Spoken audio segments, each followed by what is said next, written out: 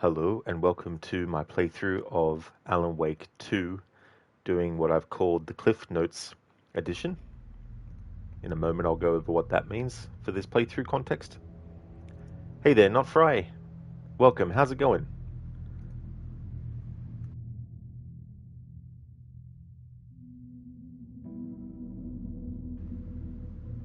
Okay, so for this playthrough, the reason I'm calling it the Cliff Notes edition is not because we'll be skipping cutscenes, but it's a streamlined way to go through the game. So instead of starting the entire story from scratch and then finishing it, and then doing the final draft, which is the New Game Plus mode, back to back, I'm skipping ahead straight to the final draft mode. Now, what this means is that there's going to be a lot of spoilers that are up front. So if you haven't actually played this game at all, or if you have, but you haven't played the final draft version of the story yet, it actually adds changes and differences to the story, and it also gives you the true ending. So to streamline this playthrough, I'm skipping straight ahead to the final draft mode. Oh, nice to hear, Not Fry. That's good that you're going well, dude. I'm going well too, having a good weekend. When it comes to the manuscript pages that you find, I'm only going to be getting the ones where the game is literally like, you have to pick this up, otherwise the story can't progress. And then, when it's collected, I'm not going to go into the actual menu to hear it in full. So there's two different variations. You get a quick overview version when you collect it, and then if you want to actually get the full narration of what's in the manuscript page, you have to then actually go in to the menu to access it. So for this playthrough, won't be doing that part of it. We'll just listen to the initial surface level version and then move on. Thank you, Not Fry. Cheers, dude.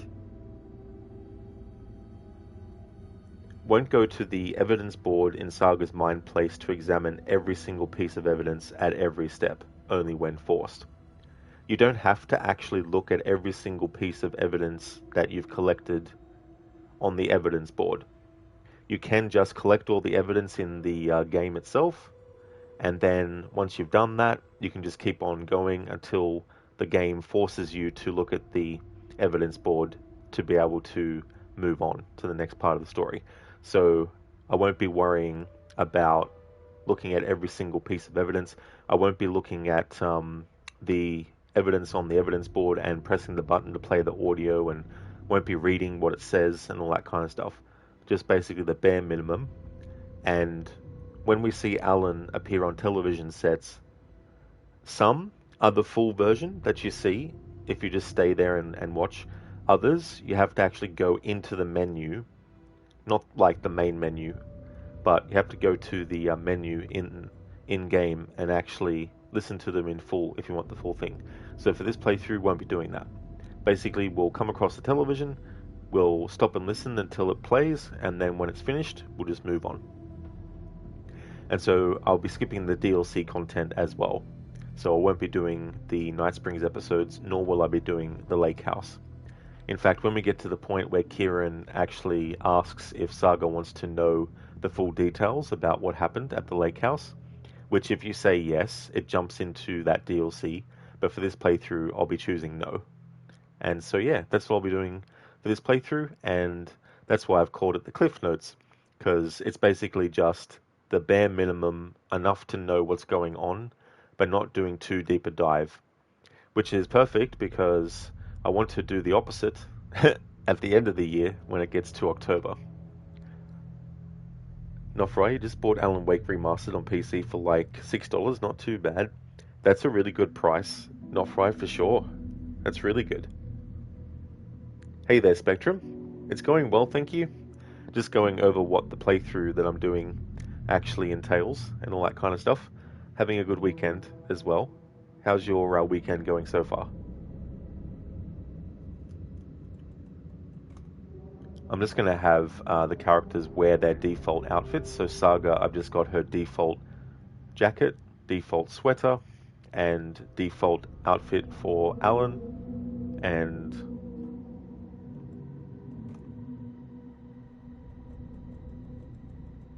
Don't really have anything else to go through, really.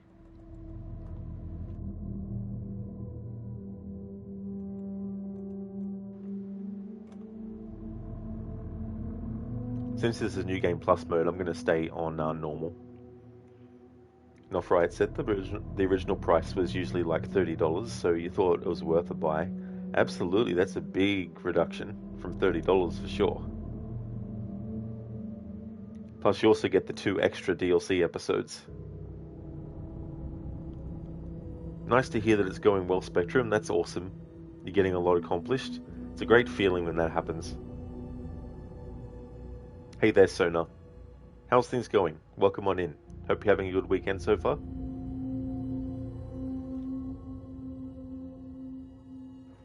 Oh, also in this playthrough, even though it's a more streamlined playthrough, I won't actually be talking over dialogue and cutscenes and stuff, and I won't be skipping those.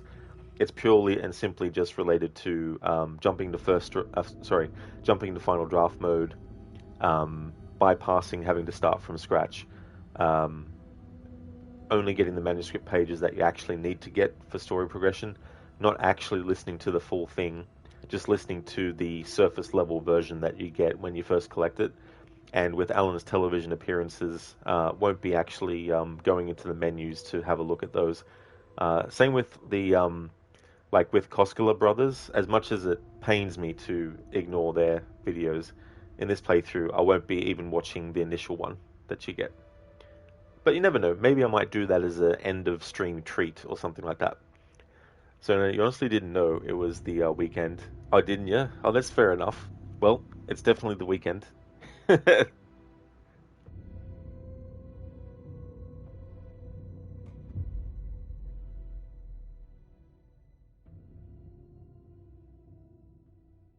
Back to the beginning, with the memory of the past loop already fading fast.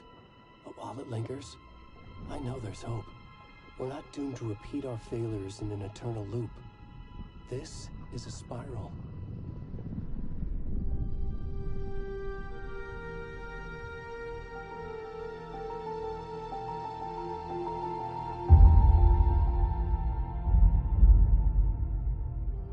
A fictional poet once said, "Beyond the shadow you settle for, there is a miracle illuminated. I will not settle for a shadow. I'll find the miracle through the night."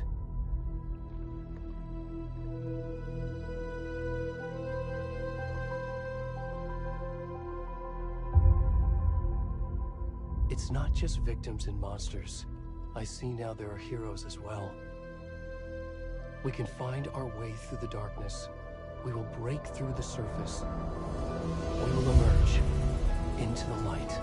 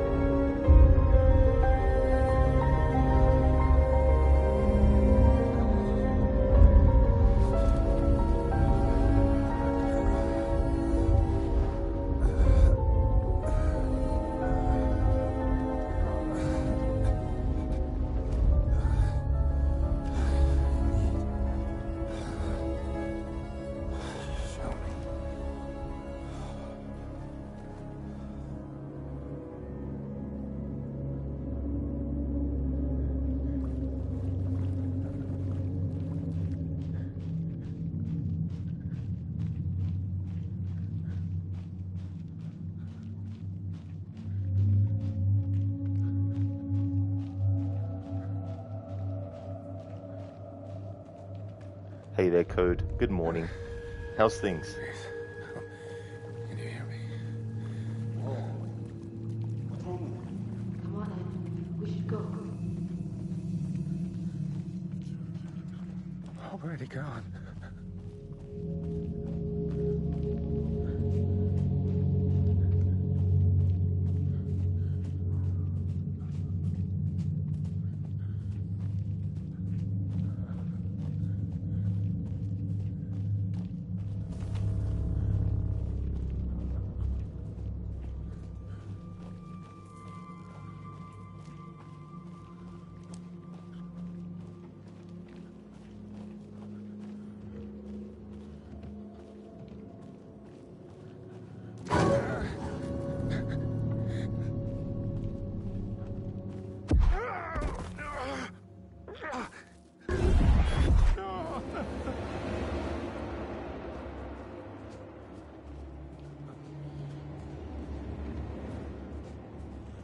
Hey there, Ryu.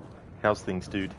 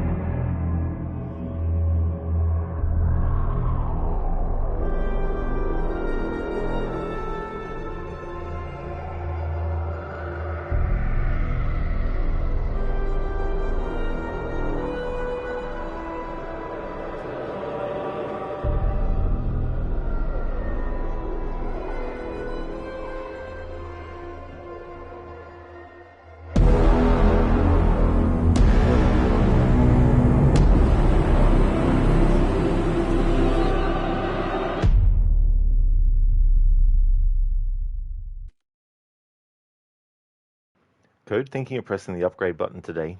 920 euros for DDR4 system. Otherwise, you have to pay at least 1,300 to 1,400 euros if you wait. Oh, that's definitely understandable. You know, like, definitely best to go with the cheapest option. Glad to hear that you're going well, Ryu. Just in time to see Nightingale get what he fucking deserves. Yep. Nightingale's like, I'm out of the lake now. I'm free, and then, no, you're dead now.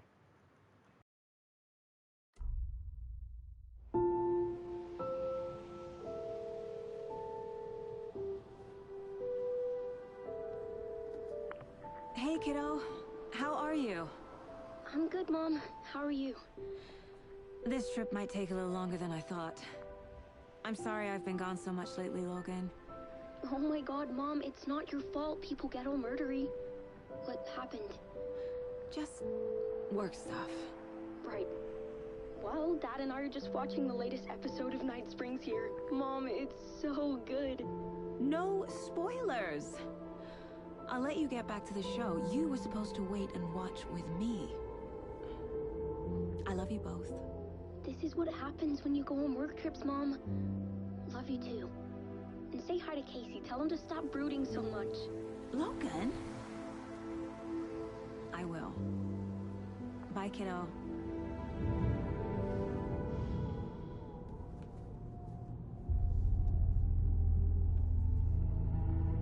Logan thinks you should try cheering up. Snarky kid. Wonder where she gets that from.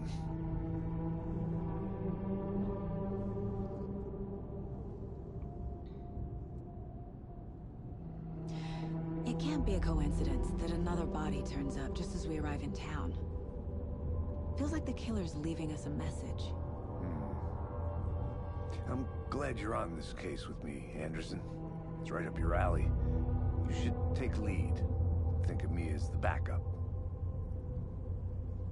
Okay. Any words of advice? Nothing that would cheer anyone up.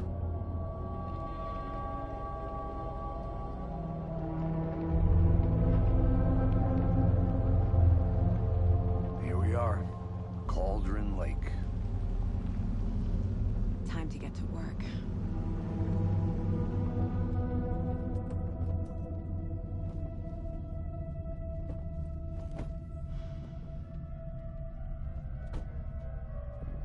A deputy was supposed to be here to show us to the crime scene.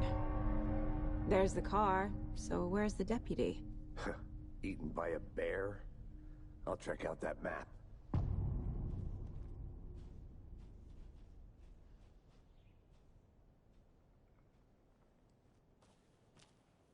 Worth memorizing before we get swallowed up by the trees.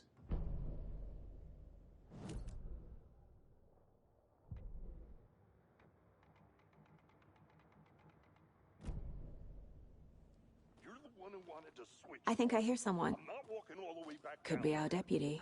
I can go take a look. Hey, over here. Hey there. Agent Casey, right? Sheriff Breaker said you'd be coming by to take over the case. You're half right. Anderson? Saga Anderson. I'll be leading this case. Seems you already know my partner, Alex Casey. Shoot. Sorry about that, ma'am. I'm Deputy Mulligan. I just figured that, you know, that, Federal agents right here, Thornton.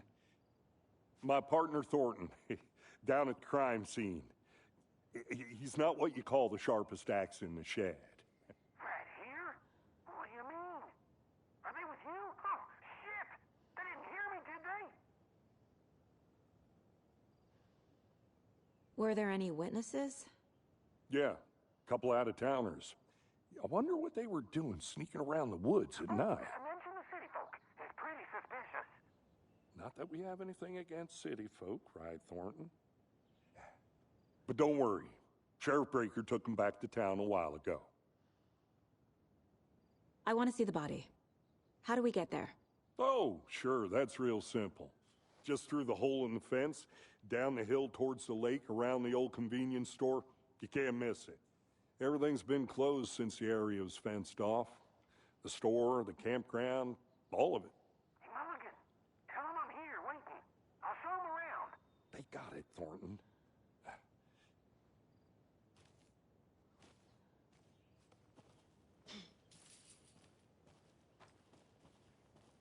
Before we get to the crime scene, there's time to review the facts of the case so far. Make sure I'm seeing the clues clearly. I need to think through the facts of the case. The Mind Place. My version of the Mind Palace technique. To sift through clues and work the case. Building the Mind Place again for each case. Using each field office as a model in my head. The facts are on the board. Everything we know about the previous murders. Worth taking another look.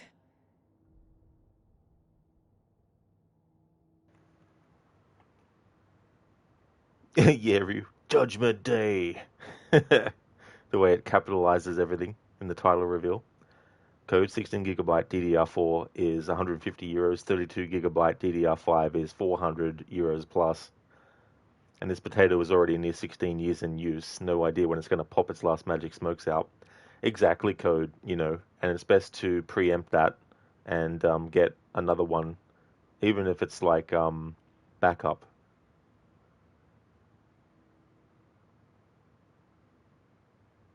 That is crazy, not Fry, if they used to be $80. Like, damn. From $80 to $200. Code AM5 system would be easy, 1,200 to 1,600 without GPU. Oh, damn. Yeah, it's just ridiculous. With the prices of some stuff, too, as well. So for this playthrough, the Cliff Notes, when it comes to looking at the evidence board here, or the case board, as the game actually calls it, I need to edit that. I'll do that later. It's a case board, not an evidence board. I mean, it's the same difference, but to be specific, I'll have to edit that. So the case board, you don't have to actually go to the case board at every single step of the way with every single piece of evidence that you get. You can actually just progress until the game is literally like, hey, you need to go to your case board.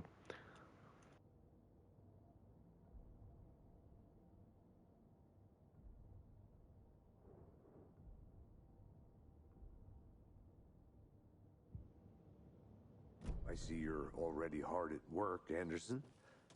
Close to cracking it? We're just getting started. Let's head down the hill to the crime scene. Hey, Casey. You putting me in charge. Why now? Look, Anderson, you're a better detective than I am. You've cracked cases that had the rest of us baffled. I don't want to slow you down. Are you thinking of retiring? You know what happens to cops who say this is their last case. Mm-hmm. Real funny, Anderson.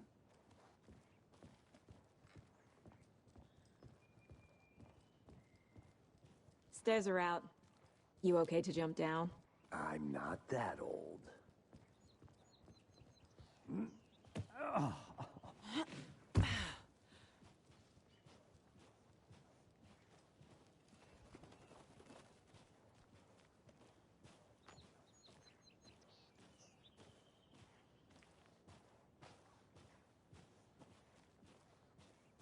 Fucking nature.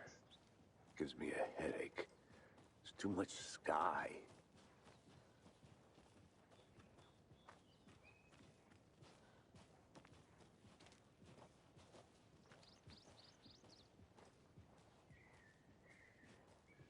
Not a bad place to get murdered. If getting back to nature is your thing.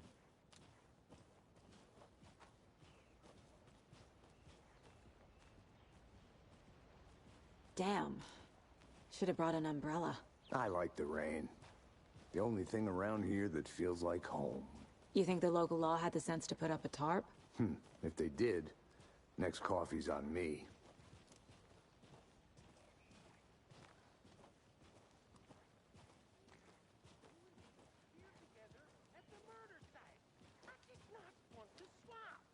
No, still not getting it. Try explaining it one more time. How much clearer can I make it, Mulligan?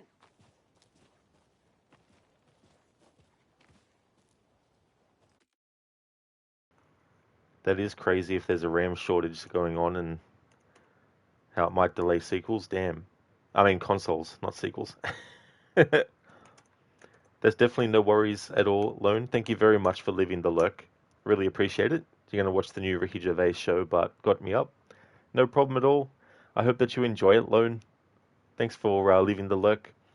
Definitely recommend checking out Lone's channel. He's been doing Nice Day for Fishing. Hope you enjoy the show. Not Fry, you think you're content with just your base PS5 Slim and a PC though? That's definitely good too, to be happy with what you have. Ryu, of course, you had to type Judgment Day because of T2. That is true, yep. Alan Wake 2, Terminator 2. As you can tell, this is a darker and edgier sequel. It definitely is. This one is a full-on survival horror game, whereas Alan Wake 1 was more of an action thriller with some horror elements in it. That's okay, Lone. No worries at all for the shout-out, dude.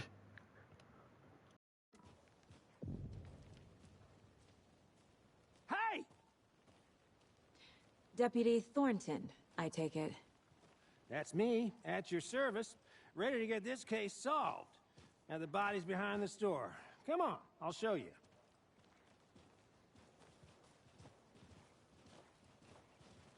So, the FBI, huh? That's so cool. Hunting down psycho serial killers and shootouts with the mob. You forgot the UFO cover-ups. What? Those are real? You guys hiring? Thornton, he's joking. Let's just see this body, shall we?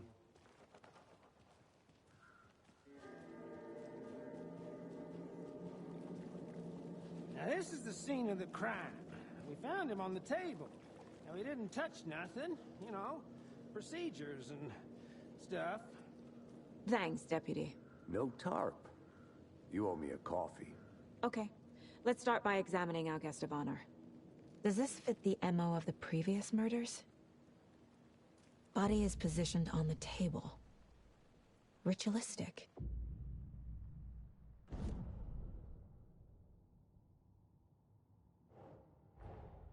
Another body turns up just as we arrive in town. Coincidence?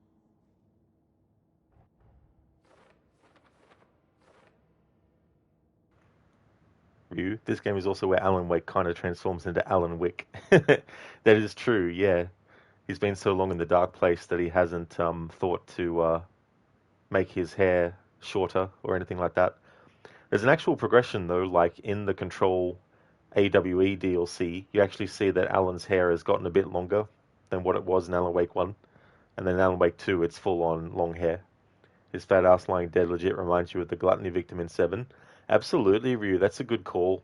Yeah, I definitely wouldn't be surprised if that's what they sort of had in mind. No, I also had a Series S, but you sold it because you never used it anymore. That and the Game Pass is also on PC too, so you sold that bad boy and got a PS5. That's definitely fair too, to have to make those changes as well. And it's good if you have multiple consoles, because if either one has an exclusive game you want, well, you've got both consoles, so you can get those exclusives for both systems.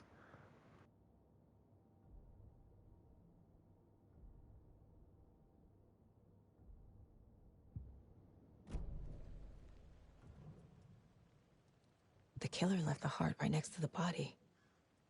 Bruising on the wrist from the cargo straps holding him down. Inside stab wound. Chest cut open. Heart removed.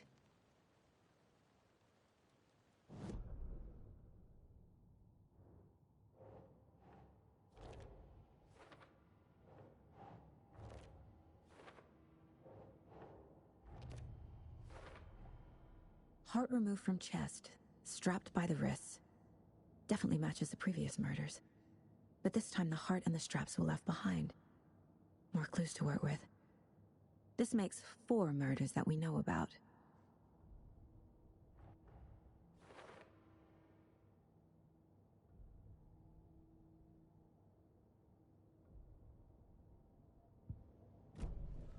Who is our victim? Who killed him? Need to find more clues. Multiple people were here. Multiple killers? Large amount of blood on the table. The victim died here.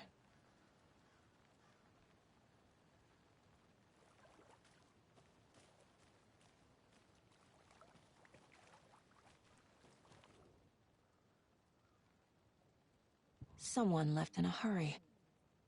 Knocked the tripod over. Was it for a camera?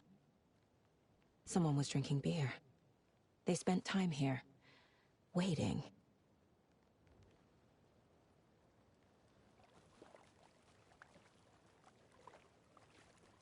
Any idea who the victim is? Oh, I sure do. His name is Nightingale. He was FBI. He came to town about 13 years ago. Now, I haven't heard a word about him since. Well, until now. Nightingale? Robert Nightingale? Oh, yes. You probably knew him. Brothers in arms. Oh, and sisters.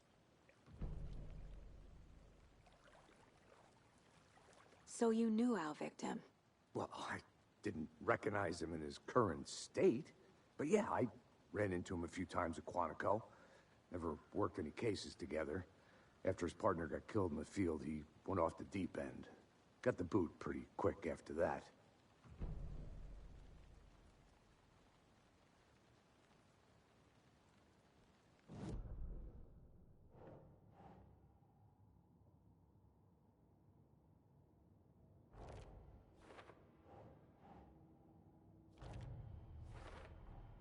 Robert Nightingale, ex-FBI, came to Bright Falls 13 years ago. Was he killed here, or brought here after? For display? So what happened to Nightingale after the Bureau let him go? I only know the rumors. Depression led to booze, booze led to paranoia. He got some wild ideas in his head, chased ghosts until he fell off the map. Guess he ended up here. I bet there's more to that story. But no happy ending.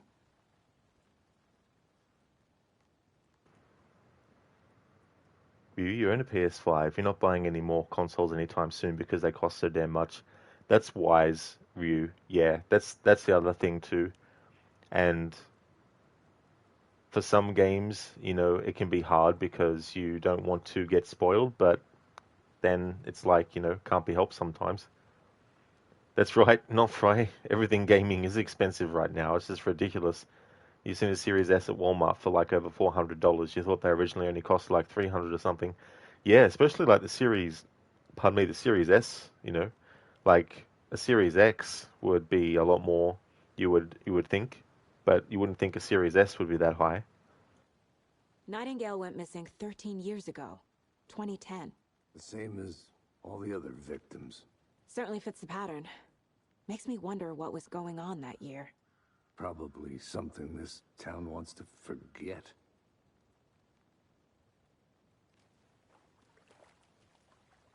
I think that's everything. For now, at least. Mm-hmm. Anything clicking yet?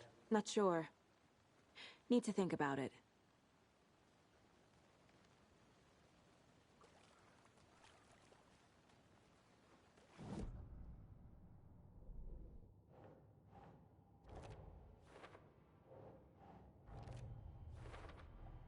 Boot prints, indicating multiple killers. Quite the party.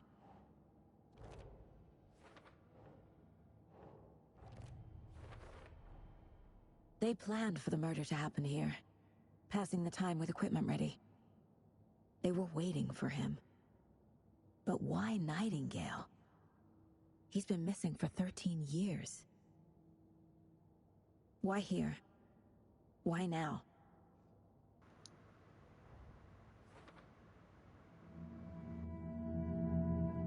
Profiling. Get into the subject's head. See what they saw. Feel what they felt. Use whatever I know about them to guide my intuition to a revelation. Piece it together.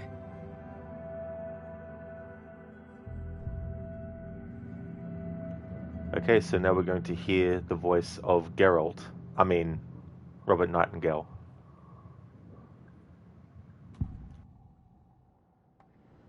Agent Nightingale has been MIA for 13 years. How did he end up here? Up from the lake that's not a lake. It's dark. He was there too. You are not allowed in the lake until he says otherwise. Robert Nightingale came from the lake, before his murder. Place of power. Gotta be. Nightingale was chosen as the victim. Why? Flick the switch. It goes click. Lights are off. But somebody's home. Somebody's home. This wasn't some random act of violence. This was a ritual. And Nightingale a component. They didn't see him as a person. More like a container for something.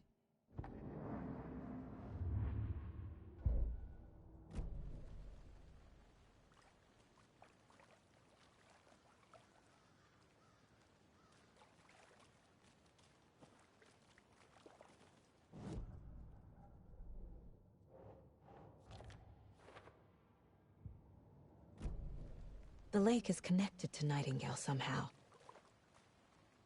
Casey, let's take a look down by the lake. Lead the way. Sounds good. This way, right? Right.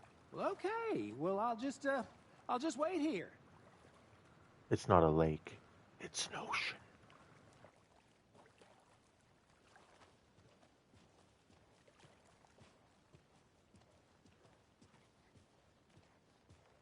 This one of your hunches, Anderson?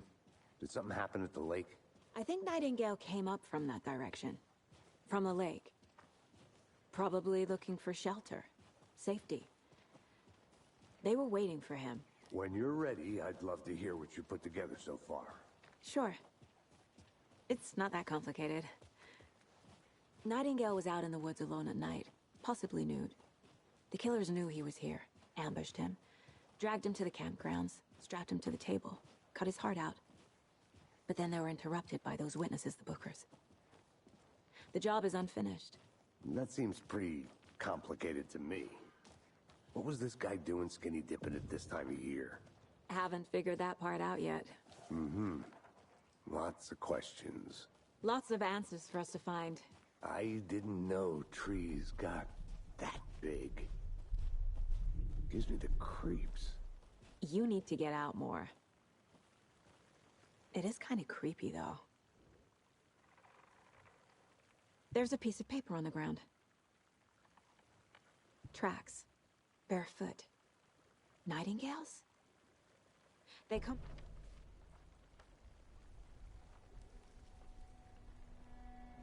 A page full of text on one side. Not a printout. Written with a typewriter. Old school. Lines scratched out and edits added with a pen. Mm-hmm. Like a manuscript. Page of a story. Killer left a message. It's for us. The text is about us. The victim was one of their own. FBI Special Agent Robert Nightingale. And then there was the page they found. The first step down into terrifying depths. Reading the words. These words felt like a message. Someone knew they were here, someone playing a game with them.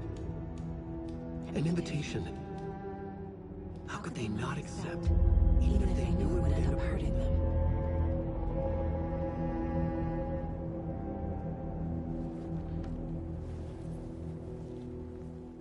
Someone's been watching us.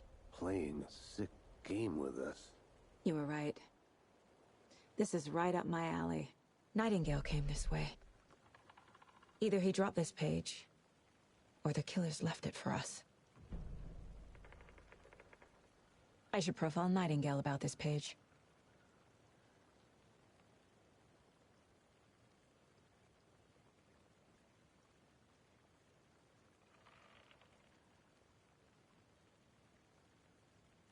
Hey there, Afro. You know what would be great? A Sherlock Holmes game made in this style with the whole memory palace thing. Yeah, I really like that approach that they did with the detective side of this game's story. Be cool to see that done in other games as well. Hey there, Star. Happy New Year to you. Hope things are going well.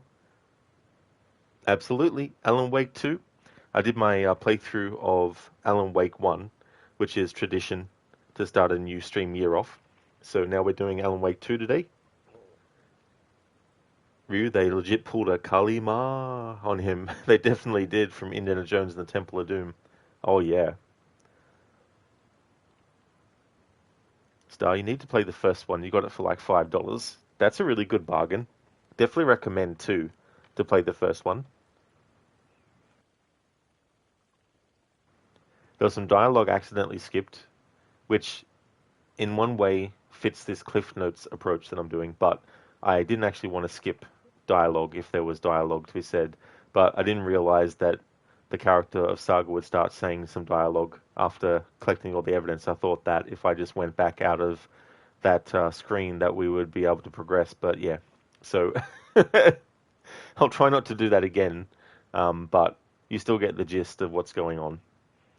Basically, Saga was just going to say, before I accidentally quit out, that the footprints come out of the tree, which is weird. Oh no, Star, you've been sick all week? Oh no. I really hope you get better soon. That really sucks to have that start to a new year.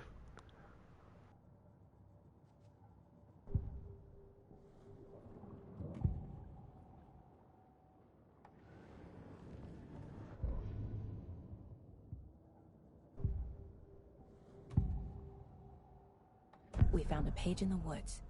A story about these events. What is Nightingale's role in this? I carry his words close to my chest now. Inside. The awful truth. You must dig it out. Something was put inside him. In his chest. I must find out what.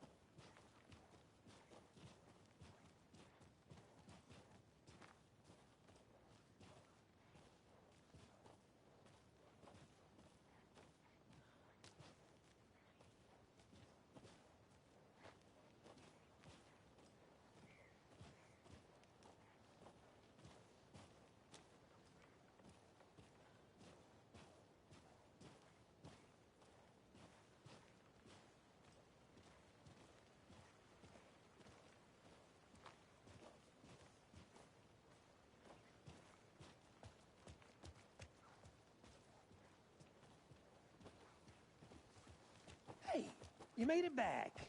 Good. I hope you didn't get stuck in any of those big puddles. Crazy flooding down there, huh? Just like I said.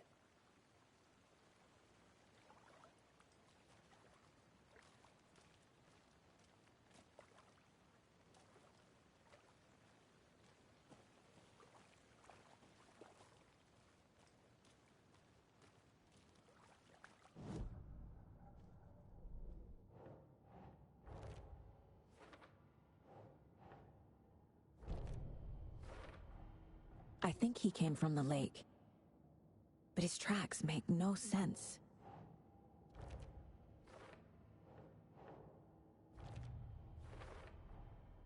Found all I can here. Time to properly examine the body. See what I can find inside. Star, yep, felt like crud, then felt better, then got royally sick along with both of your kids. Something came in with the weird, cold, warm front you got. Oh, damn. That would have been annoying too, because you already felt sick and then you felt better, but then it got, worse. Like, that'd be so annoying as well. Hopefully, you'll all be 100% soon. Hey, Lone, welcome back. How's the Ricky Gervais show going? Casey, I think something's been put inside Nightingale's body. Let's tell the deputies to get the body to the town morgue. Okay. Yeah, Star. Hope so too. Lone, if anyone is a fan of Ricky Gervais, you do recommend they go watch his new show on Netflix. Is it like a stand-up show, or is it um, like a new like fictional show? Had you crying? Did it load? It's a stand-up. Oh, nice. Yeah, it's so funny when you laugh so much that you start to cry, and then you get that point where your mouth muscles start to hurt, but you still can't help but laugh. So you try and compensate by, trying to close your mouth and not laugh, but it can be difficult sometimes. Deputy, I want the body taken back to town for a proper examination ASAP. Well, sure, but the coroner won't be back in town for another week after Deerfest. Not a problem. I'll do it myself. Oh, and Sheriff Breaker called to say he's got the Bookers at the Oh Dear Diner in town.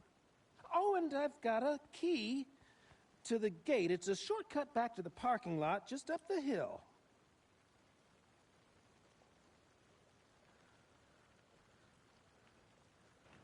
Hey, Bootleg, thank you very much for the 3-stream streak. I really appreciate it. Thank you very much. You're here in spirit. Very nice, Bootleg. Thank you for that. Lone, thank you very much for the 25-stream streak. That is excellent as well. Thank you very much, dude. Would like to recommend people check out Bootleg Space Kittens, doing a playthrough of Jurassic World Evolution 2.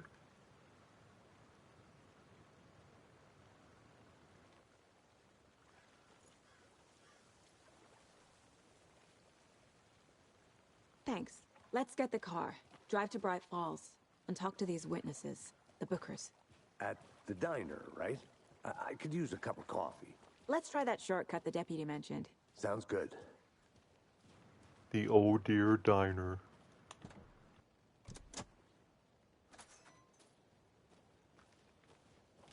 Seems like a nice town so far. Murders aside. Pretty woods. Cute lodge we got set up in. We should go for a hike if we get a chance. Now you're just being mean, Anderson. Deputies aren't exactly up to the task, but hopefully the sheriff will be more helpful. Not a surprise about the deputies. Doubt they see much stuff this gruesome.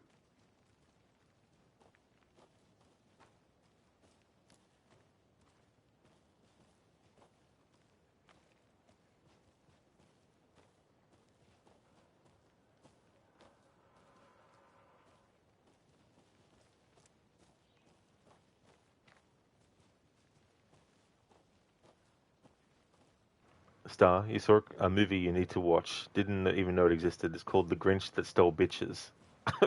Right? That's an interesting twist.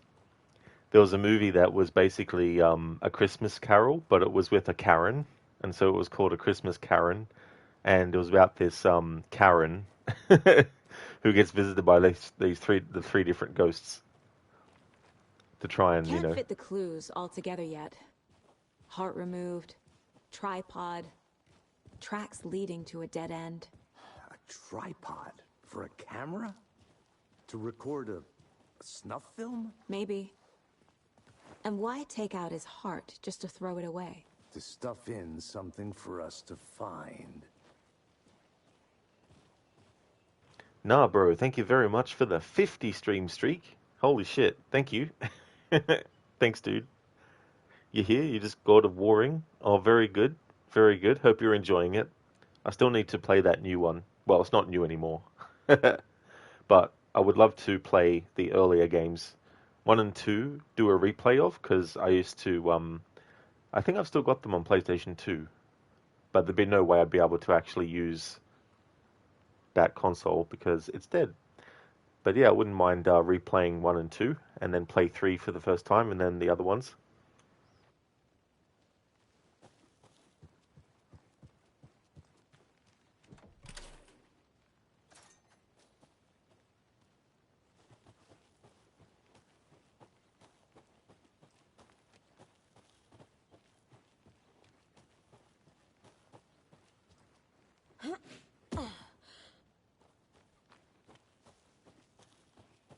Here we are. Let's drive back to town and meet the sheriff at the diner.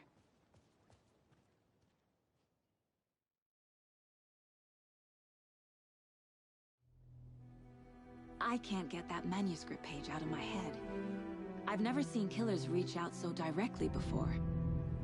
Damn impressive work so far. With your technique, these hunches were moving fast. I wasn't sure about taking a case so far from home, but I'm thrilled to be here for this mystery.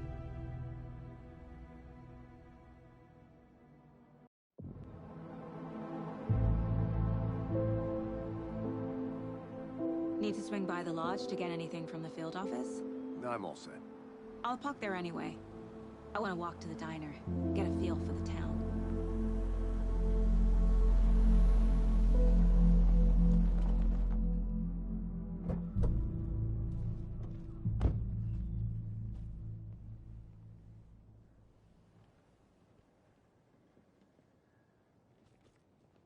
The diner's just up the waterfront. Shouldn't keep the sheriff and our witnesses waiting. I smell coffee. Just how much coffee have you had today, Charlie?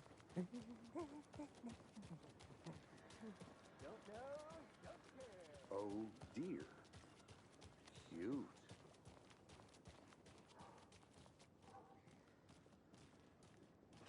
This is a pretty cool character. The FBI.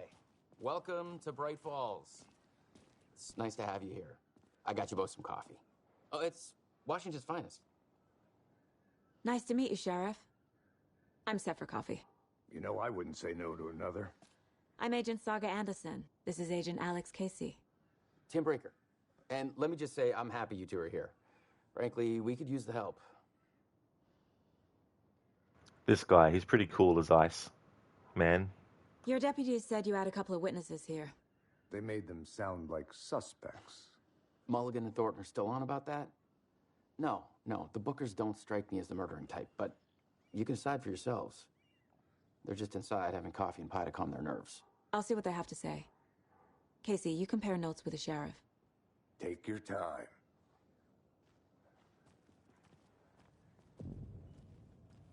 I can't believe that happened. Excuse Still me. feel like I'm I'm Agent Saga Anderson.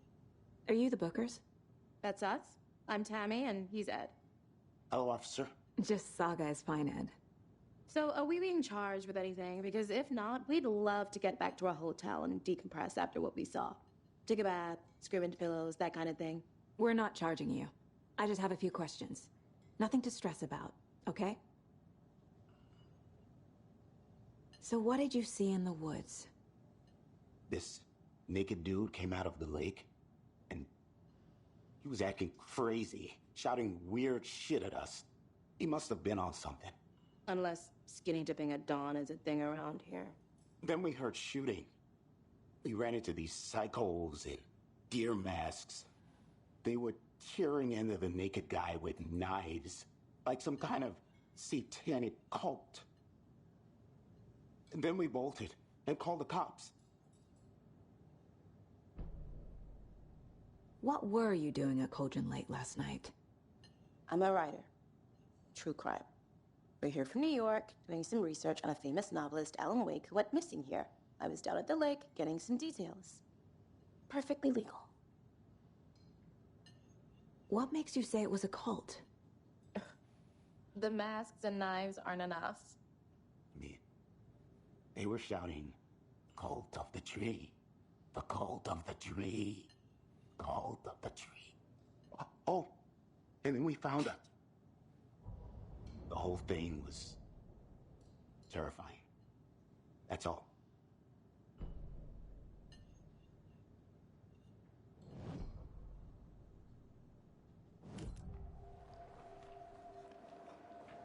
Code Christmas Carol, sang by Christmas Karen while played by Muppets. What a crossover that would be. I could definitely see an AI-generated video combining all those elements from a prompt. No, but apparently they're remaking the old ones. You'd never played any God of War games till this one. That's interesting if they're going to remake the older ones. I didn't realize they were going to do that. I wonder if they will remake them in the way of keeping the perspective, the camera perspective, and the gameplay the same, or will they basically make it like the newer ones are? I imagine that's probably what they'll do. Star, I mean, it sounds ridiculous, but great. You've seen Boy Scout's Guide to the Zombie Apocalypse. That was great. Stupid, but great. That's the thing about those kinds of movies. They might be stupid, but they can still be entertaining. Won't be collecting coffee, no. Actually, in this game, you don't collect coffee thermoses like you do in Alan Wake 1. But with this Cliff Notes playthrough, I'm basically jumping straight to the New Game Plus mode, which has changes to the story, and you get the true ending.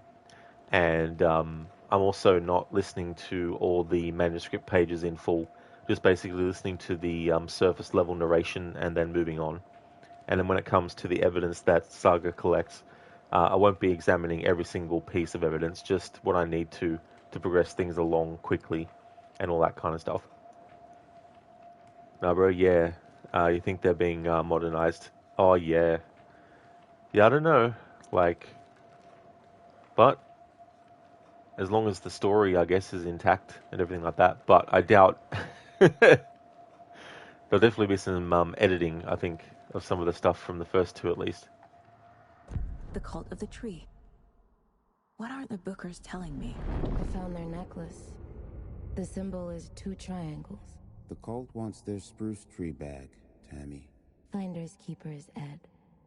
My publisher will want this on the cover. Tammy found something. A necklace belonging to one of the cultists. The Bookers were at Cauldron Lake. Why? The fence was built to hide what's there. They say the rider fell in the lake. Private party. No trespassing. My book has questions. Past the bolt cutters. They broke in for the sake of Tammy's book. Nothing to do with a murder. They were telling the truth. So you found something there, right? A necklace these cultists may have dropped. Okay. Wow. How did you put that together? It's evidence. You need to hand it over. Okay. Told you not to keep that thing, Timmy. Thanks.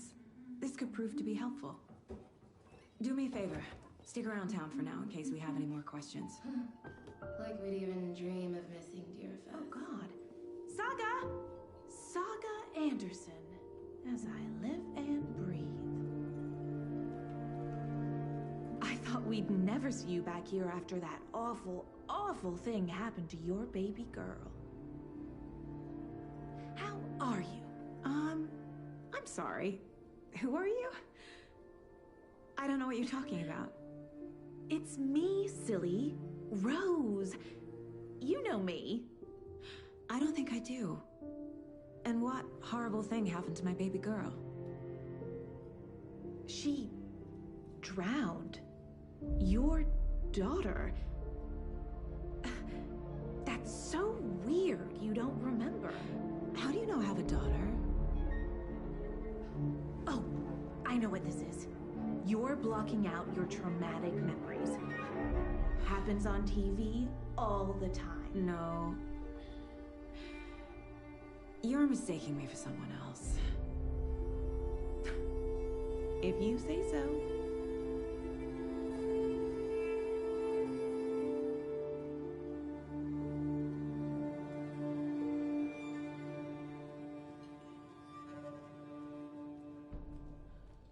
All set. My guys have Nightingale at the morgue if you're ready to go take a look. Let's go. Well, Casey, I got a lead. Looks like we're dealing with a cult. The cult of the tree. A murder cult. Fuck. Have you heard of this cult of the tree, Sheriff? Only the urban legend. If you're in the woods at night, the cult will get you. That sort of thing. We're not gonna find out you're the Grand Wizard or something, are we? I played some D&D back in the day.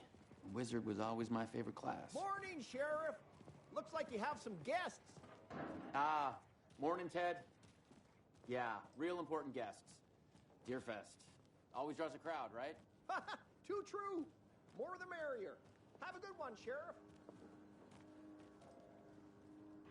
Sheriff. For say what?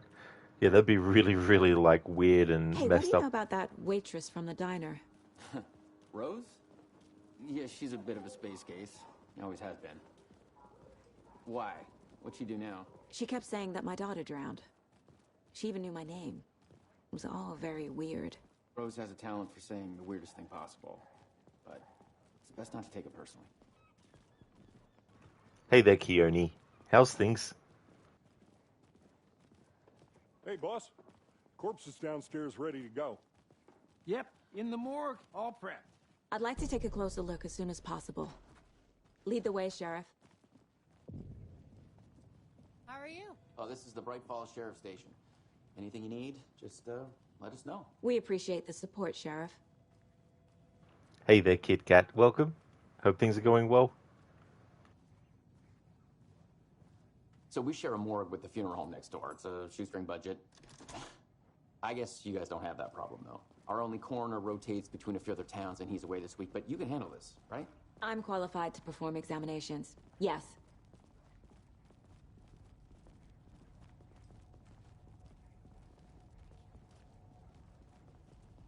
Something about morgues. They always cheer me up. I can't say I feel the same. He's joking.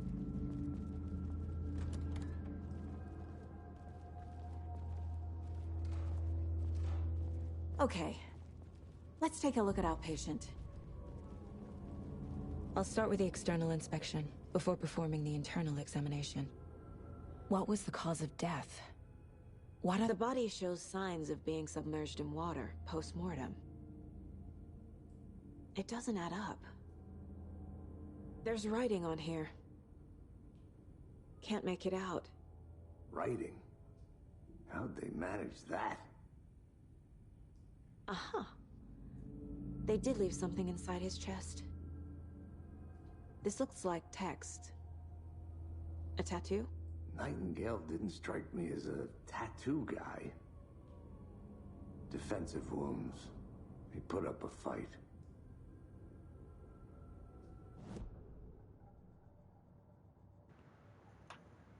Lone, how can you not take something personally when they name you?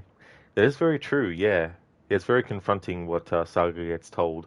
From Rose's perspective, though, her reality is that Saga has lost her daughter, and that's something that ends up becoming a reality, unfortunately, for Saga and her daughter. Oh, that's great, Kit Kat. Glad to hear that you're going good.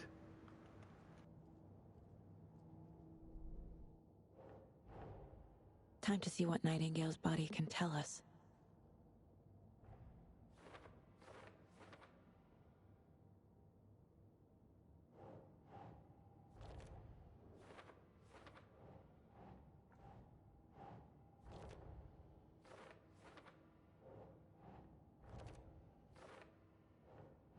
Nope. Text is smudged. Looks inverted. Heart can't have been marked before removal. There's definitely something in his chest. Did the killers leave it there?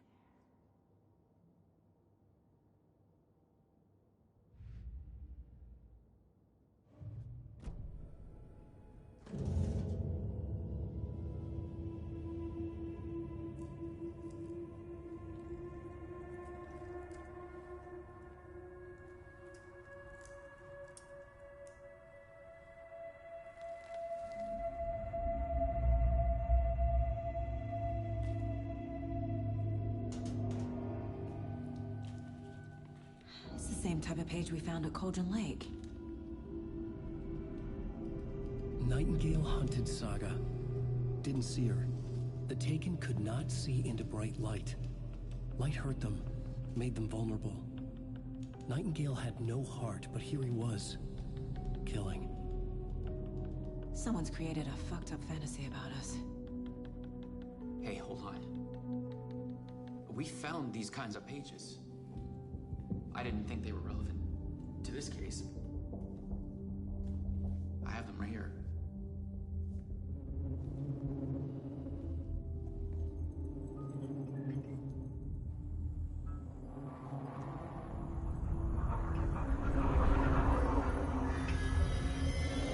No, wait.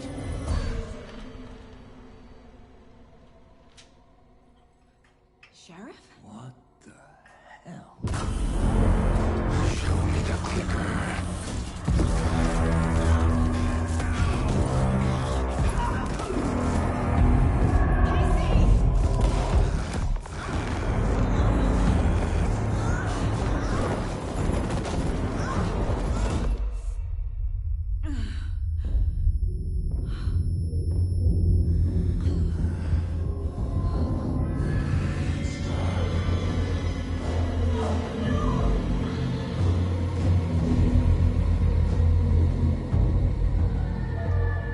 Didn't see her. Could not see into bright light.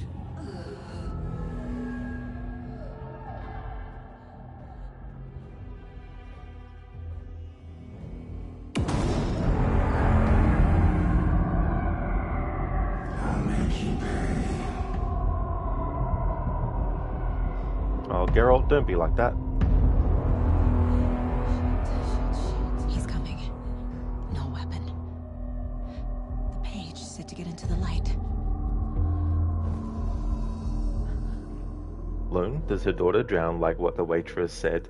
This is a spoiler playthrough, so just a heads up for people, just so you know, I will talk about spoilers, and if people have questions and stuff, I'll definitely be, spoilering things. But yeah, it does end up coming true, what Rose had said to Saga, in the way in which she said it had happened.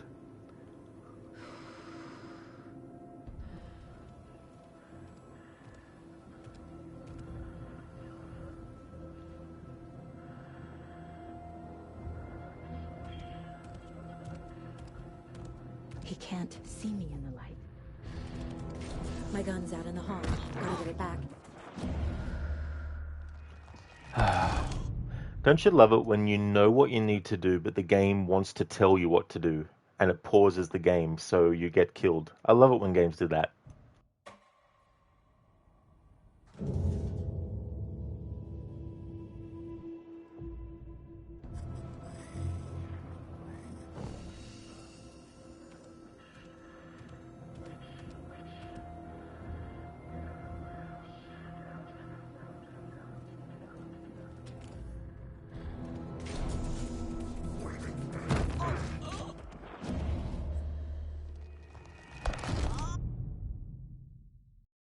It's like they can't tell you that information when you're in the fucking light.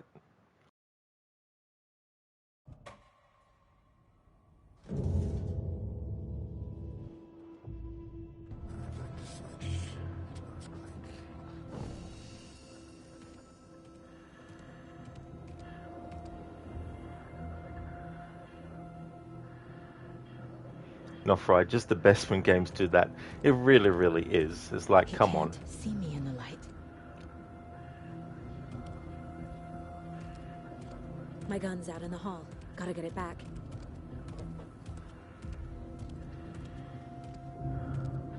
Gotta move. Okay. Now. Thank you, game. Alright.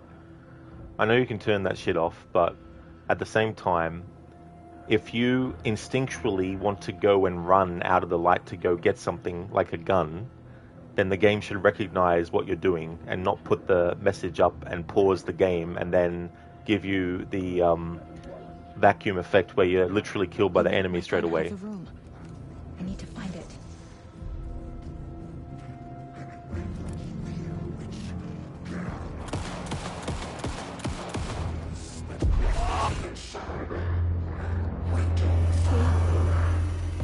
Vanished.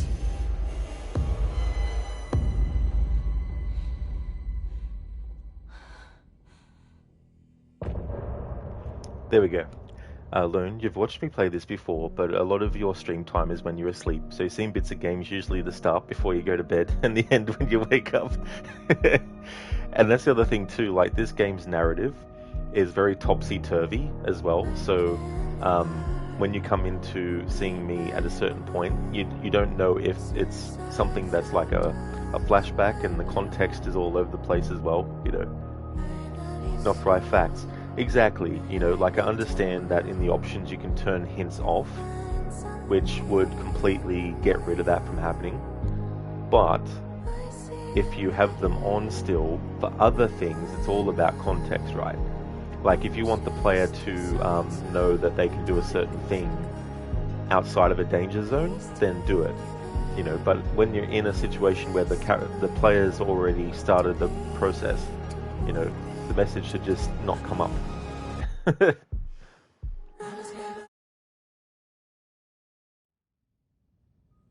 He didn't have a heart, but he still got up. The page predicted all of it. It helped me fight him. He just disappeared? What the hell is going on here? We need to figure that out if we're gonna do anything about it. Somehow we need to make sense of this. Saga was back at Cauldron Lake. Saga had to pursue Nightingale into the overlap. Finding a way in would be difficult. A ritual. Saga would learn how. Stop the monster.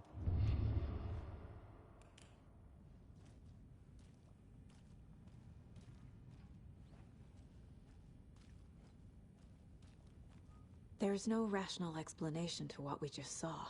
I'd love to blame this on mass hallucination caused by inhaling volcanic gas, but we both know that's bullshit. This was supernatural. Well, I'm glad you were the one to say it. Now we can figure out a way forward. Right before things got crazy, Sheriff Breaker just vanished. Maybe the sheriff knew more than he was letting on. He seemed anxious, like he dreaded what was coming. One more mystery. The victim of a ritualistic murder turns into a monster. Is there a connection? Looks to me like the cult of the tree is performing rituals to create monsters. Maybe. We need to start with learning this cult's goal.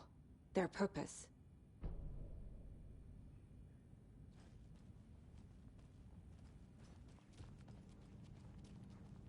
Must be locked from the other side.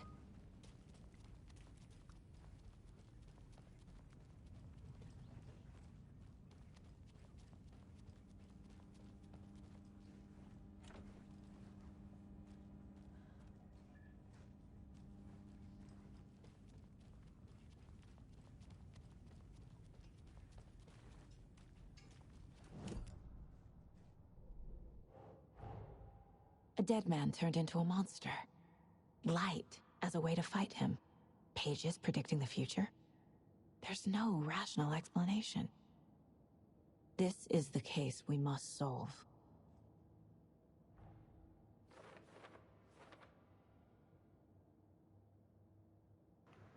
Learn locked from the other side. What is this? Resident Evil? Or Assassin's Creed Valhalla? Must be barred from the other side. Or Silent Hill. Or Locked Door Hill, as I like to call it sometimes.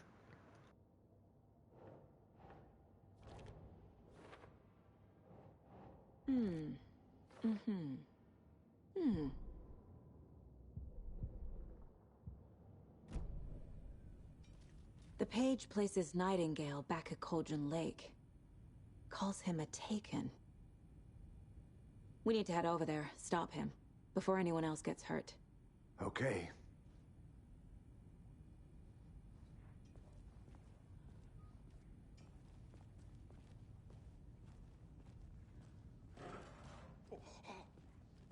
We heard gunshots. Y'all okay? Did you get spooked by the bodies? Sheriff Breaker disappeared. Nightingale turned into some sort of a monster, and there are offices down. You two handle things here. We need to get back to Cauldron Lake immediately.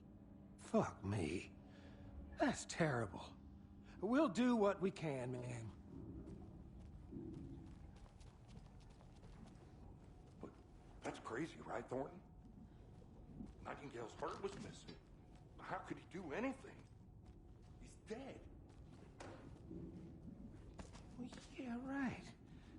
Well, that's all crazy talk. Monsters aren't real, and what do you mean the sheriff disappeared? Like poof?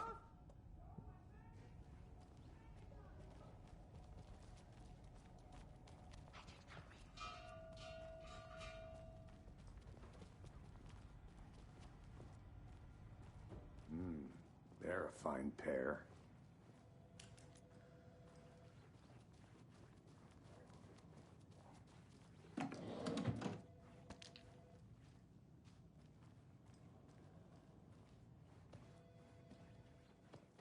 Nightingale and his cult are dangerous. We need to be prepared in case things escalate more than they already have. Can you call it in, Casey? A smart choice, Anderson. Yeah, Agent Casey here. Yeah. We need backup. The Bright Falls case, whoever you can spare. ASAP. Think we'll actually find Nightingale at the lake? The pages haven't been wrong yet. We can't assume the person writing these pages isn't playing us. I agree. But it's our best lead.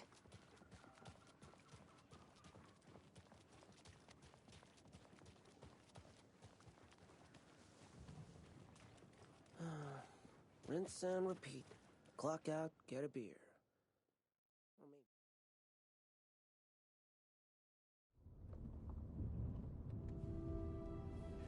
I need to come clean, Anderson. I know why Nightingale was here 13 years ago. He was chasing a writer, Alan Wake.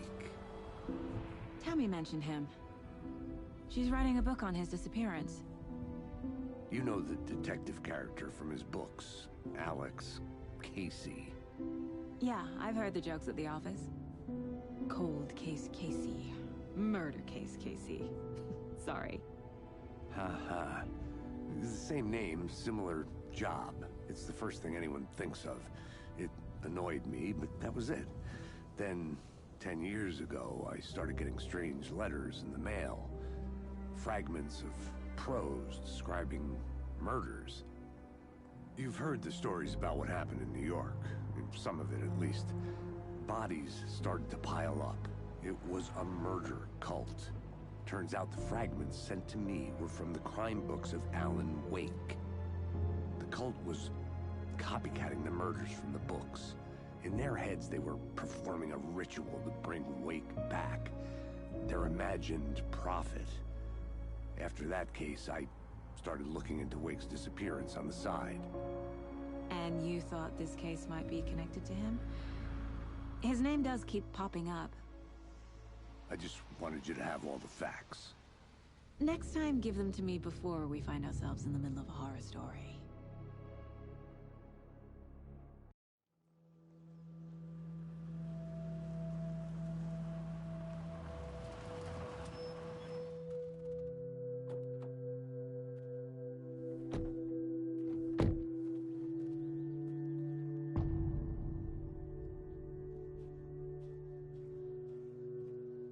The page says Nightingale's in something called an overlap. Need to figure out exactly what that means. I'm happy I'm not in charge of this mess. Thanks. Let's start looking for Nightingale where he was killed. Hello there, Dr. Darling. Alan Wake. That is him. There's two of him in this game. There was two of him in the first game too, but... How's things going, Dr. Darling? Lone, you should go to bed. Hopefully catch you when you wake up, if you're still streaming. No worries at all, Lone. Hope you get some really good rest, dude. Thank you for being here, and catch you next time. Would definitely like to recommend people check out Lone Star's channel if you haven't before. He's been doing a game called Nice Day for Fishing. Great streamer, so definitely recommend. Hope you have a good one, dude. Hope you get some good sleep. I now have a new command that I just thought of. That I'll see how it goes. No problem at all, Lone, for the shout out, dude. More than happy to give you one.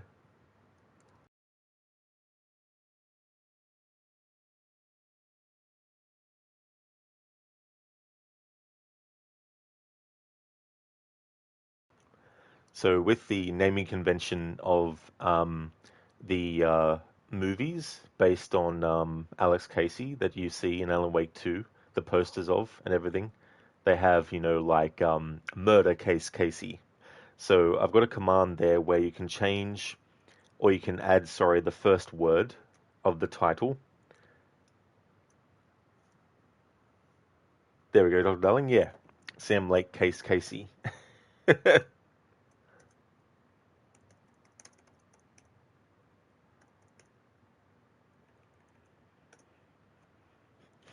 Then you got Nutcase Casey.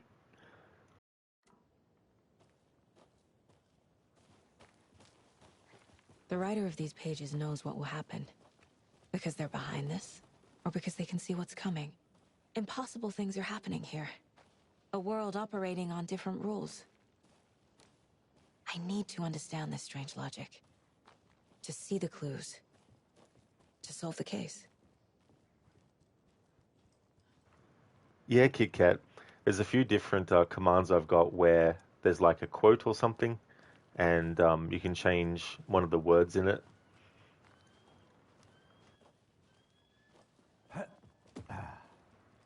Dr. Darling's suitcase Casey. I've been thinking more about the cult of the tree. What sort of cult refers to themselves as a cult? In my experience, they don't. We're not seeing the full picture yet.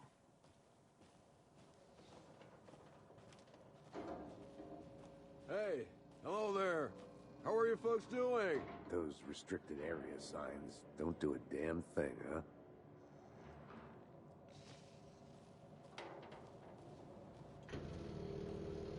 Hello. Saga Anderson. Are you two supposed to be here? I'm Ilmo Koskela. Fantastic to meet you. And yes, Stephen here hired me to show him through the woods. He's in town on important government business. Fixing this impressive piece of hardware. I work for the FBC, ma'am. I'm authorized to be here. And I bet you two are here about that murder. Nasty stuff. How's it going? How did you hear about the murder, Ilmo? Do you know anything that could help us? People tend to tell me things. The Koskela brothers are kind of a household name around here. Speaking of, if you're looking for some fun, stop by Watery. Just down the road from Bright Falls, there's our Coffee World amusement park. There's sauna ja vihta. And we offer a variety of guided tours, hunting, fishing, hiking, whatever strikes your fancy. You name it, we probably got it. That's true, Dr. Darling, yeah. Chose to play his final draft. I just realized I've had first draft in the command there. So I've fixed it now. So it'll say final draft.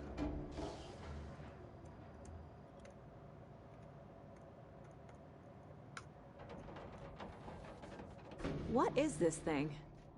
It's just a monitoring station, ma'am. The Federal Bureau of Control checks volcanic activity and air toxicity levels. No need to worry, though. It's mostly for research purposes. That's one gorgeous weather saga. Looks Nordic.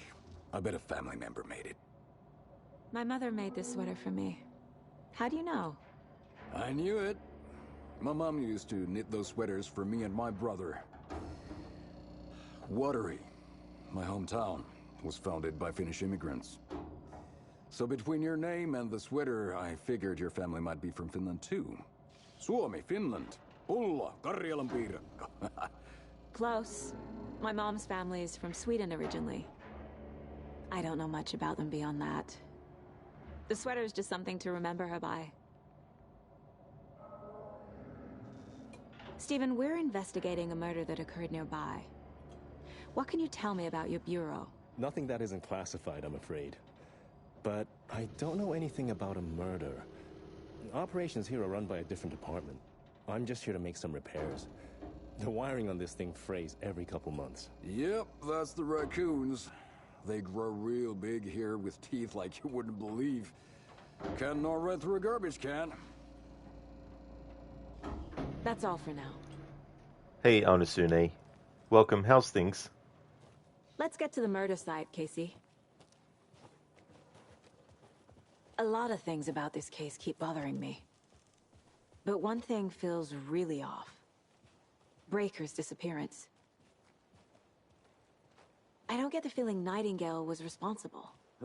He was about to give you more of those pages. Something didn't want us to have them?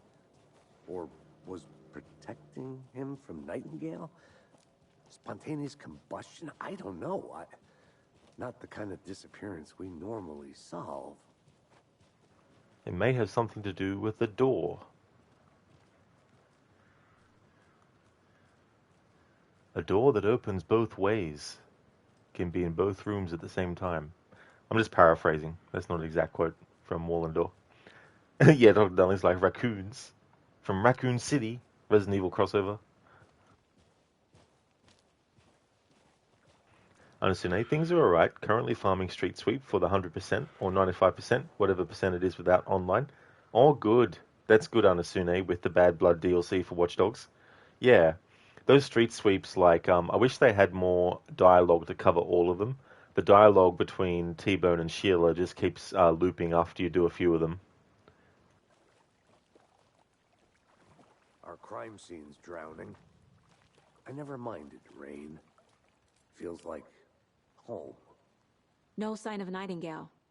But the page did place him at Cauldron Lake, in an overlap. So how do we follow him there? Maybe something around here will tell us. We've seen this symbol before. Good eye.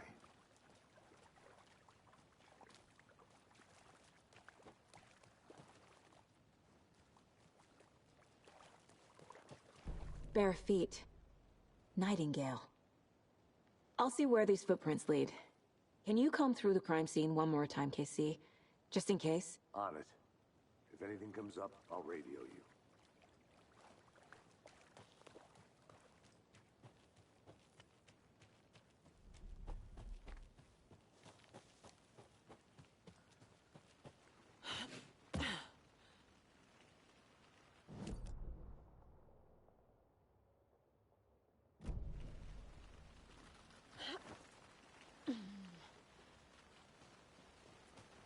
in the next update, it'd be good if they added the same kind of mini map that is in Alan Wake 1 that can be toggled on or off. For those of us who have terrible orientation skills when it comes to directions and stuff.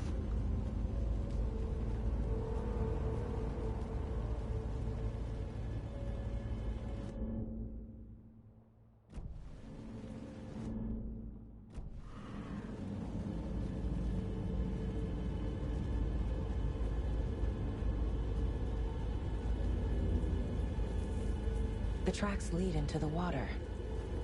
Where'd you... I can feel something. A presence. Nightingale isn't far.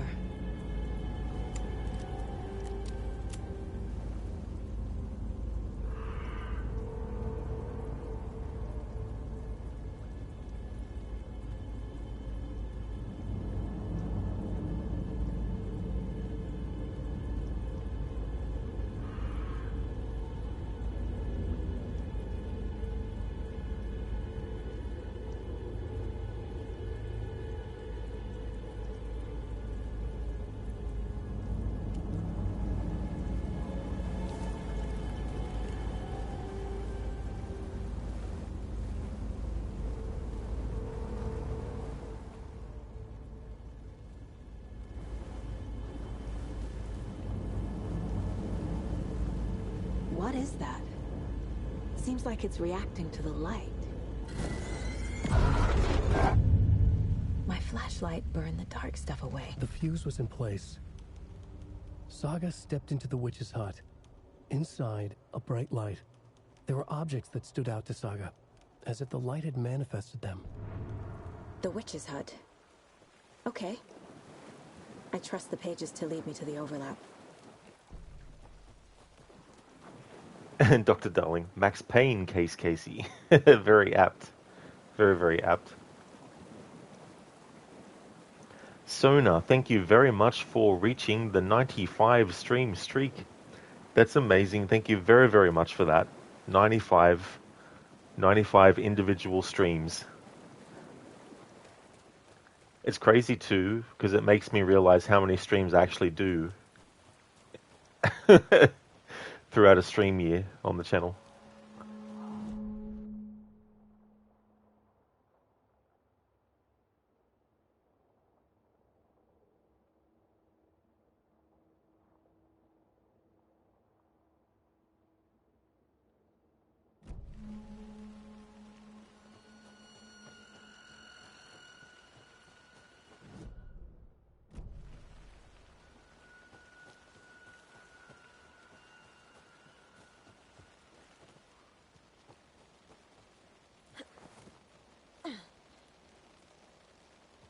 This is the witch's hut.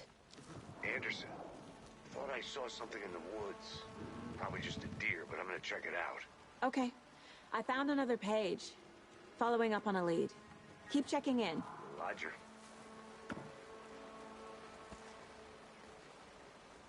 This one looks good. People should really stop littering, though.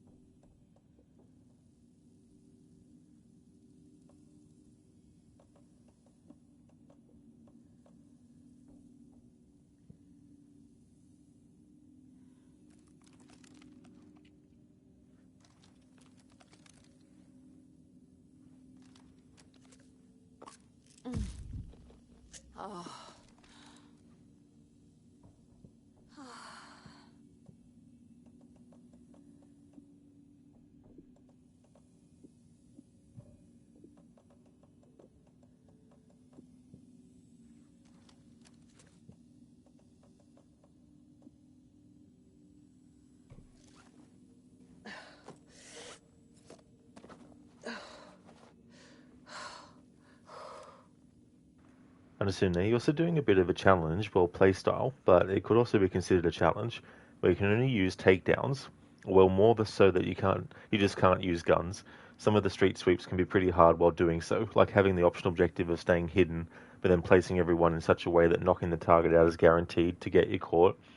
Absolutely, dude. That would definitely present some kind of, challenge, even if it's not like a challenge where you're adding so many different things on top that it would make it like a very, very difficult kind of thing, but just enough so that there is some difficulty and having to manipulate the enemies in a way to get them in, really good spots to actually not get detected. Yeah, Star. Yeah. It's just crazy because in terms of playthroughs I did last year, I got up to 106 playthroughs. Granted, it's not like it's not it wasn't 106 individual unique games that are, there's definitely games that I played more than once, but I had a different play style or a challenge or different focus. So I treated it as a separate playthrough because it was, it wasn't like a big chunk back to back kind of thing. So no, yeah, you're consistent. Yeah, and this is my 10th year being a streamer as well. But another page. Making progress. But it was a few years back when I actually started doing daily streaming.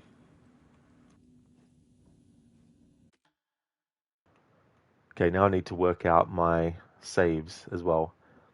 I definitely don't want to save over my original playthrough, which was in 2023. We got this one in 2024. Okay, so that would still be essentially the part of the first playthrough. October 2024, 13th of October 2025. So that was my October one. I don't know where this has come from, but we'll save over this.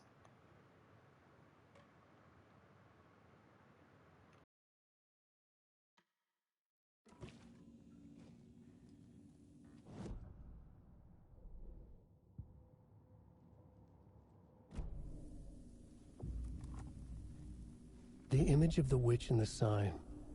Saga addressed the witch. The smudged line on the heart. The second part recited from memory. I brought you the heart, witch. Show me the terror. Saga pushed the heart through the hole in the sign.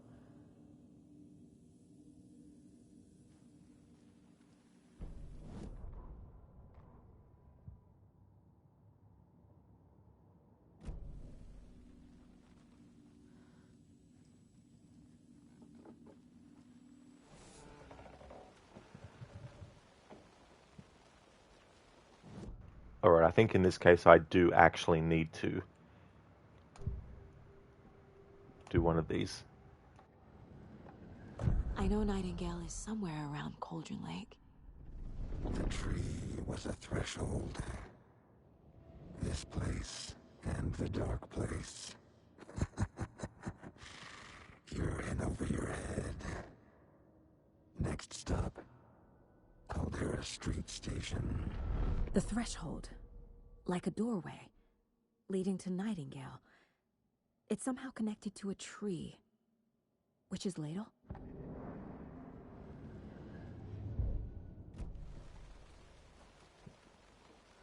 Alright, so we do need to actually look at the manuscript page in full for this particular one.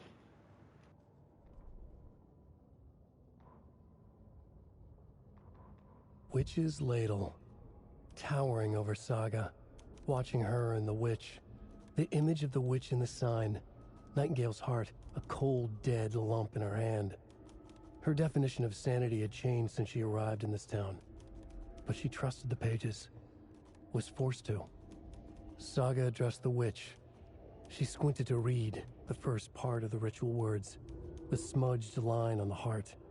The second part recited from memory, the words she had read on the page. I brought you the heart, witch. Show me the terror. Saga pushed the heart through the hole in the sign. This was the key. The tree was the threshold. In October, I'll be doing a playthrough that goes more in depth than what I'm doing it. I wanted to do something for the first stream of it this year that was pretty much like a condensed version in a way, like not, because usually when there's a manuscript page, I find I go in and actually listen to it in full and all that kind of stuff. But because I'm going to be doing that deep dive in October, I don't want to burn myself out. Even though that's quite a few months away, but I'm already thinking that far ahead.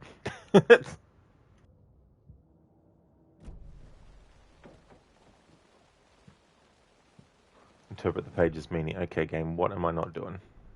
I didn't go to this case board. Yep. Already got the answers to these.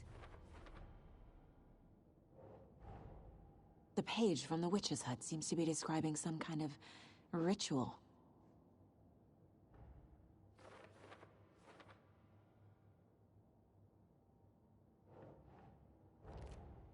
Nightingale's heart disappeared from the morgue. Where is it now? To get into the overlap, I need to find Nightingale's heart. Read the line imprinted on it, plus the line on the page to the witch's ladle sign. Then push the heart through the hole in the sign.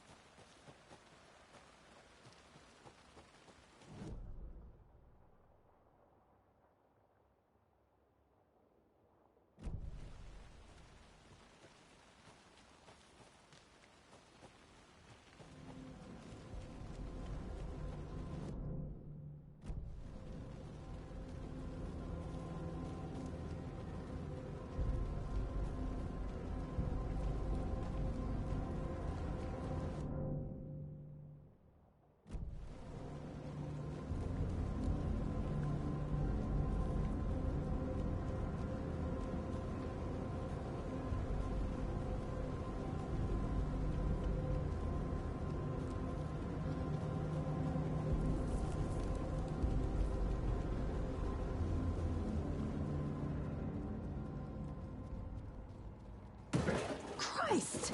Watch in the night! Fuck! You! A cultist. A monster. Like Nightingale.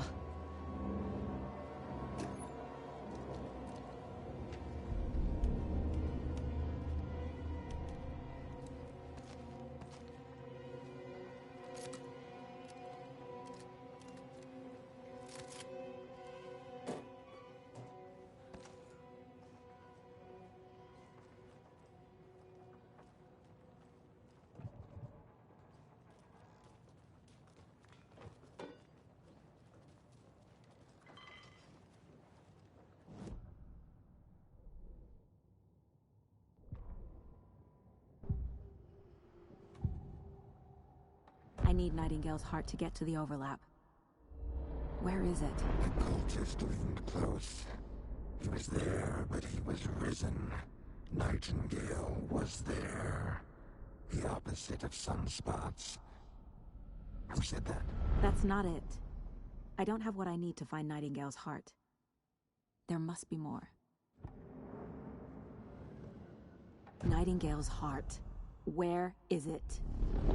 While they played cards in the general store, the witch had stolen his heart. Get out of my house. Nightingale's heart is at the general store, in a fridge. I need to check the general store for the heart. Casey, I'm headed to the general store.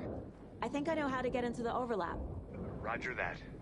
I followed some ATV tracks in the woods and got a bit turned around.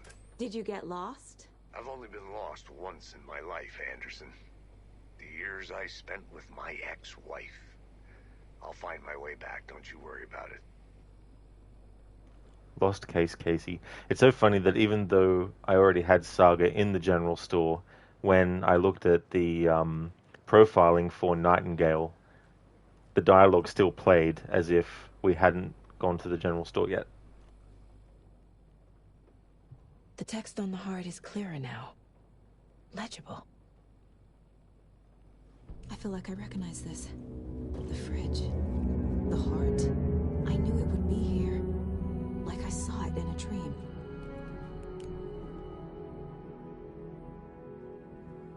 And now I need to give the heart to the witch. Makes total sense.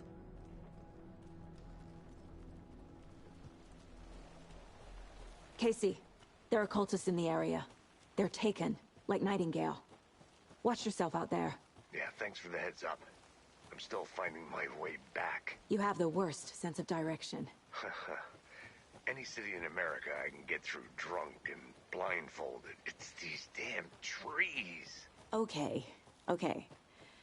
I'm en route to Witch's Ladle. I need to perform a ritual to open the overlap. This case just keeps getting weirder. But it is exciting.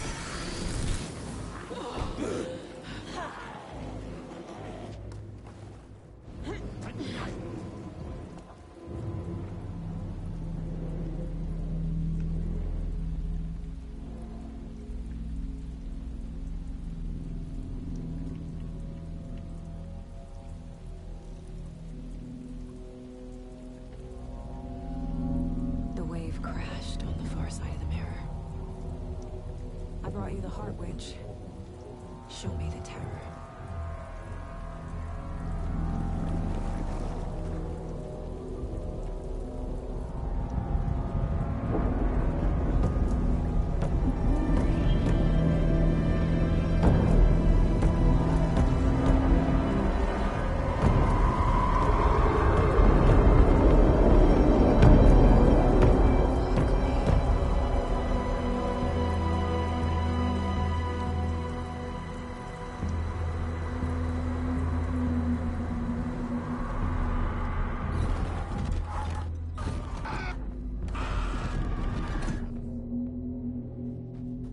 Casey, I think I'm in the overlap.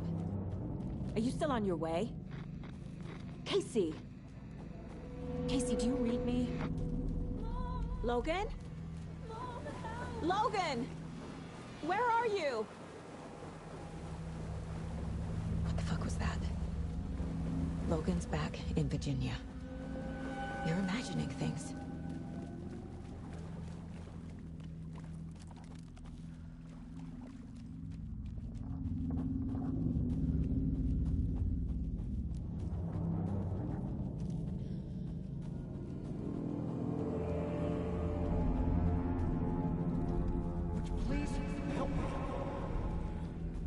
What was that?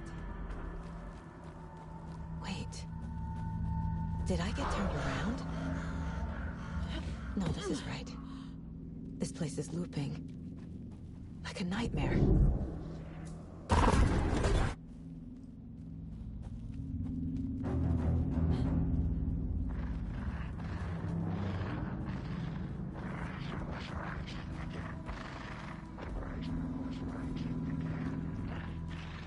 He's here.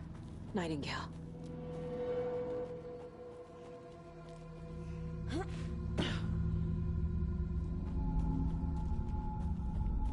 Trapped here. No escape. Danger. Who is that? It's like they're coming in over a bad signal. Nightingale's badge.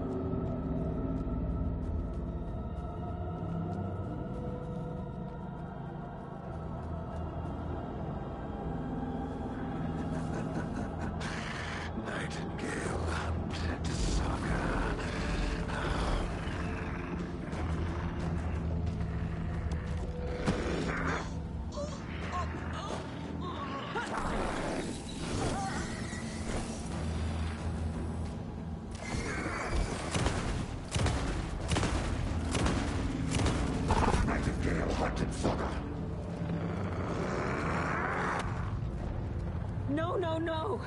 No, no! Go.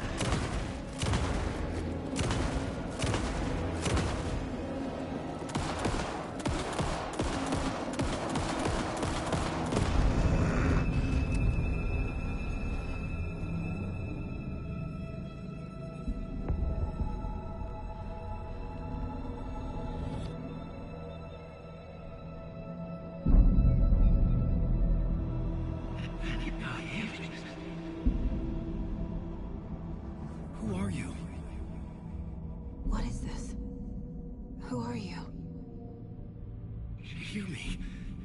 I'm Saga Anderson, FBI. I can hear you. Cauldron Lake. Yes, I'm at Cauldron Lake. Where are you? How to escape? In danger. The dark presence. Danger. Thanks. Got it.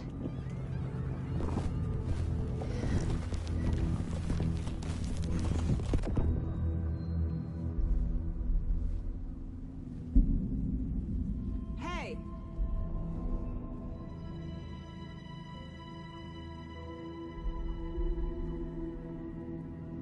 Are you okay? No! It's my fault! It got out with my face scratch! Sir, calm down. I'm gonna need you to take a breath. He's changed the story. The dark presence. We must stop it before... Easy now. First things first. What's your name? My name is Alan Wake. I'm a writer. I've been... Wake? Where did you come from? You've been missing for 13 years. 13.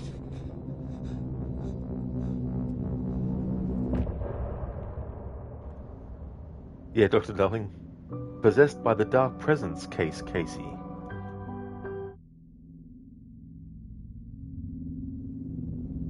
Anderson, where did you go? All of a sudden the radio stopped working and then that flooding just disappeared. Crazy forest. Is this who I think it is? Casey, say hello to Alan Wake. Mr. Wake, this is Special Agent Alex Casey. He'll escort you to our car. Casey, I'll meet you there, right after I take a look around. If the flooding's receded, there might be evidence we missed earlier. Okay. See you there. Alex Casey. Should look around. With the flooding gone, could be further clues out there. The flooding disappeared very suddenly. I wonder if there's any connection to the overlap. To Nightingale.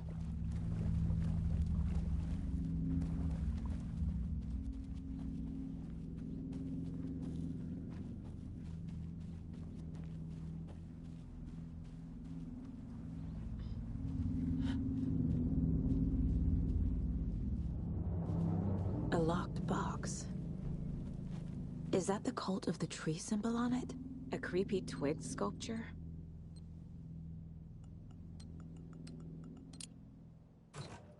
Notes and ammo. Looks like they're tools of the trade.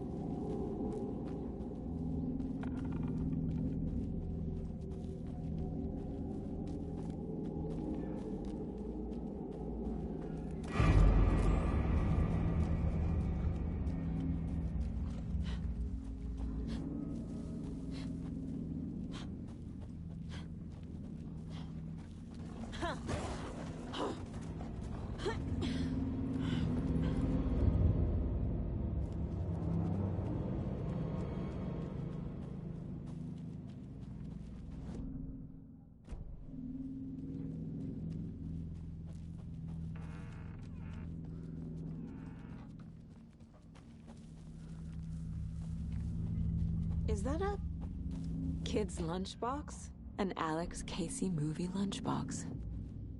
Casey hates the endless jokes about coincidentally having the same name as a fake detective. I know game. This is New Game Plus mode. If you didn't actually know game. He hates those cheesy crime books, but he really hates the movies.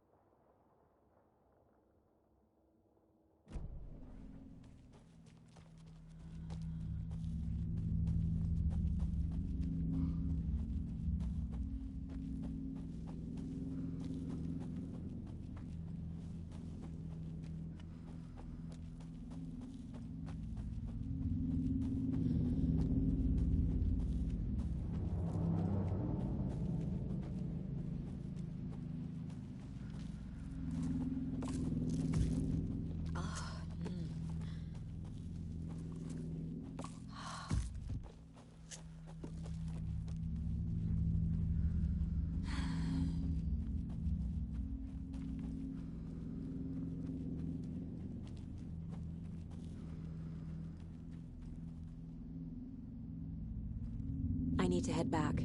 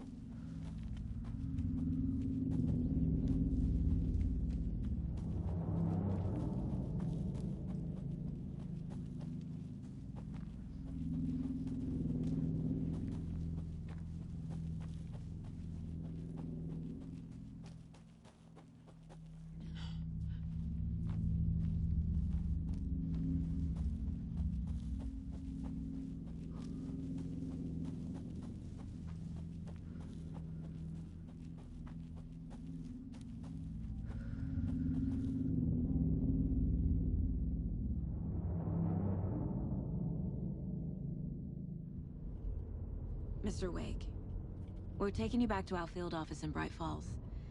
You can freshen up there, and then we'll talk properly.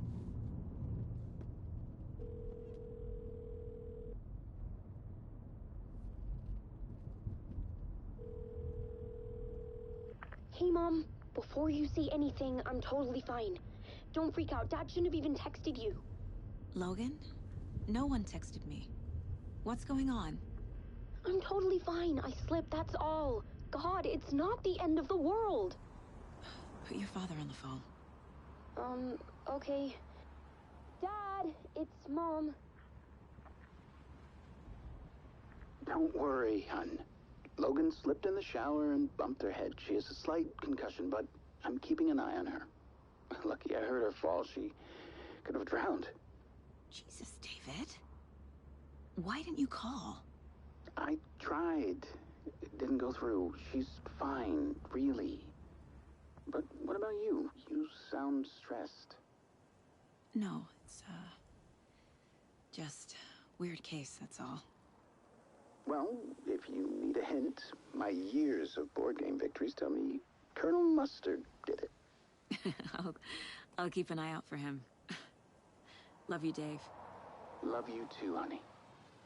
Want to say bye to Logan? Just tell her I love her. Bye for now.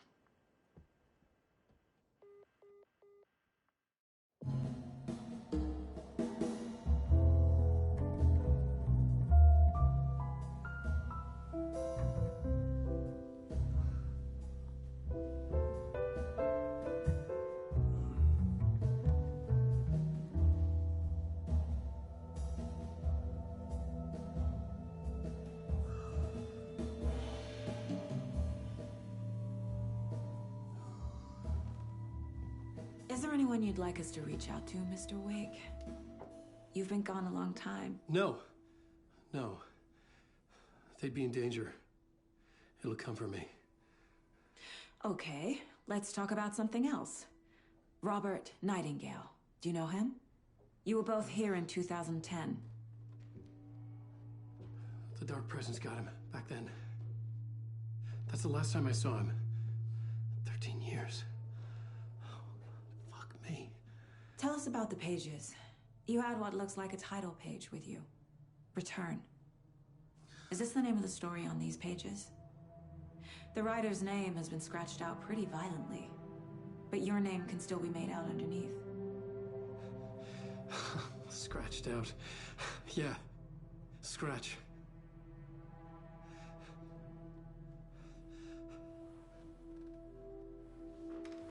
Did you write these pages, Mr. Wake? I'm trying to remember. It's a crazy jumble, like a nightmare. It doesn't make sense.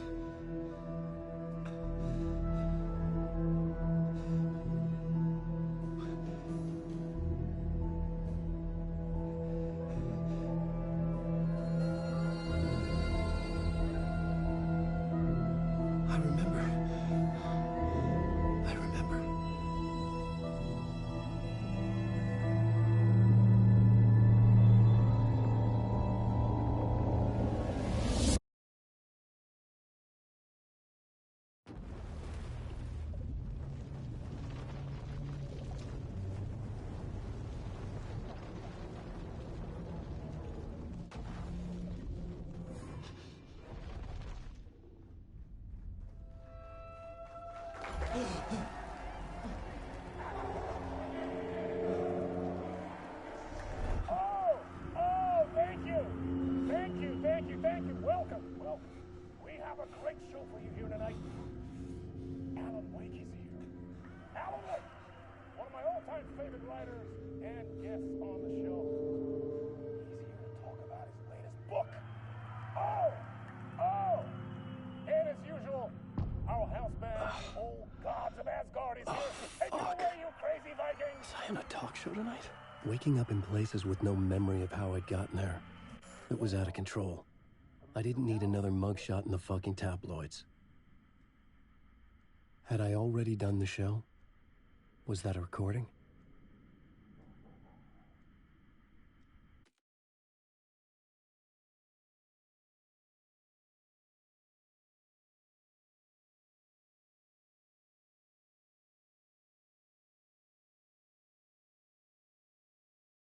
After stealing all the punctuation marks off the judge's keyboard, I'm expecting a long sentence.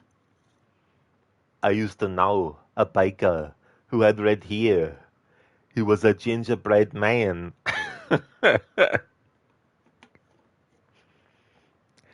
Thank you for redeeming those, Dr. Darling.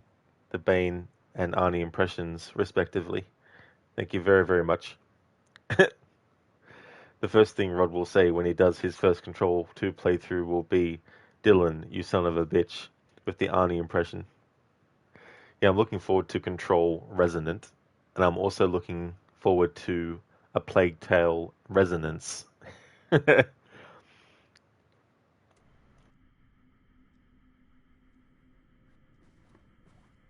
Warm welcome, Mr. Alan Wake.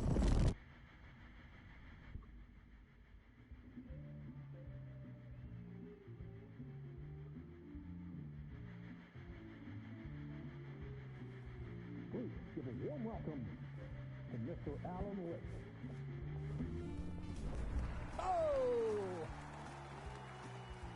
Alan! Good to see you, Alan. Great to see you. Welcome back to the show. Come on, sit down. Woo! Oh, man. It is so good to see you, Alan. This must be an exciting time for you. Tell me, does it ever get old? Sorry, does what get old? Publishing a new book.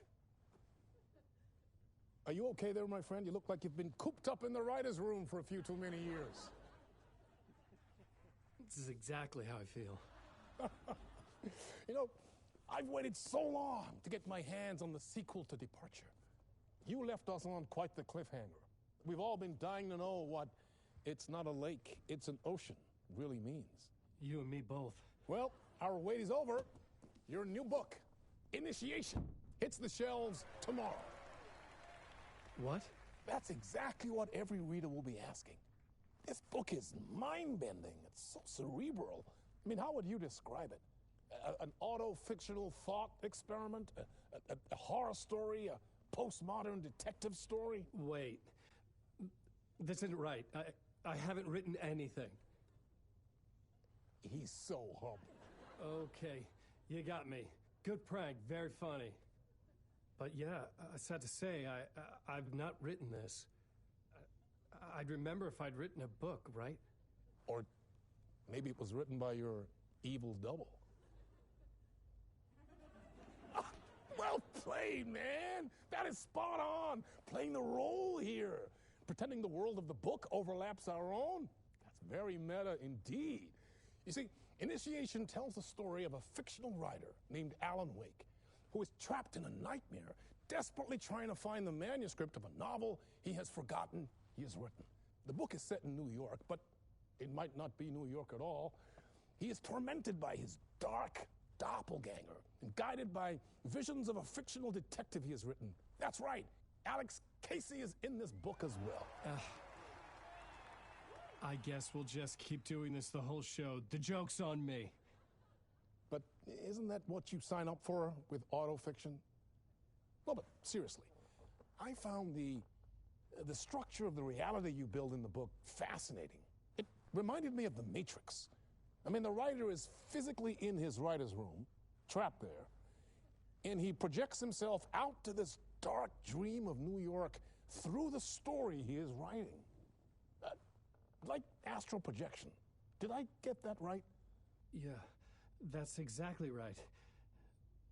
Go on. I should be taking notes here. This is great stuff. Notes to that other Alan Wake in that room writing this as we speak? Are we all in your story, Alan? Wow. No, I wish you every success with your new book, Alan. I hope it's as successful as your best-selling Alex Casey series. Initiation hits the shelves tomorrow. After this, I'm sure we'll all be eagerly awaiting the culmination of this hero's journey trilogy of yours. A book called Return, perhaps. Man, thank you for one of the strangest interviews of my entire career, Alan. All this talk of meta-narratives, half expecting to disappear once this scene ends.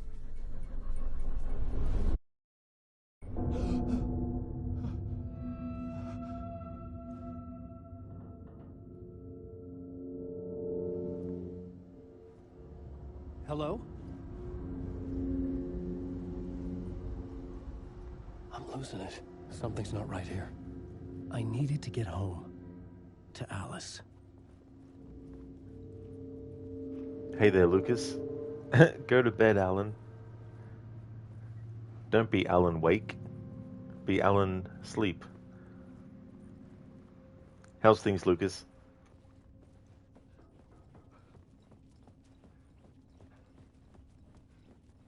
What the hell was that interview? Some kind of joke?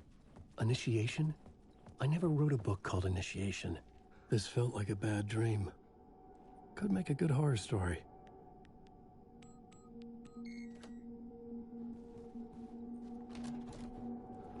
Oh, nice, Lucas. Things are going fine? That's good to hear, dude.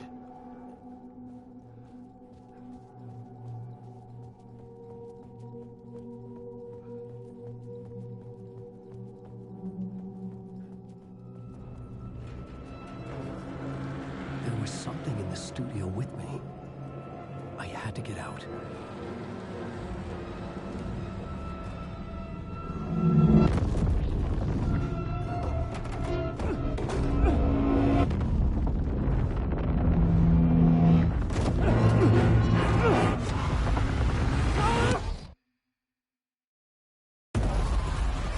ritual to lead you on.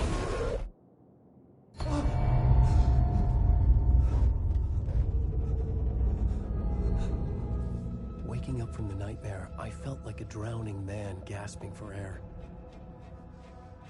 This place felt familiar. A ghost of a memory surfaced, about riding here for countless days.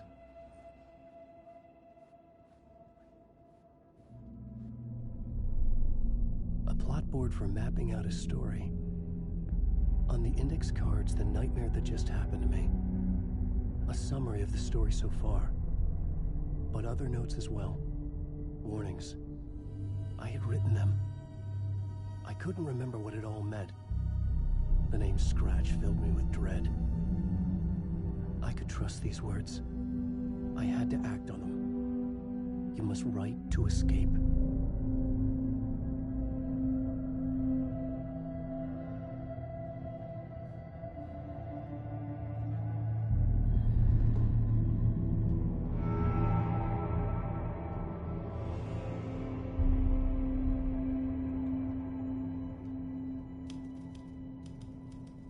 I didn't remember much, but I knew my thoughts and ideas could manifest as reality in this dark place. I'd use my writing to project myself out of this room, like a deep-sea diver to go deeper and explore the depths of this prison for a way out. This room was my boat. Writing was my lifeline. I would start again at the talk show.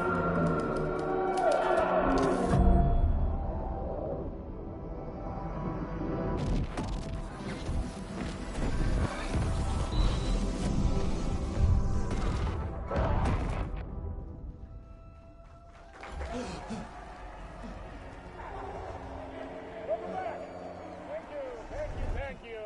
Oh, you're too kind. Welcome back. We have a great show for you here tonight. We'll treat all you Alex Casey fans out there. Alex Casey himself is here tonight. That's right. Sam Lake, ladies and gentlemen. The actor who has given his face to the famous detective in the film series. And of course, we have Alan Wake here, the best-selling writer of the books the films are based on. Let's do this!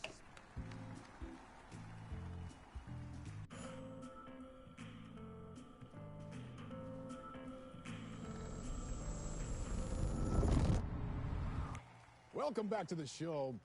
So, Alan, as the creator of the character, how do you feel about this? Sorry, what? I know it can be an awkward question with the man sitting right next to you, but I mean, how do you feel about him in the role of Casey? Does he look the part to you?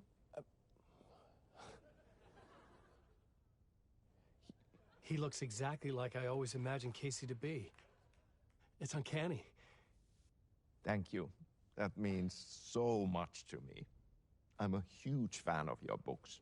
So, what's the problem, Alan? Because on more than one occasion, you voiced your reservations about the adaptations. It's not that. They're their own thing. They've gone with choices that are different from mine. I feel protective about my stories, and these adaptations... I don't know. I guess I just wish I could have been more involved in making them. Well, in that case, you won't have seen this either. We have a clip from the new film, Murder Case Casey. Should we roll it, or do you want to say something first, Sam? Nah, just roll it.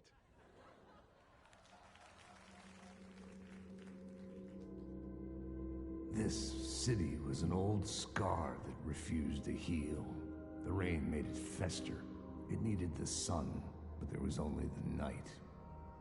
I was tired. Insomnia covered me like a plastic film.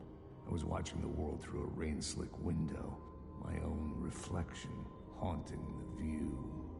I was trying to track down a missing writer. My only clue was a table lamp, shaped like an angel. The only thing to shed light on this sordid mystery.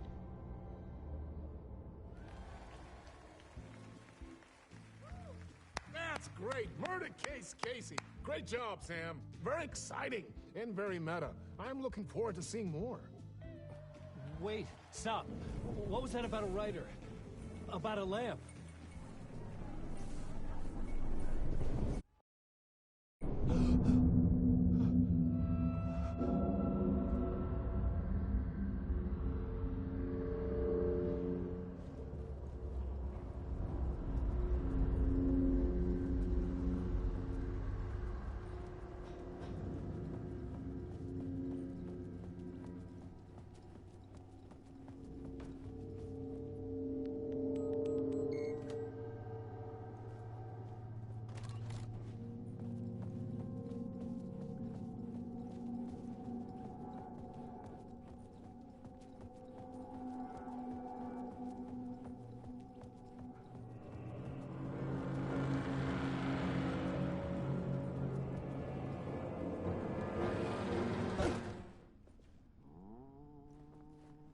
Hello?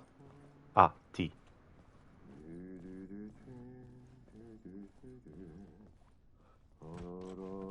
Ah, Lorraine! There you are, Tom. Oh, not so much evil that not a bit of good as well. Not one without the other. Good to see you. Hey, I can't seem to find my way out of here. Can you point me to the exit? No totta helvetissä. Of course, Tom. The work will instruct its maker. I was gonna get something from the basement for you, but you can get it yourself now. The more cooks, the worse the soup.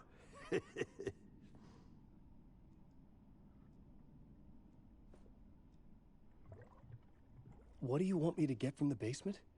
And my name's Alan, not Tom. Ja, mutta katoppa, kun a man, but a man with a tool makes two, Tom. Eikö niin? And a man with a tool can build his own exit. It's in a shoebox, in the basement where you left it. Safe as in the Lord's purse. Here's the key.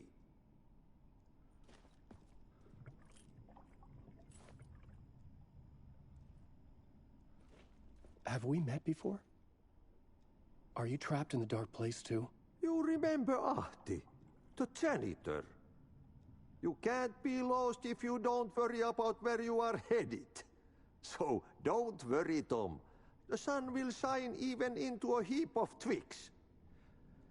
Just remember to turn on the lights. It won't take long when you get to work.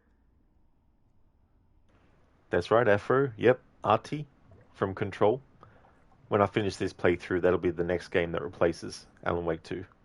Gonna do a playthrough of Control with a challenge applied. I've never actually done a challenge run with that game yet, but I'm going to say what it is when I finish Alan Wake 2.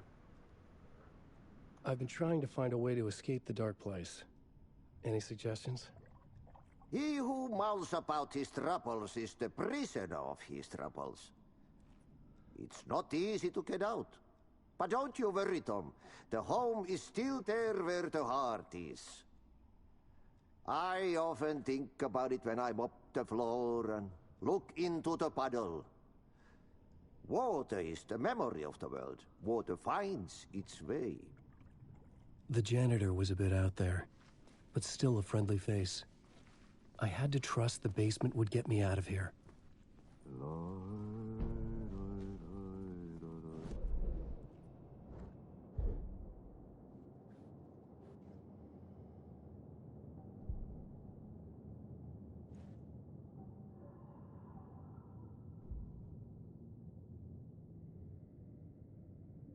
Just going over what I unlocked on my previous playthrough in this New Game Plus mode.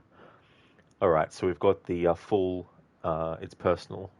Increased damage dealt to enemies in close proximity by 30%. Never there. Makes Alan 50% harder for enemies to detect. Turning tables is still at level 1. Decreases damage received from the darkest projectiles by 25%. Main attraction restores 100 health for each second when using flashlight boost on hostile shadows. In the headlights provides 35% chance to stun enemies on flashlight boost, and I've only got Lucky Strike to level 2. Provides 50% chance to regain a flashlight charge on killing an enemy.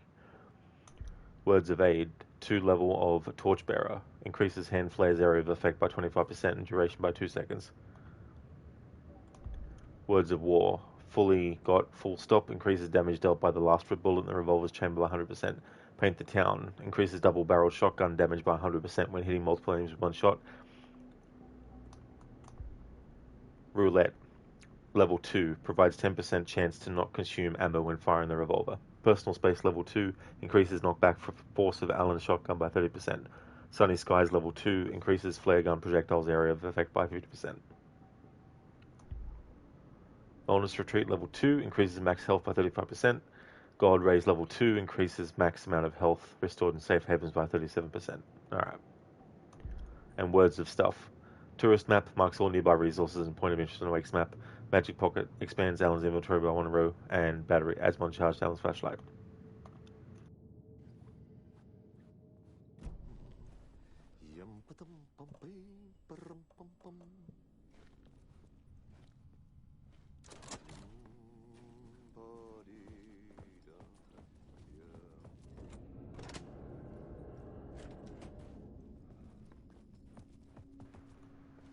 I would love to have an audiobook of all of Artie's different kinds of sayings.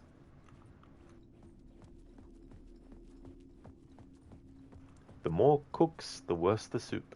I like that one.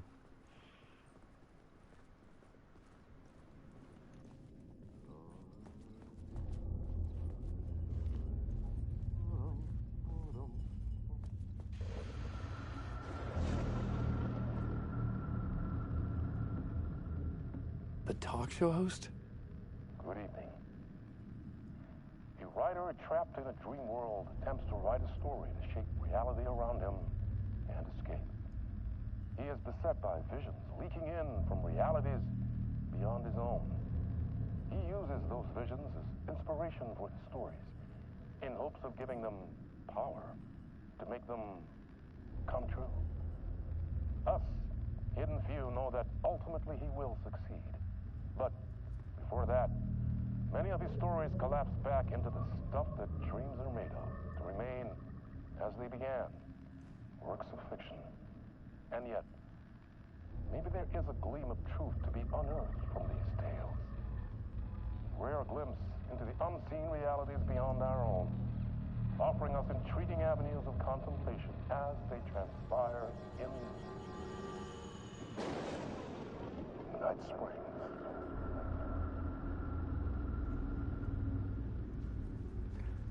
With the Alan Wake series that they're doing, that they're working on, I don't know what the update is on that, but I do hope there's at least one episode that is a literal full Night Springs episode that is completely separate from whatever else is actually going on in the Alan Wake series, because I would really love to have like a full-length Night Springs episode.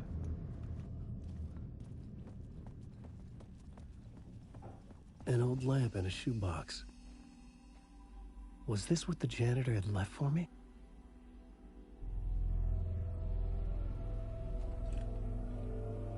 The lamp felt significant. A tool for bringing light to the darkness.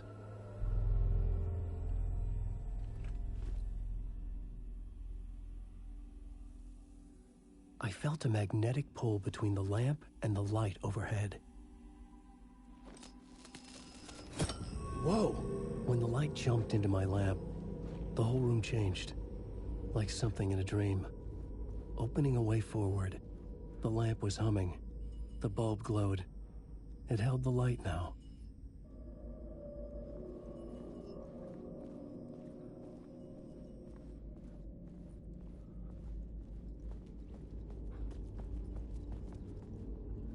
I felt another surge from the lamp. I could use it again. The glow in the lamp went out, shifting the light in the room. The light carved out something new from the darkness.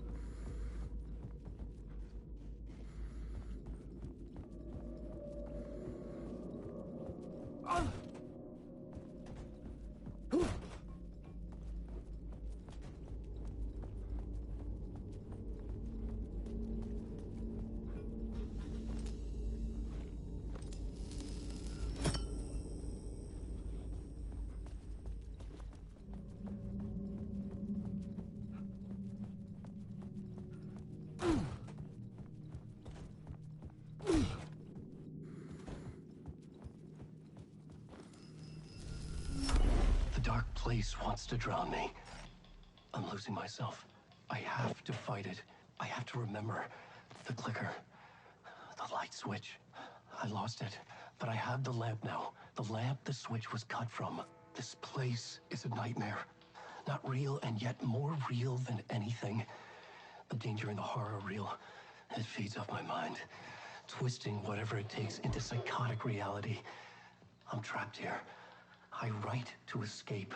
I've tried this many times, written countless stories, forgotten how many. I keep failing, but I must keep trying. I use the story to dive deeper. Every word I write is a step forward on this spiral of the darkness. I dive to the bottom to find the answer, the map, and the key, the compass. That's combined to form a door leading out. But how do you open a door that's not a door? At the bottom of an ocean that's not an ocean, and a lake that's not a lake. Dr. Darling, you're trying to play Splinter Cell Blacklist, but just not in the mood. Ubisoft Connect asks for your password every time you launch the game.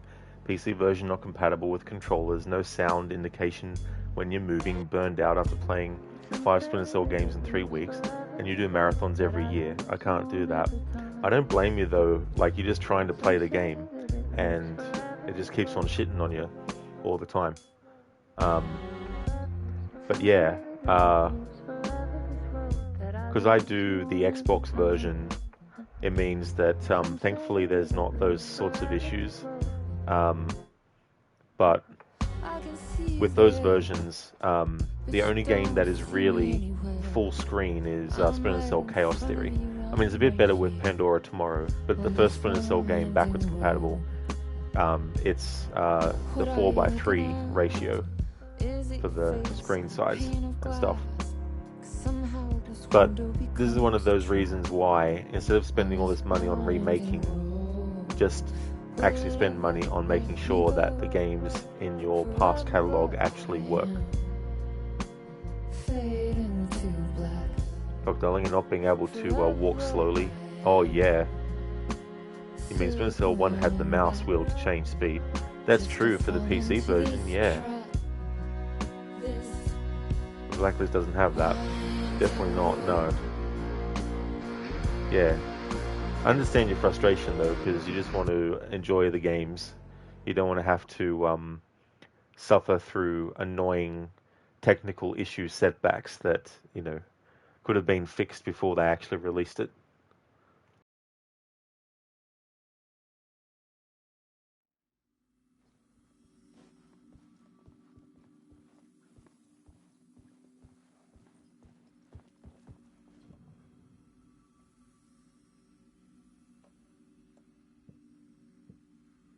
Damn.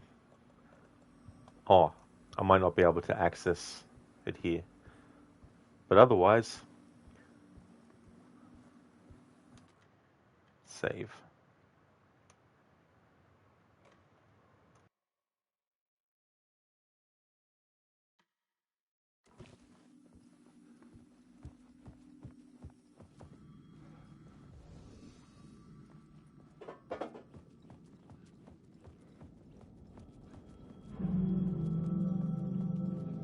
The payphone was ringing. Somehow I knew the call was for me.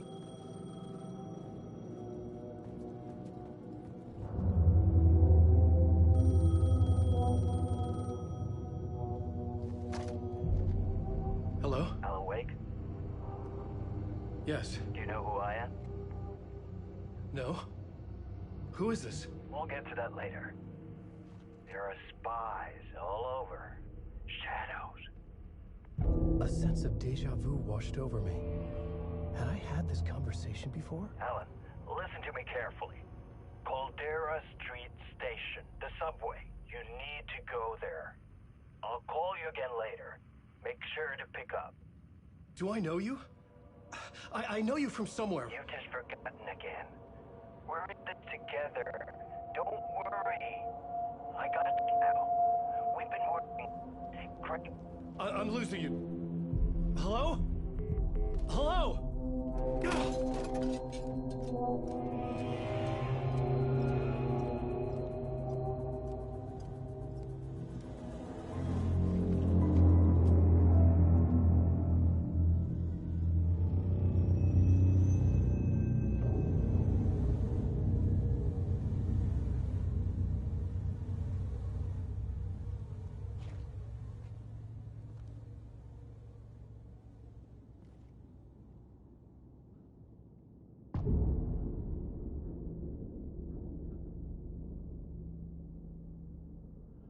The man had said Caldera Street Station. I had to go there.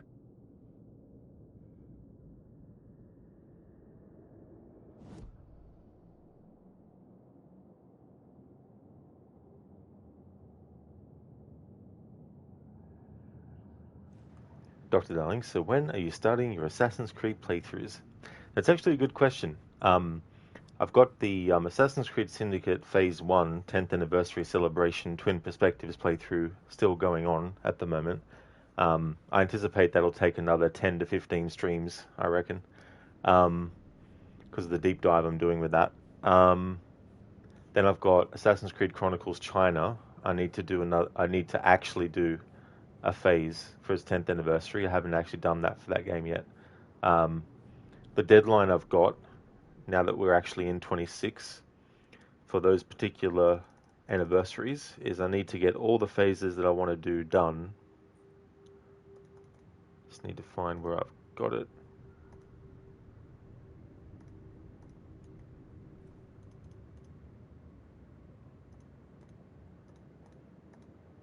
Here we go.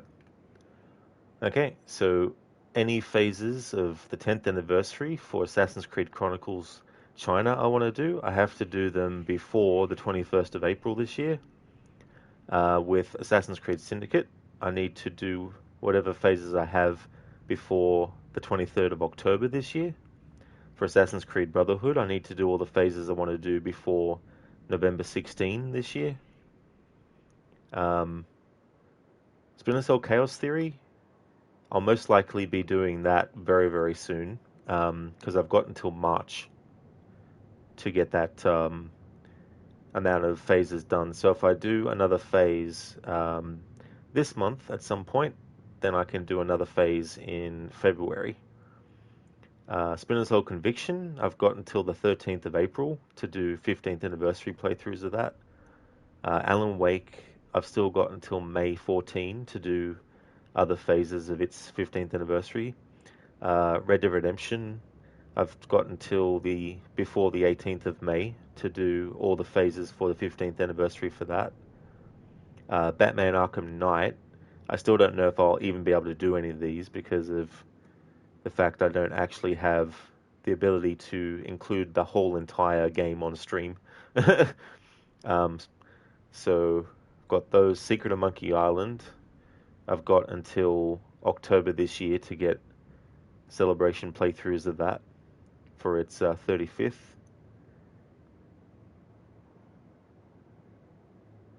But as for the annual Assassin's Creed playthroughs, I don't know when I'll start those, but last year I did certain types of playthroughs that took longer, but only because I spread them out as well. Dr. The Syndicate playthrough will be 35 to 40 parts long. I mean, the next stream of it on Monday will be the 20th part, and I'm only still in sequence 5 out of 9 for the main story. And then there's the Queen Victoria missions you unlock after you finish the main story, and I'll be doing those with the same approach.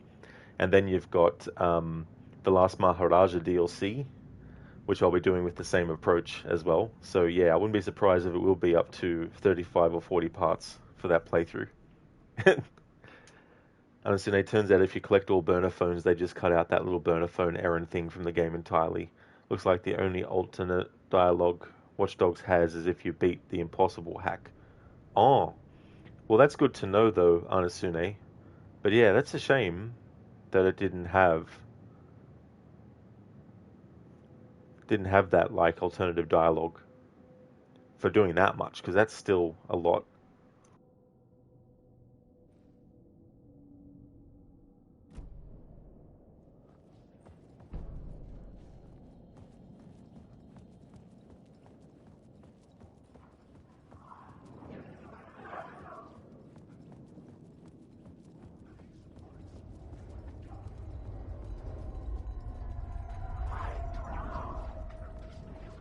Fuck.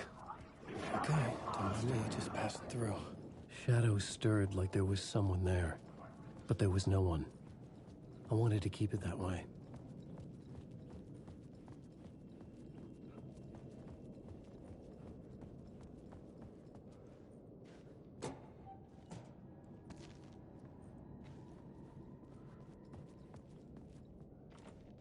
It could not be opened on the side.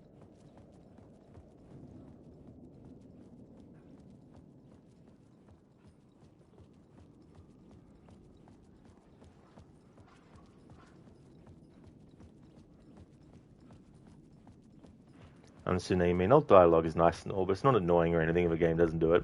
Oh, exactly, Anasune, you know. It's one of those things that if it does have it, great, but if not, you know, at least you worked it out.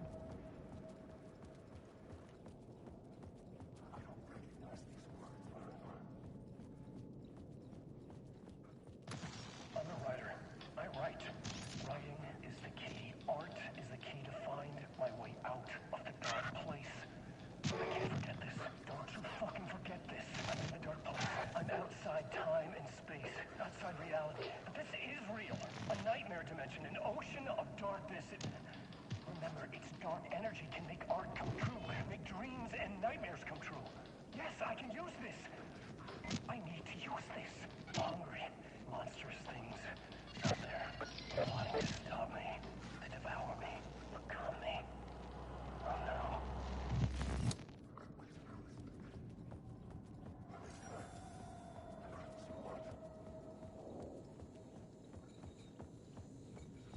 Just want to fight.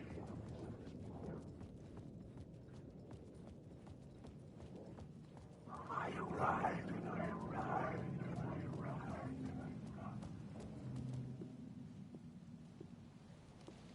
Is this the way it was on the page? What the hell? Oh, hey. We met at Door's show. Alan Wake, the writer. I'm Alex Casey. I'm looking into a murder.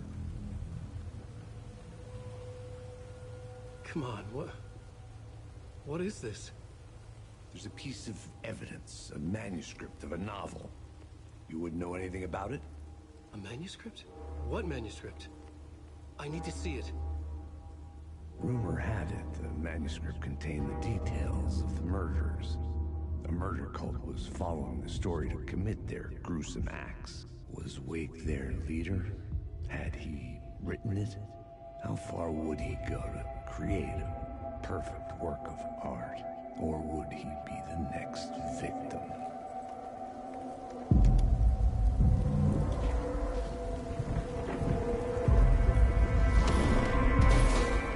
Stay here.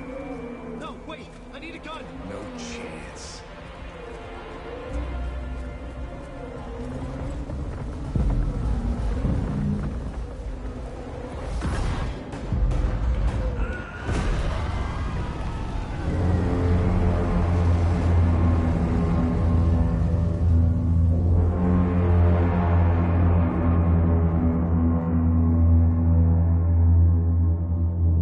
Casey! Damn it. I remember dying in this alley in a dream I had. He was just gonna keep killing me here, loop by loop. You're not gonna get what you want. You think you know. You know shit. You don't really want to know. You're gonna get what's coming to you.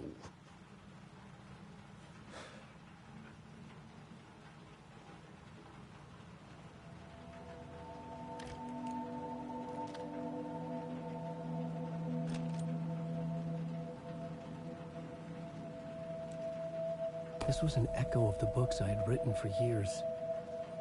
Picking up Casey's gun felt like I was assuming the role of the detective.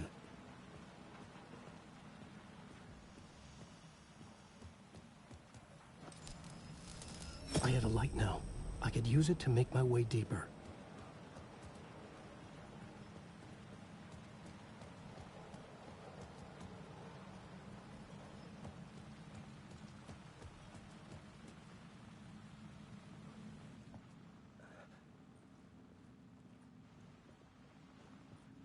There was something hidden here. A phrase repeated over and over. The words resonated with meaning. Had I written this?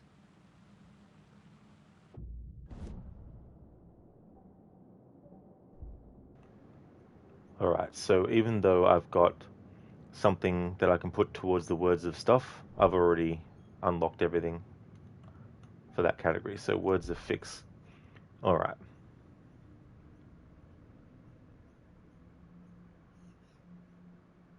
I'm going to go with God rays and get that up to full.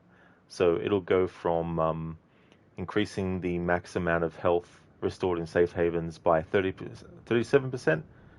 It'll now increase it to 56%.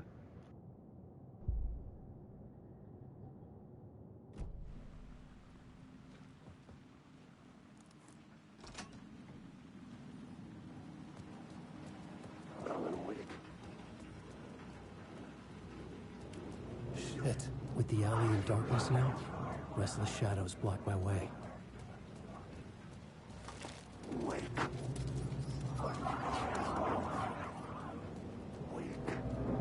Oh, fuck!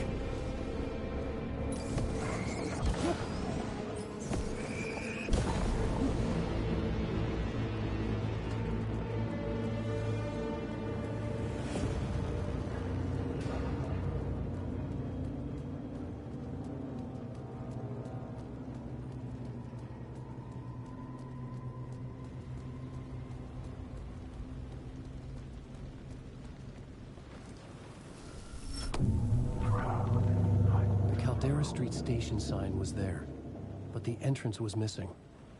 I had to make it appear. Maybe I could use the lamp to reveal the station entrance.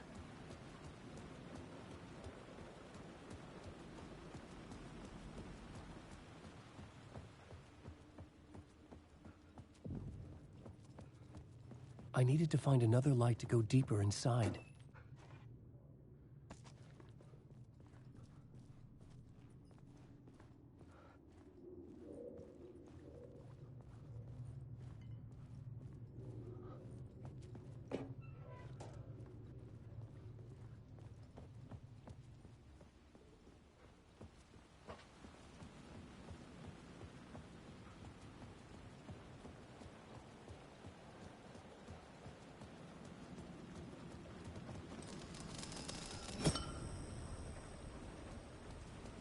I could use the light to banish the shadows.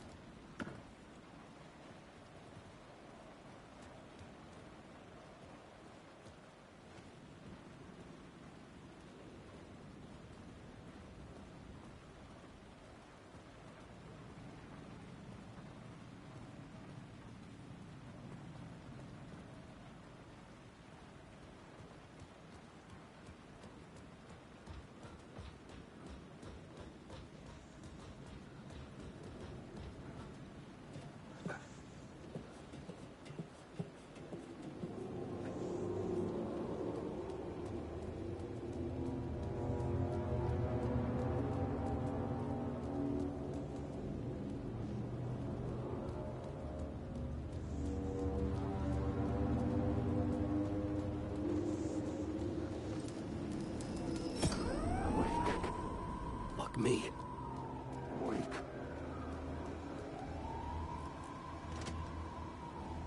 Wake.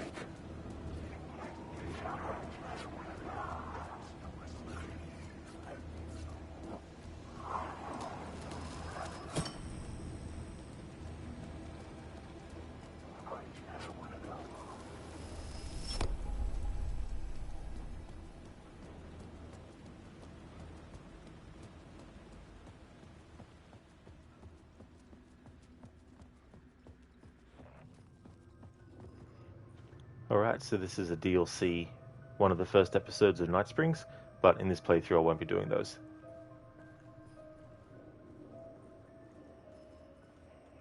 Book Lover, thank you so very much for the 10 stream streak. That is excellent. Thank you, I really appreciate that. I hope things are going well. Hey there, Lightus. How's things, dude? Hope you're having a good weekend so far. I'm doing well myself. Going once again into the lake that's not a lake, in an ocean that's not an ocean. The gates to the platform were closed. I had a ticket.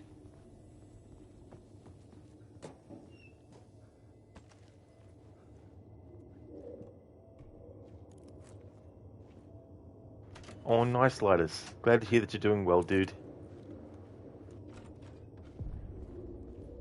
Something about the station platform felt significant. It would work in my writing, but I needed more. Something lingered here. A half-forgotten memory. An echo.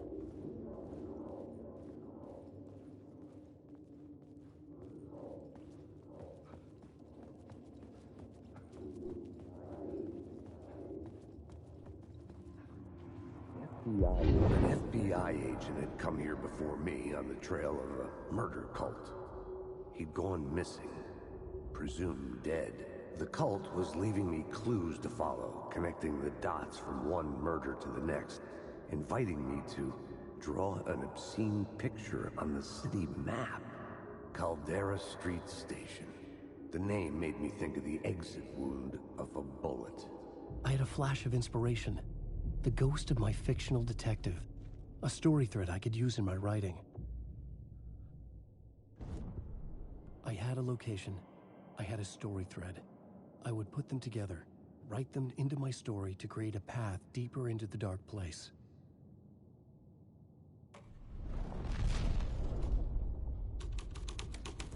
Things clicked into place. The story rang true. I was making progress. The dark place reacted to my story. The way into the tunnels was no longer blocked. The tracks led into the tunnel. That was my way forward.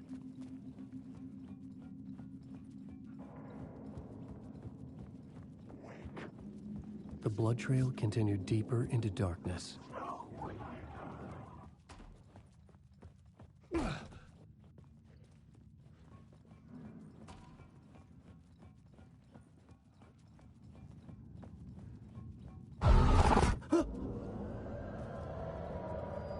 Shit. I don't like the sound of that.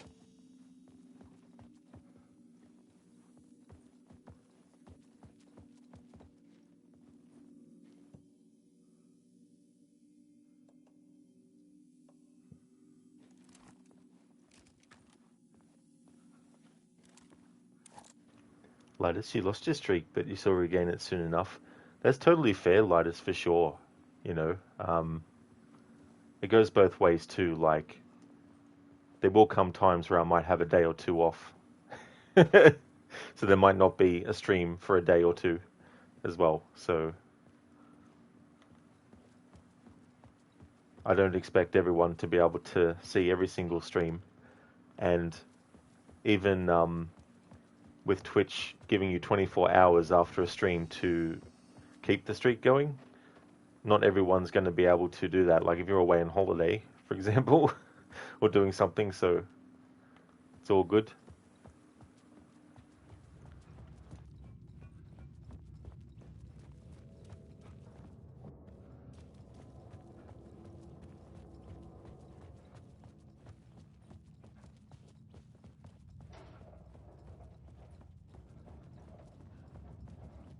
The tunnels were a maze. The blood trail led me on.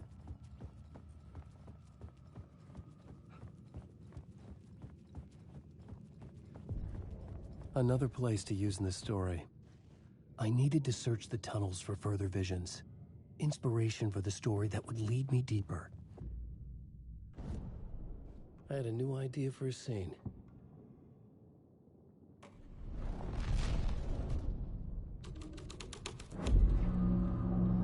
I changed the story. And with that, the dark place changed.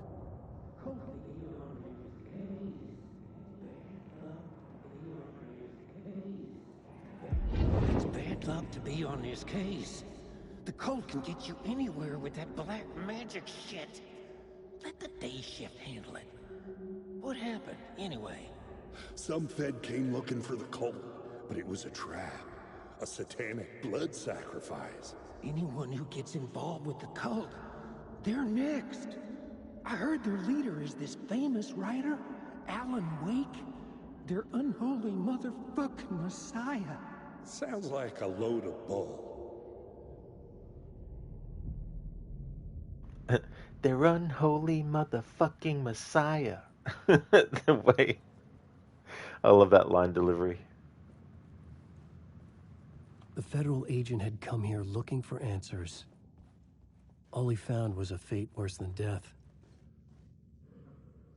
Lightest thing is sometimes Twitch forces those Twitch ads doesn't count as watching your stream for some odd reason, not to mention forcing Twitch Turbo on us. Yeah, that's the unfortunate thing, the corporate side of what they want to do on the channel, and trying to funnel people into a certain direction. Thank you very much, Shaky, for the raid. Hope you had a great stream. Welcome to you and your raiders. Hello, dude. How was Far Cry 6? And thank you very much, Shaky, for the 85 stream streak. Holy shit. Thank you for that. I really appreciate that a lot. How was your stream?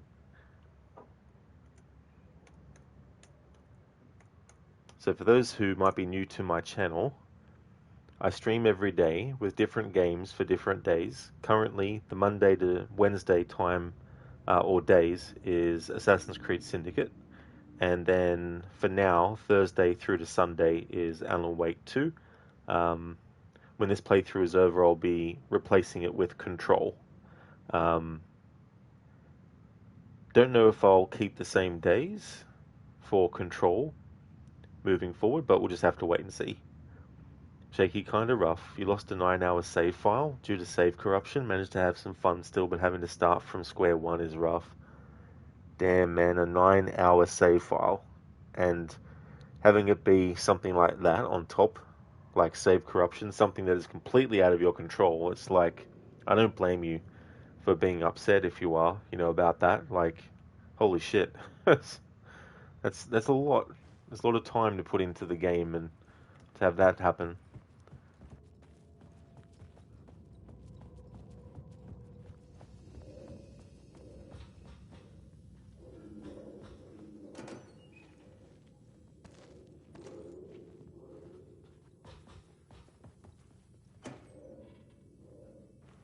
Shaky, all the backups in the cloud were auto-uploaded too, so no backups? Oh, damn, not even backups. Bloody hell.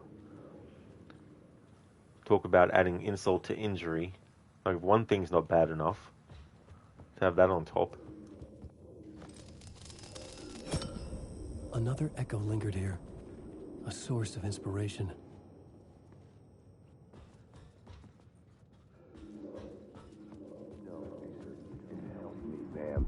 Word is, your research can help me, ma'am. What do you know? There's more than one urban legend about the Cult of the Word. The murder cult used these tunnels for their ritual sacrifices. They say the cult reenacted the murders in Alan Wake's crime books. That Wake was even involved somehow, under a false identity. Mr. Scratch, which is, of course, a nickname for the devil himself. It was disturbing finding myself in the story this way. But I was desperate, and it felt right for the story.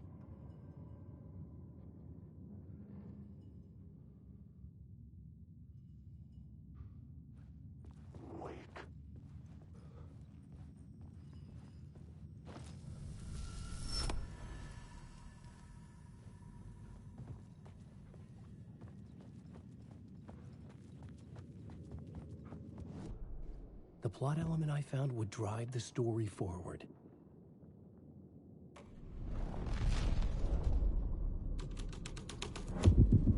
I was making my way deeper into the story. I could imagine this murder cult performing their macabre acts beyond the collapsed tunnel. The cultists laid the Casey novel onto the altar with reverence. Their twisted Bible.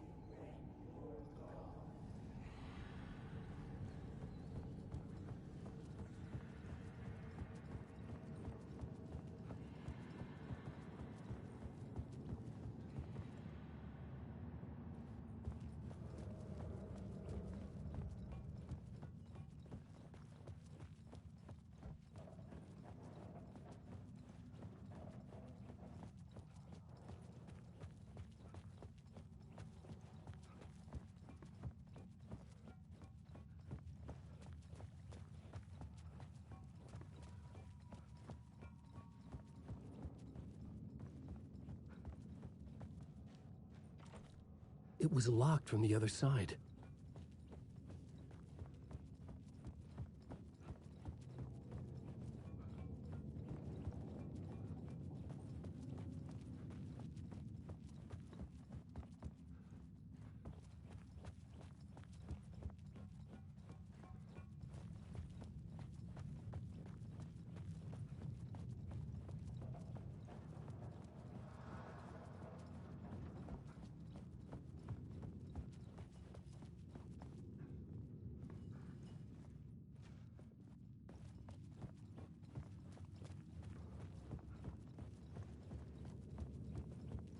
Hey there, Zareth. Hope things are going well. Lighters, you'd love to discuss AC Mirage with you, Rod, but not on stream because that discussion will take a lot of time. But it'll be an interesting topic for sure. Oh, I definitely don't mind, Lighters. If you wanted to talk about Assassin's Creed Mirage on stream, that's all good.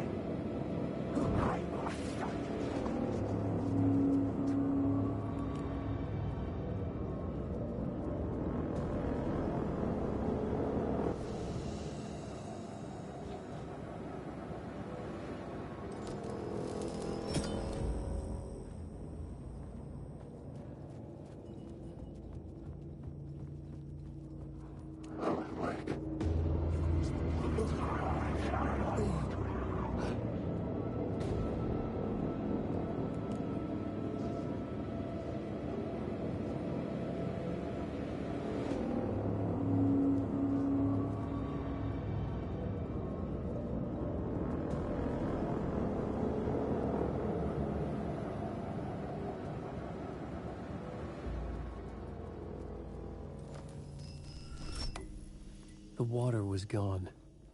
The way forward was open.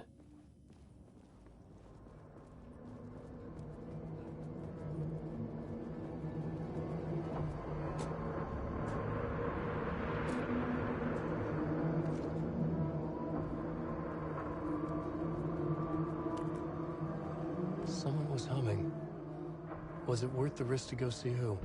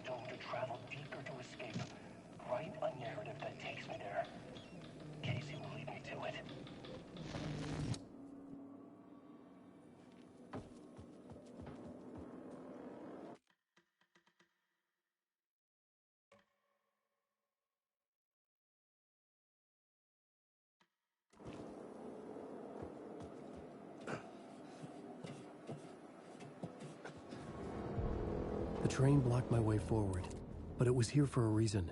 It had a role to play.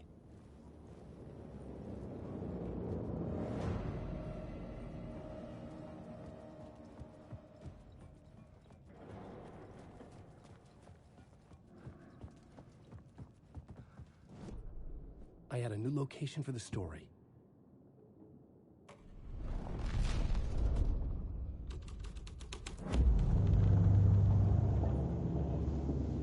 Hello? Anyone there? Dead.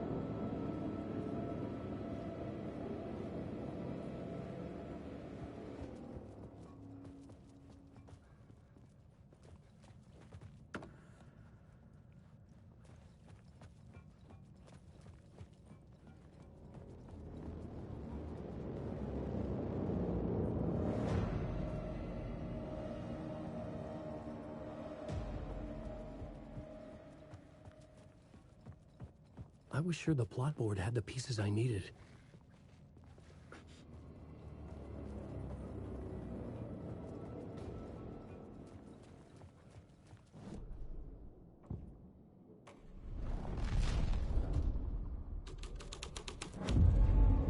The scene changed with the story. Wait.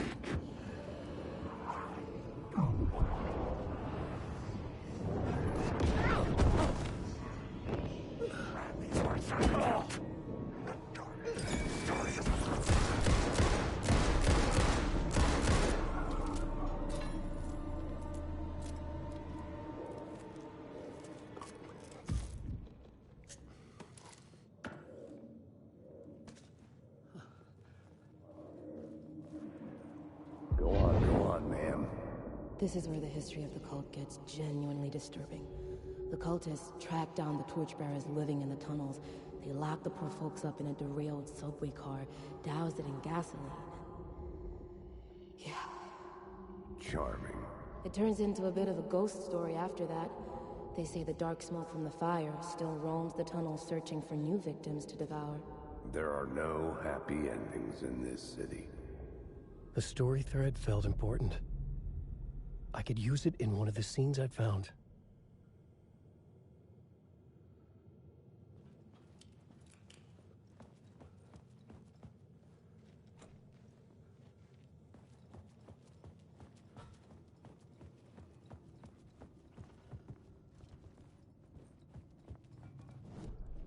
The new story beat fit the story perfectly.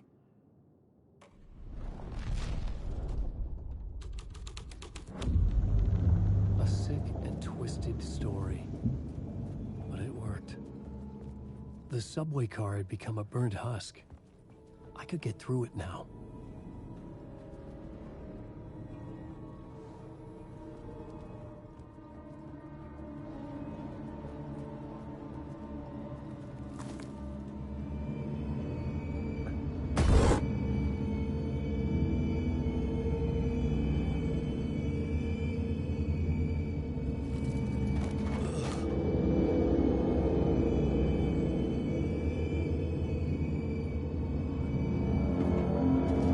None of this was real. It was all real.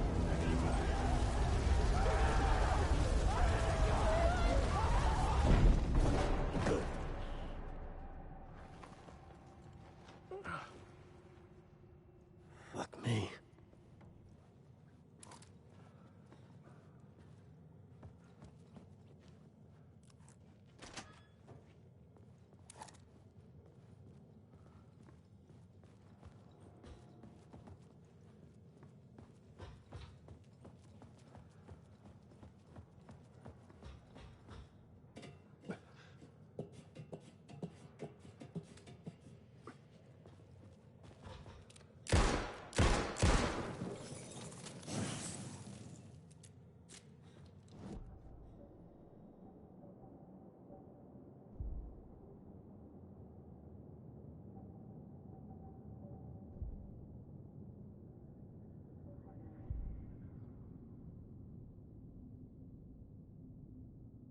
Alright, so we only have one words of action skill, so skill point, so we put it into turning tables. Decreases damage received from the darkness projectiles by 25%, and upgrading it will make it 50%.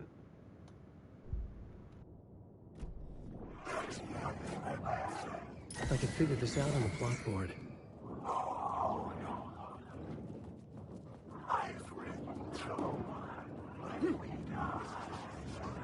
I'm lost in the dark.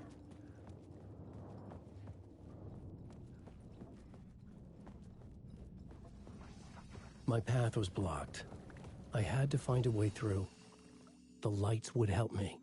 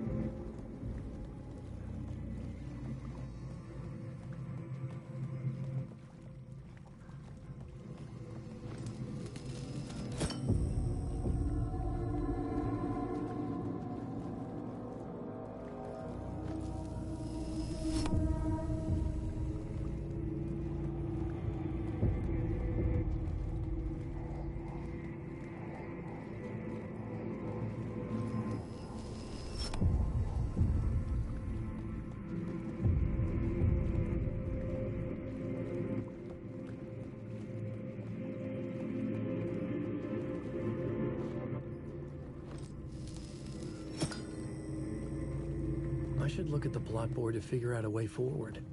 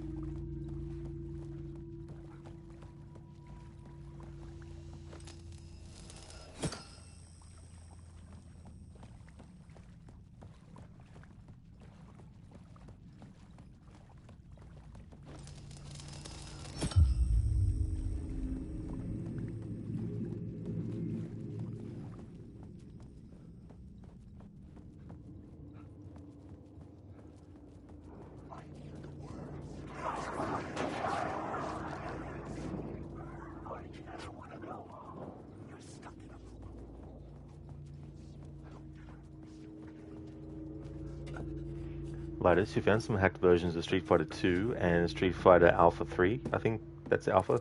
You're like, okay, my god, you don't need supers in those games. It's ridiculously unbeatable at times. Street Fighter 2 characters are cheap, and Street Fighter Alpha 3, the characters you can't deal with as many projectiles popping out of that character's ass. Maybe I had missed something on the plot board. Yeah, getting overwhelmed like that is definitely understandable too, as well. I never really played the other games beyond Street Fighter 2 and Street Fighter 2 Turbo, except for Street Fighter 4, and that's it.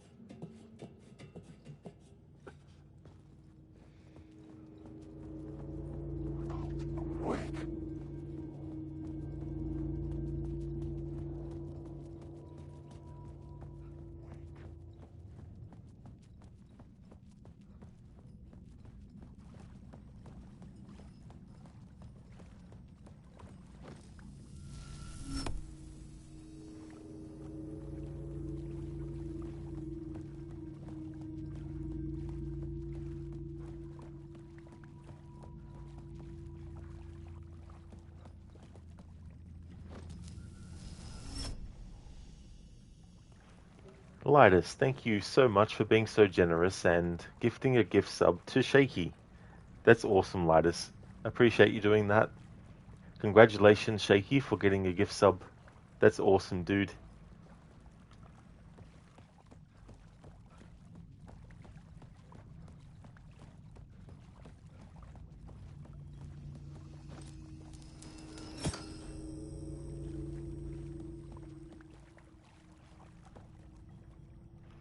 Oh, that's all good, Lidus. Definitely appreciated, you know.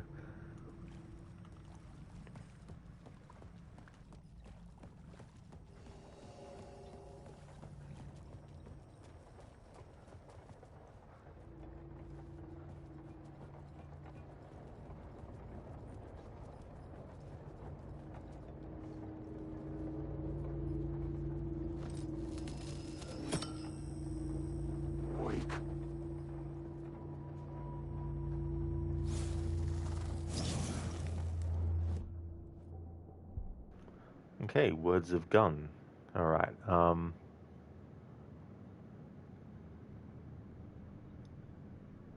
personal space. Increases knockback force of Allen's shotgun by 30% up to 50%.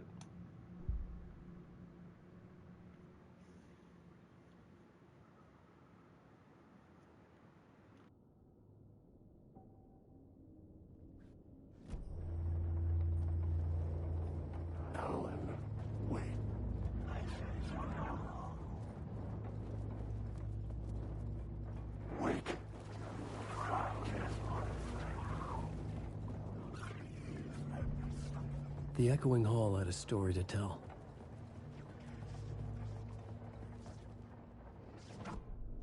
I had a new scene to use, a new setting.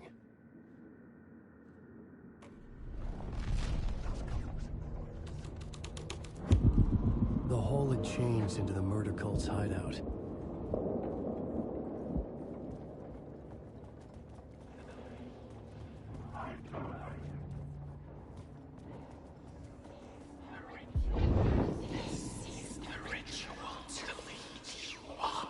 The Fed had witnessed something here that made him run scared. Whether the summoning ritual had been a bona fide supernatural event or the mass psychosis of stark raving lunatics, it didn't change the facts. The cult was messing with things no one should mess with. The ritual was a vital part of the story, the key to reaching the murder site. I had a new idea, a new story thread.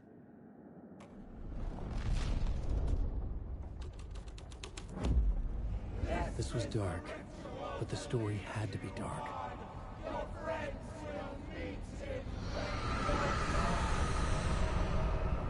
Mr. Swish.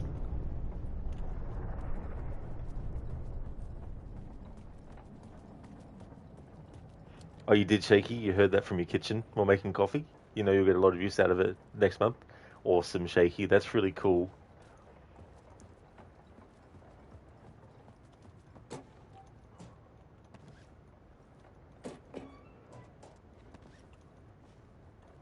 Lotus, 1,000,000 points redeemed. Probably sleep stream. That will never happen. Or Mortal Kombat Deception story playthrough, aka Conquest mode. Yeah. No, you definitely won't see me do a sleeping stream.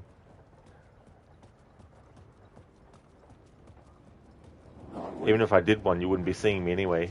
It'd be just something on the stream that's from a game or something that's on loop. My mic muted.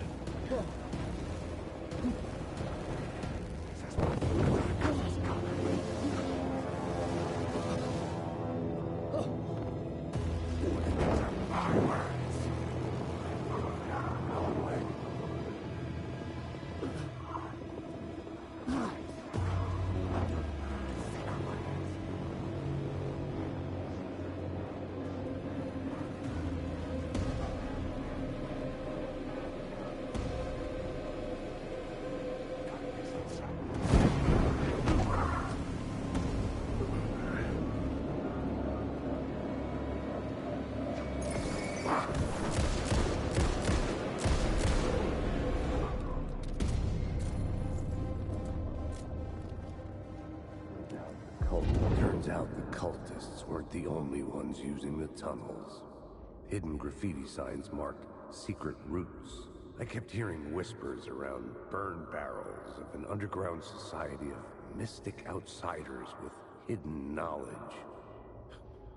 Typical New York.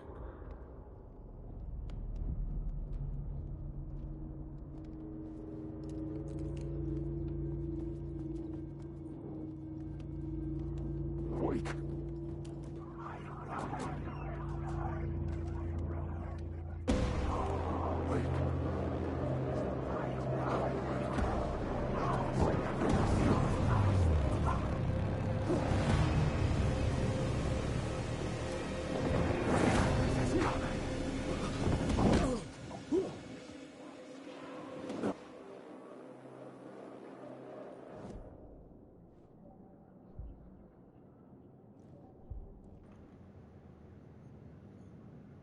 Alright, so we've got a words of fix. I'm going to go and get the maximum health fully increased. So we go from 35% maximum health to 50%. But as whatever is happening in the game reminds you of something that happened in New York, probably in the 70s, murder of some cult. You forgot what it was, but man, they had a Netflix documentary. It was scary. Oh, that's interesting, Lattice. New York in the 70s. Because yeah, this is like a warped version of New York that Alan's currently in. But yeah, I don't know if I've heard of that particular like event or anything. The only thing I can think of that was, in the 70s, that was like of any sort of like serial killer type thing was the Zodiac Killer, but that wasn't New York, of course. That was San Francisco, I'm pretty sure. Dr. Darling, a 12-hour Remedy Games documentary. Yeah, 12 hours. That's definitely a doable stream. Yeah. I don't know. It's one of those things too with Channel Point Redeems coming up with like big points ones. It's like I don't want it to be too significant of a thing where it's like, something like the person who redeems it gets to choose the entirety of the year's games that I play, and I have no say in it. Like something like that is definitely what I wouldn't do. But have to think of some really big, massive Channel Point redeems for people who have hundreds and hundreds and thousands of points. I just Mike muted black screen with words of Roger sleeping in white. That is hilarious. Yeah, but no. Oh, the Son of Sam, you got it. So that's what it was. Yeah, I had actually heard of that now that you mentioned that. The actual name, yeah.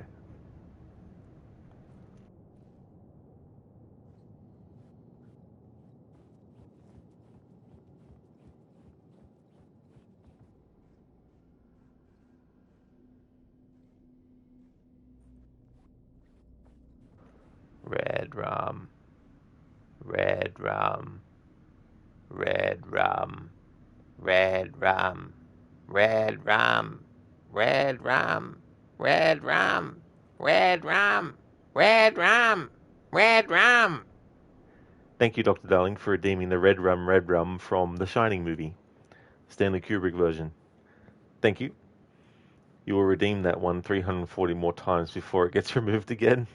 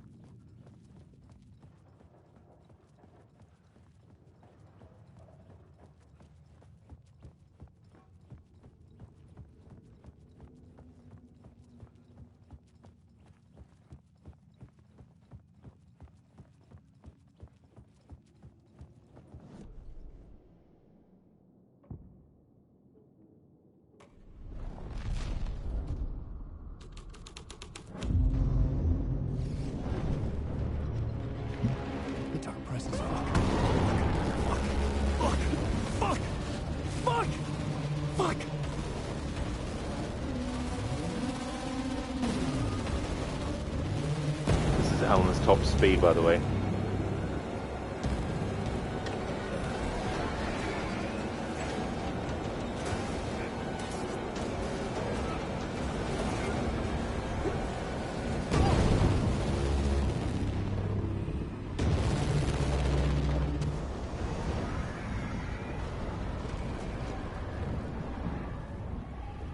That's one of my criticisms of the Resident Evil remakes and this game, which follows in their footsteps, is I couldn't hear the dark presence.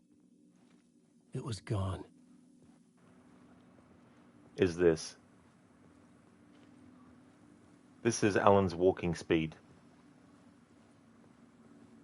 This is Alan's quote-unquote running speed, which to me is just a jog. Now, there's no danger here, right? So yeah, it might make sense for someone to jog. But when something is out to fucking kill you, are you going to just fucking jog? You're gonna fucking sprint your ass off. I don't care what weight you are, you're just gonna try to just fucking run and pelt. You're not gonna fucking jog.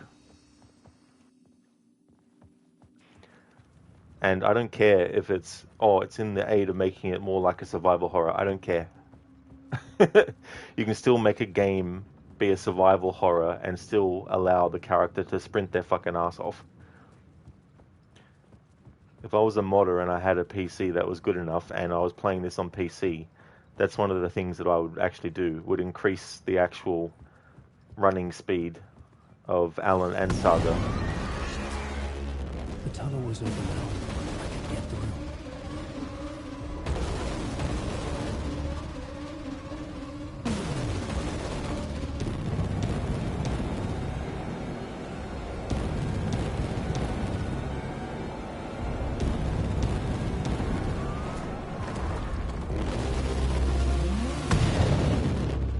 Dark presence. I had seen it before. I remembered now.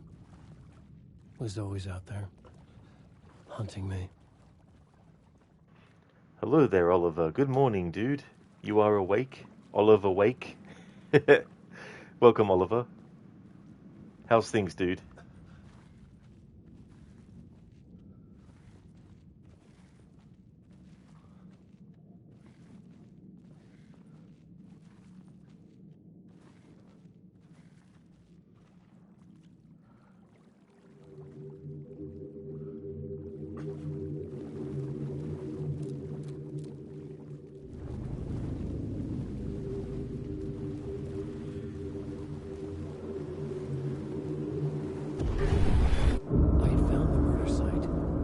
Somehow the victim's heart was the key.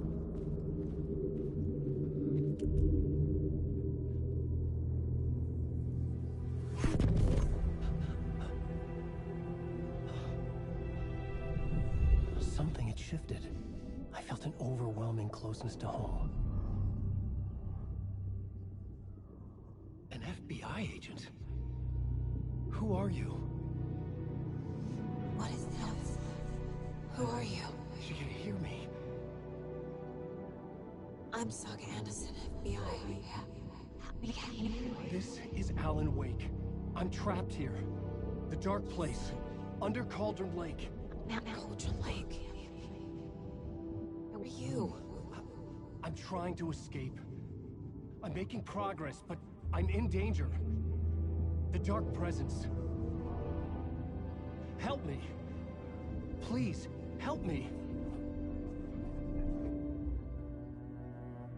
I could sense it. I was closer to home. Had the woman in the vision helped me somehow? Something had changed. Outside. Parliament Tower. Where I'd lived with Alice. It was out there. Waiting for me.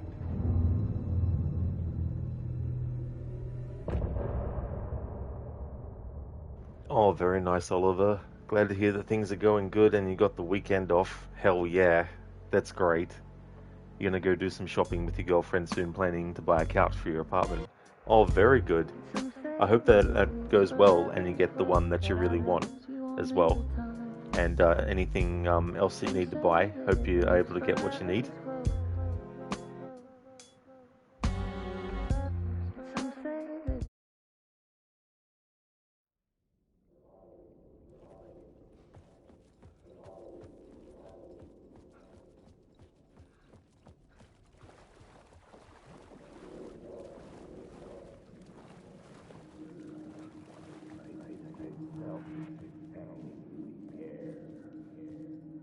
to the murder. Stepping to the murder site, I'd felt it, hanging in the air. A meaning, the violent emotion of the act, like a cloud of wrath. The dead eyes of the victim staring at something you couldn't see, and yet making you aware of it. Something had soaked into this place on a molecular level, overlapping with your meaningless existence. Regression to something you had managed to forget. Marking you, taking you for a ride, making you crazier.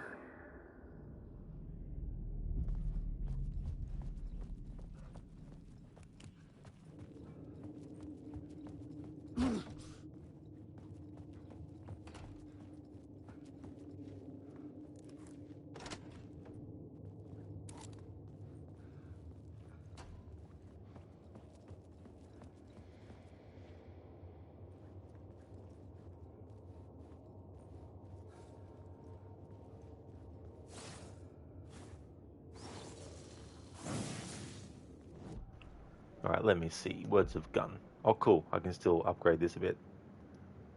Alright, now I'll get the increase for sunny skies. Increases flare gun projectiles area of effect by 50%, and now upgrading it fully will make it 100%.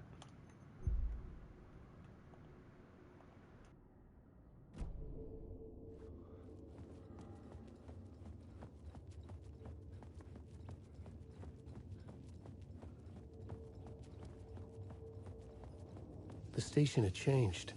I was closer now.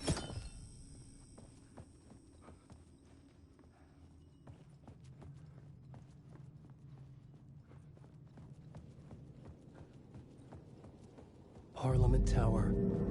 Our home in New York. Was I really this close to being home? Going up to our apartment? Would I be home? Or was this just an echo of the real thing? Even then, the murder site had brought me one step closer to escape. The payphone at the edge of the plaza was ringing again.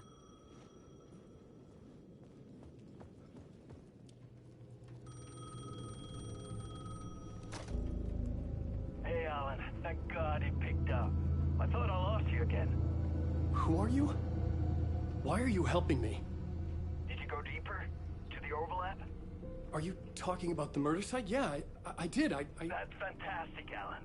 We're closer to getting out. We're making progress. Well, we would be if you would answer my damn questions. Last time we spoke, you were pretty worried about Alice. Did you ever check Parliament Tower? To make sure she really got out of the dark place? Well, of course she got out. That's why I'm here. That's the whole goddamn point. Be very careful, Alan. The dark presence is stealing from you. It can already manifest as your double. Scratch will come. Wait, hello?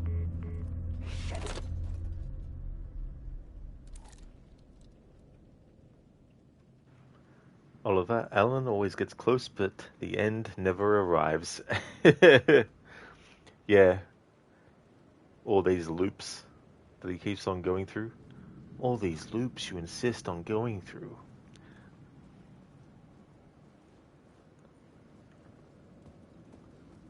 Guess in that way you could say he's gone a bit loopy.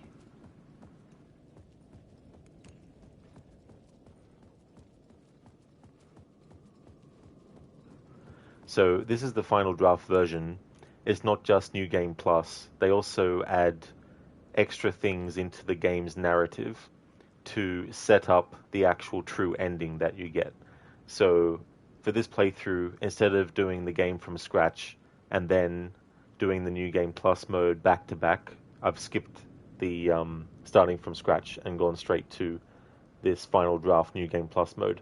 So there will be some things here that if you haven't done this mode before, you'll be like, hang on, what? I don't remember that being in the game. That's because they add extra stuff. So there'll be some extra things in the elevator that Alan uses to go up to Alice's apartment. Oliver? Pesky dark presences. Precious.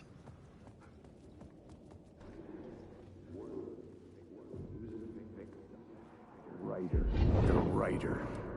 Maybe he was a victim. The cult, using his words. Or maybe he was the monster behind it all. Either way, Alice Wake, his ex, she knew things. It was there in her art for all to see. A cry for help. The darkness she'd witnessed. And that put her in danger. Was Alice here? In the story?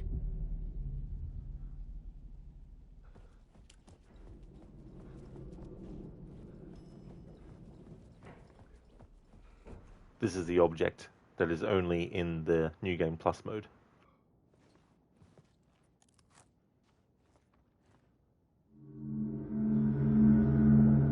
Ellen. Alice. What was that? Like a ray of warm light, I felt her presence. It gave me strength to go on.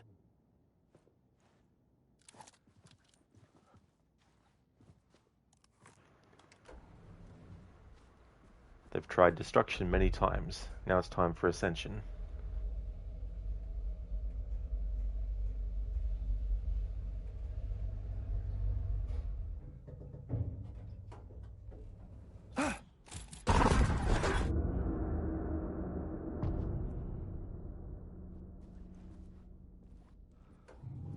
Alice's photo equipment. Set to go off when the door opens. Get out! Leave me alone! Alice! Alice! Get out! Alice. This is a photo of Scratch. How did Alice get this? Is he stalking her?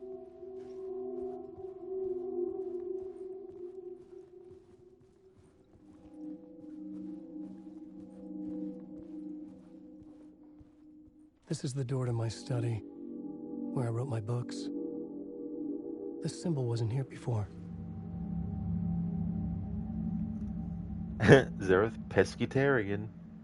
Oliver haunting Alice in Wonderland now. Yeah. Reminds me of Nightmare on Elm Street 4, the Dream Master. The main character in that, Alice. Where Freddy's like, "Welcome to Wonderland, Alice," or something like that. I think he says that. Maybe I'm misremembering.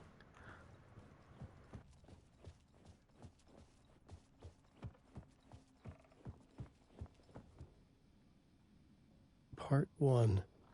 What was Alice working on?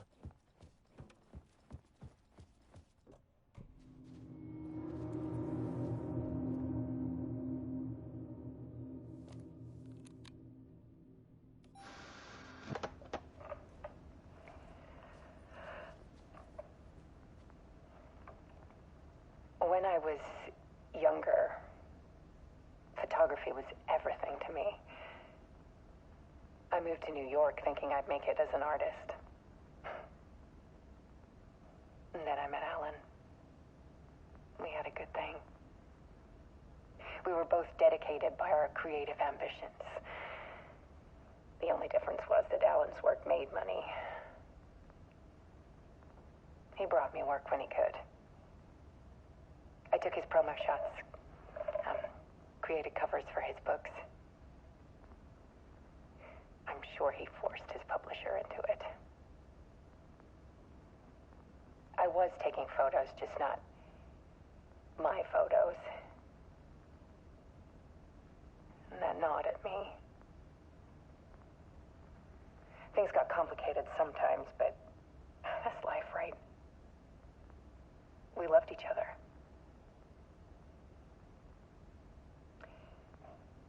Then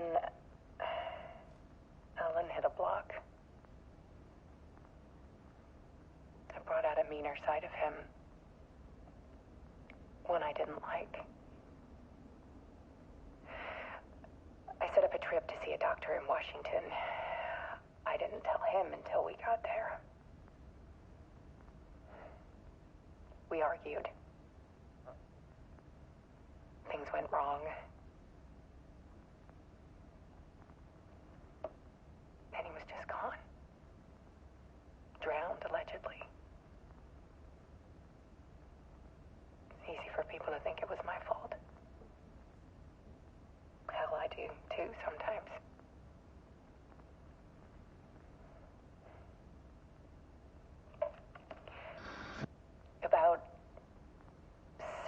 years ago, I started hearing noises in the night. Typewriter keys clacking. Voices. Alan was back. Haunting me.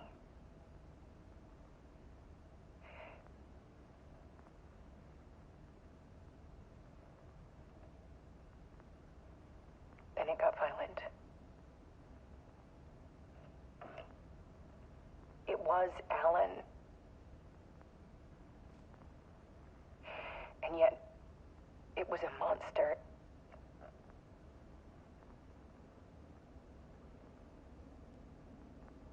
He always did have anger in him.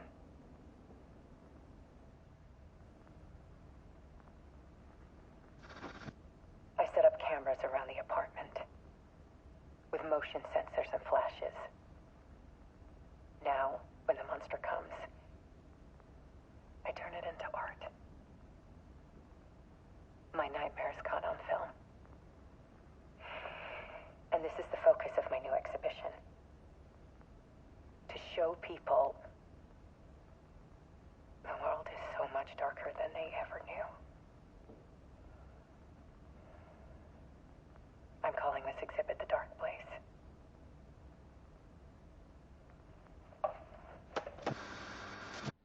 Alice.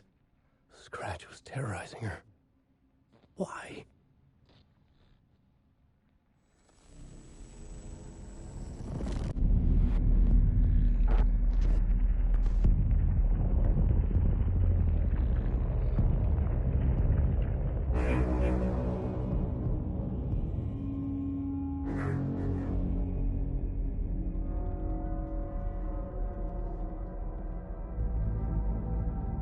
I sat in the writer's room and wrote a story. Initiation. To project myself through the dark place, to look for a way out. The story had brought me here, brought me nowhere. Looped me back. I was writing the story. And in the story, I now stepped into the writer's room. But there was no one here writing.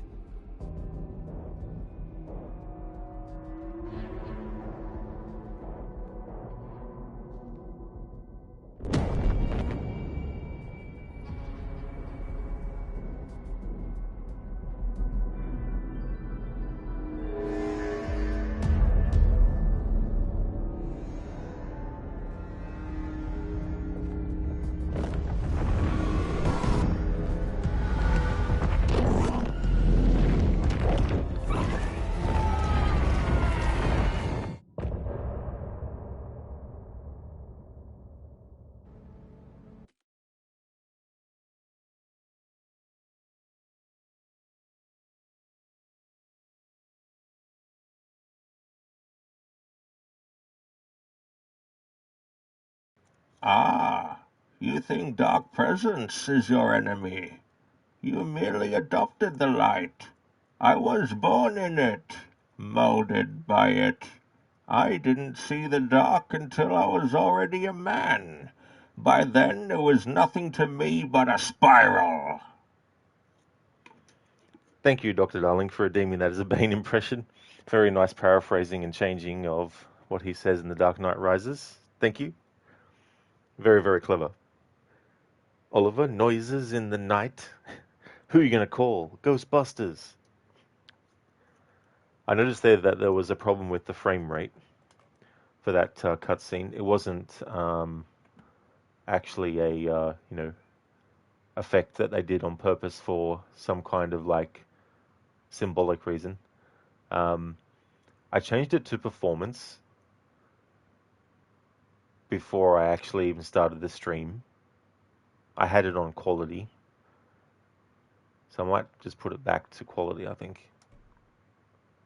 There we go.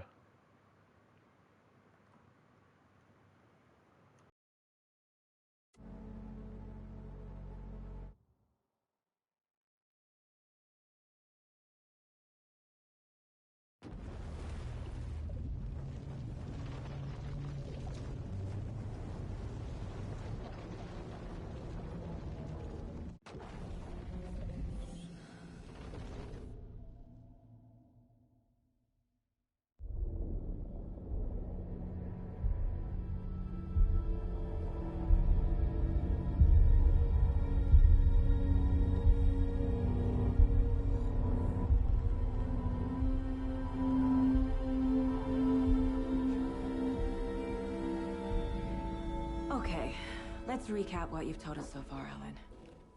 For the past 13 years, you've been trapped in a nightmare dimension called the Dark Place. Yeah. It's like New York, but it's not New York. And can be reached from the bottom of Cauldron Lake, but it's not really under the lake. And after all this time, you've managed to get out. Yeah. But so has your evil doppelganger. Mr. Scratch? Or is it the Dark Presence? Both. It's interchangeable. He's Scratch when he looks like me, but he can change into this other form.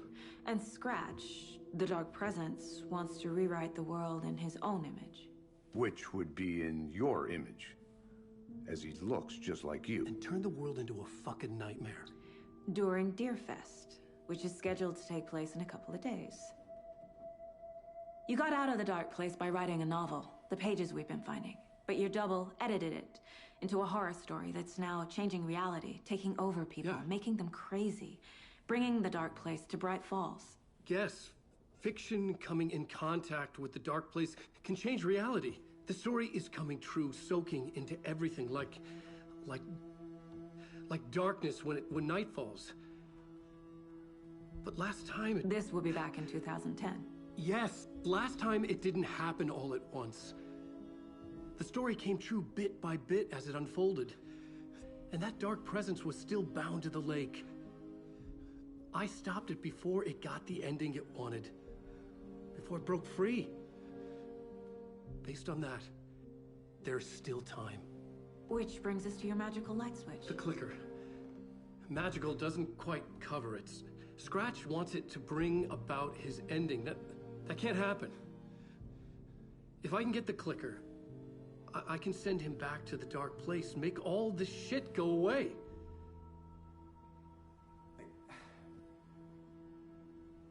Look, I know it's batshit crazy. My memory is full of holes, and I'm not sure how much I can trust. It's like a half-forgotten dream.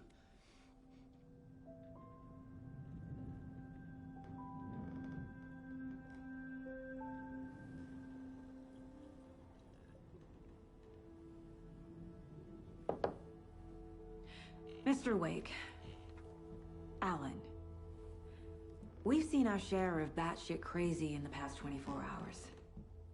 What I want to know is, why am I? Why are we written into the story? I think I saw you. Or a vision of you in the Dark Place. I think you helped me reach out and escape somehow. With that in the story, Scratch would have edited it to get to you. To hurt you. We are all in danger.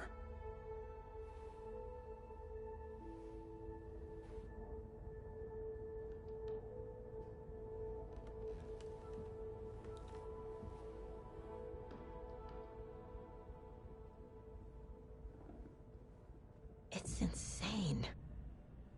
And there's so much of it.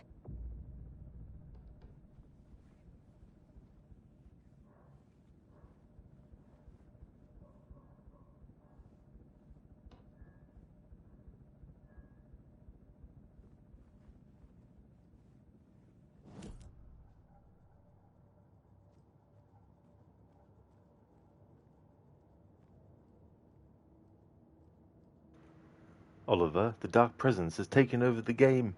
It has. It was like, you need to slow things down. It's going too fast. Hey there, Scar. Welcome. Good cop, bad cop routine. The classic setup. How's things, Scar?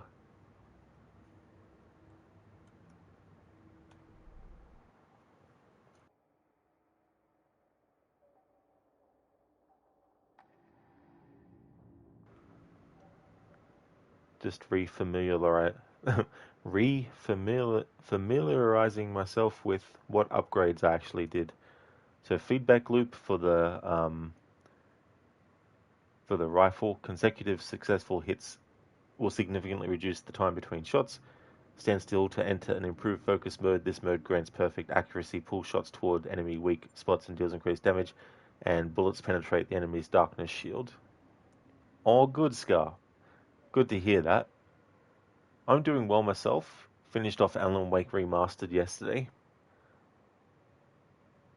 Now on to Alan Wake 2.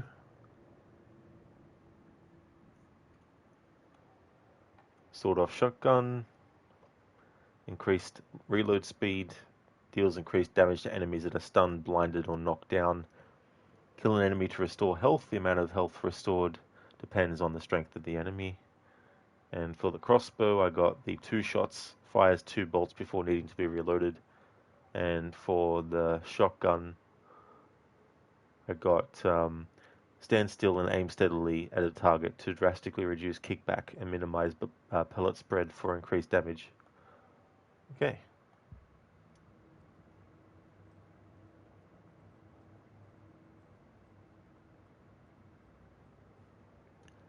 Code, well, had to change the motherboard, but order is paid and waiting with some added costs. 1,030 euros a week to 2 weeks, deliver or cancel. Oh, so you got to wait 2 weeks. That's, I mean, as long as you get it and it's in good condition. But still. You're gonna go shopping now, Oliver? See you later, Rodinator. The road is. I'll see you next time, Oliver. Thank you so much for popping in. I really hope that the shopping goes well. Hope you have a good one, dude. Catch you next time.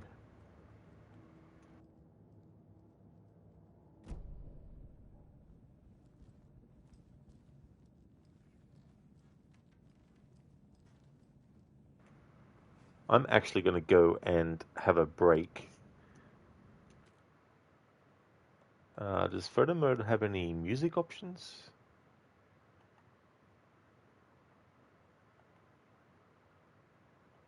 Don't think so, no.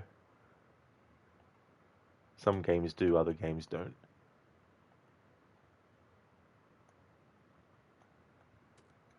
Ah, well, I'll just leave it on this screen.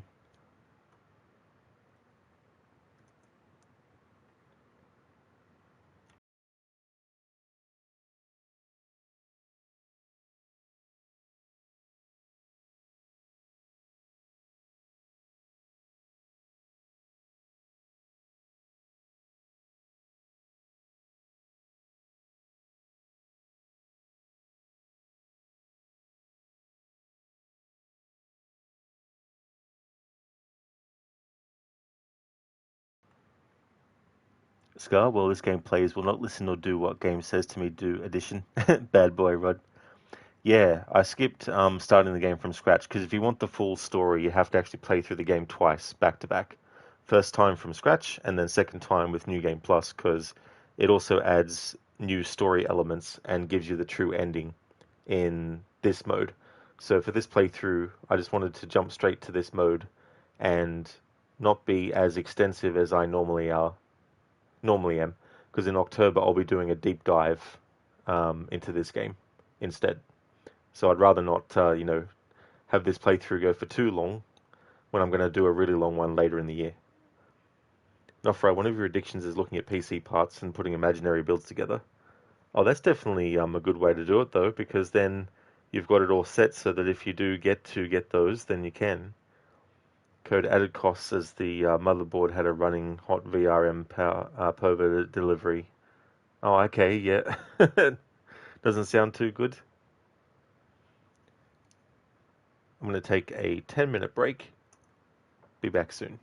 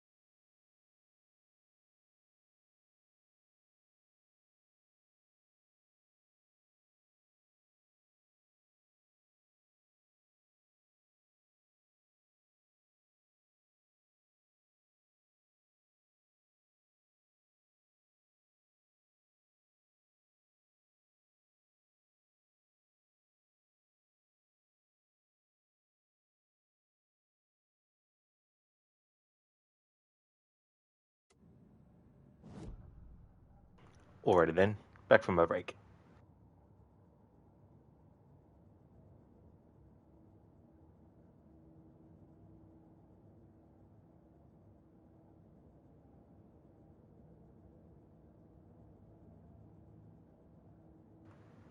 Not Frey, literally just build a beast of a gaming PC and still you look at PC parts, because why not, you guess? That's definitely fair enough. Code, you'll see, have to see if you can get 16 by 2 kit of DDR4, but 16 gigabytes should be fine for your stubby fingers. That's definitely fair. Not Frey, your old Intel board was a Gigabyte B660, it wasn't terrible. Seems yours is a step up from your old one. Good call going for DDR4 too. Still expensive, nowhere near as crazy as DDR5.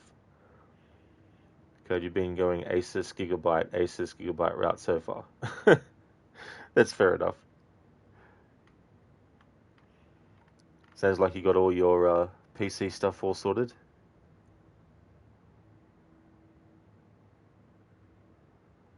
Thank you for the welcome back, Not Fry. Hey there, AC. Hope things are going well. Dr. Darling, you think you're going to play something entirely different that won't piss you off like Ubi shit? You're considering Disco Elysium? Great choice, Dr. Darling. I'll be doing another playthrough of that this year as well. But yeah, that'd be a good palate cleanser for you. Thank you, Milan, for the Happy New Year wishes. Happy New Year to you as well. Hope things are going good. Just want to see if I can fix that frame rate issue by going in the main menu.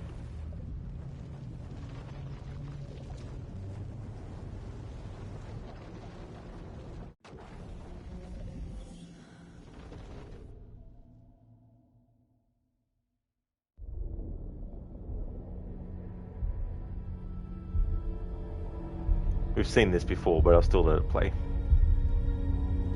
Act as a little bit of a recap for people who might not have been here at the time.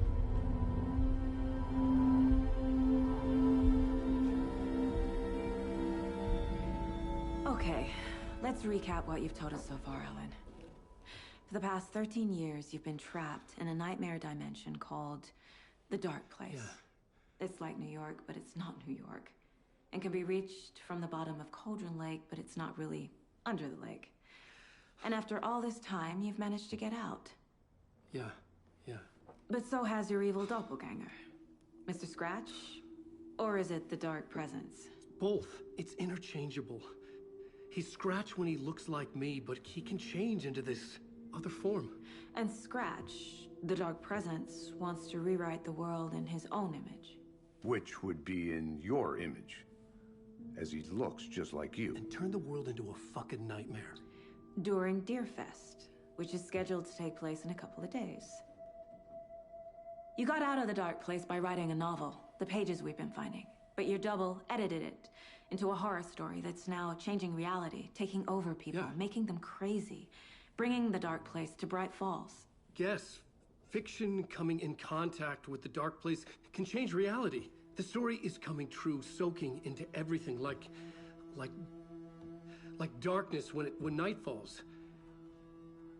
But last time This will be back in 2010. Yes, last time it didn't happen all at once. The story came true bit by bit as it unfolded. And that dark presence was still bound to the lake.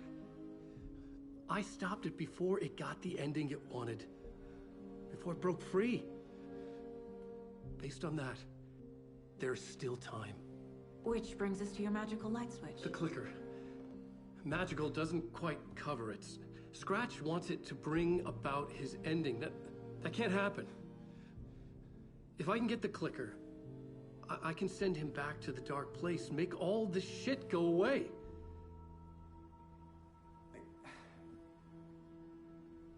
Look, I know it's batshit crazy. My memory is full of holes, and I'm not sure how much I can trust. It's like a half-forgotten dream.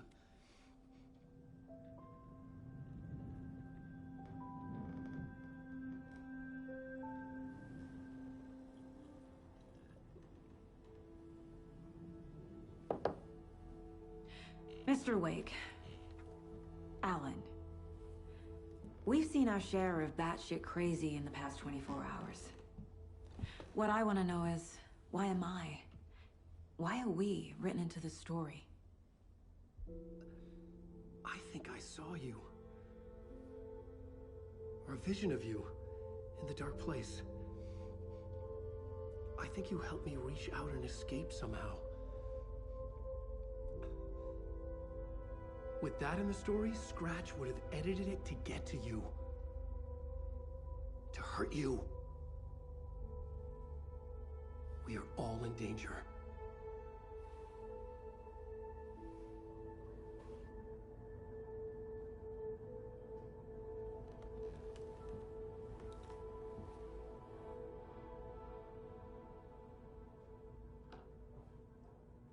It's insane.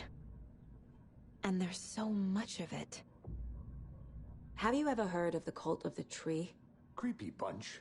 In the habit of wearing deer masks, performing murder rituals, victims turning into monsters possessed by darkness, possibly inspired by a horror story written by a certain author. Ring any bells? The cult. Yes. Yes. They have the clicker. If the cult has the clicker, does that make them Scratch's followers? How are you so certain they even have the clicker?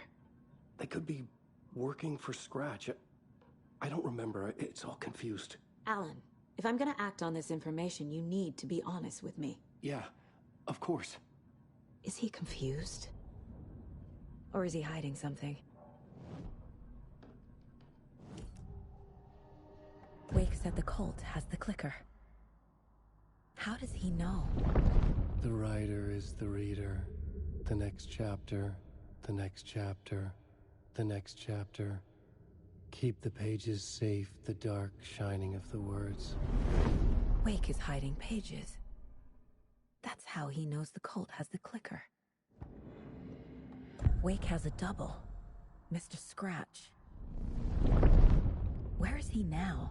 A cloud of wrath wears my face. The dark place in your place. Scratching out my body of work. Scratch is here. In Washington. He's hunting Wake. Scratch looks just like Wake. Why? Don't wake up the dreamer if your life is a dream. I swam to the shore, but the water is rising.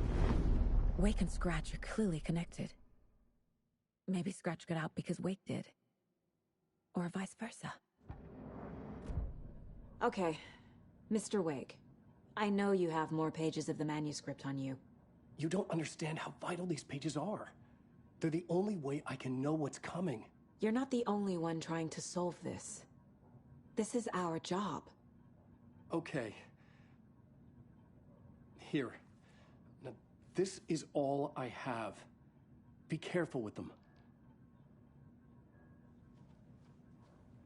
Inside the trailer, at the outskirts of Watery, Saga had seen Wake's fabled clicker for the first time, in the hands of the Cult of the Tree.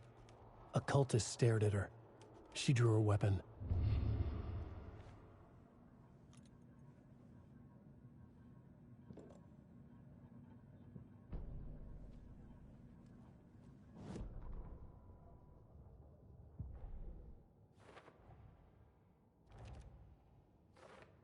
Yup. Already got the answers to these. Wake just gave us a lot of information. But this clicker seems like a good place to start. If we find that, then we find the cult.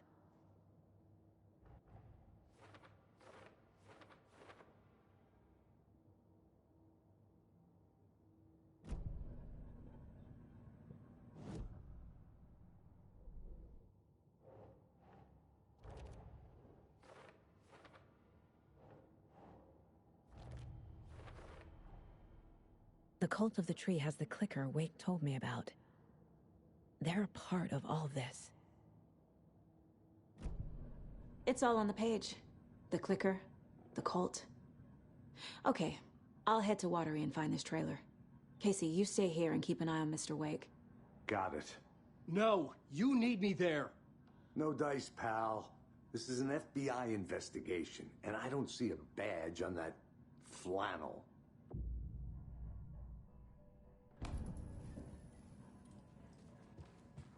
Hi, welcome. Okay. Past favorite Deerfest floats. Go. The yarn puppet monstrosity. Hello, and welcome to Coffee World, voted Washington's best coffee-themed amusement park. All of our attractions are family-friendly.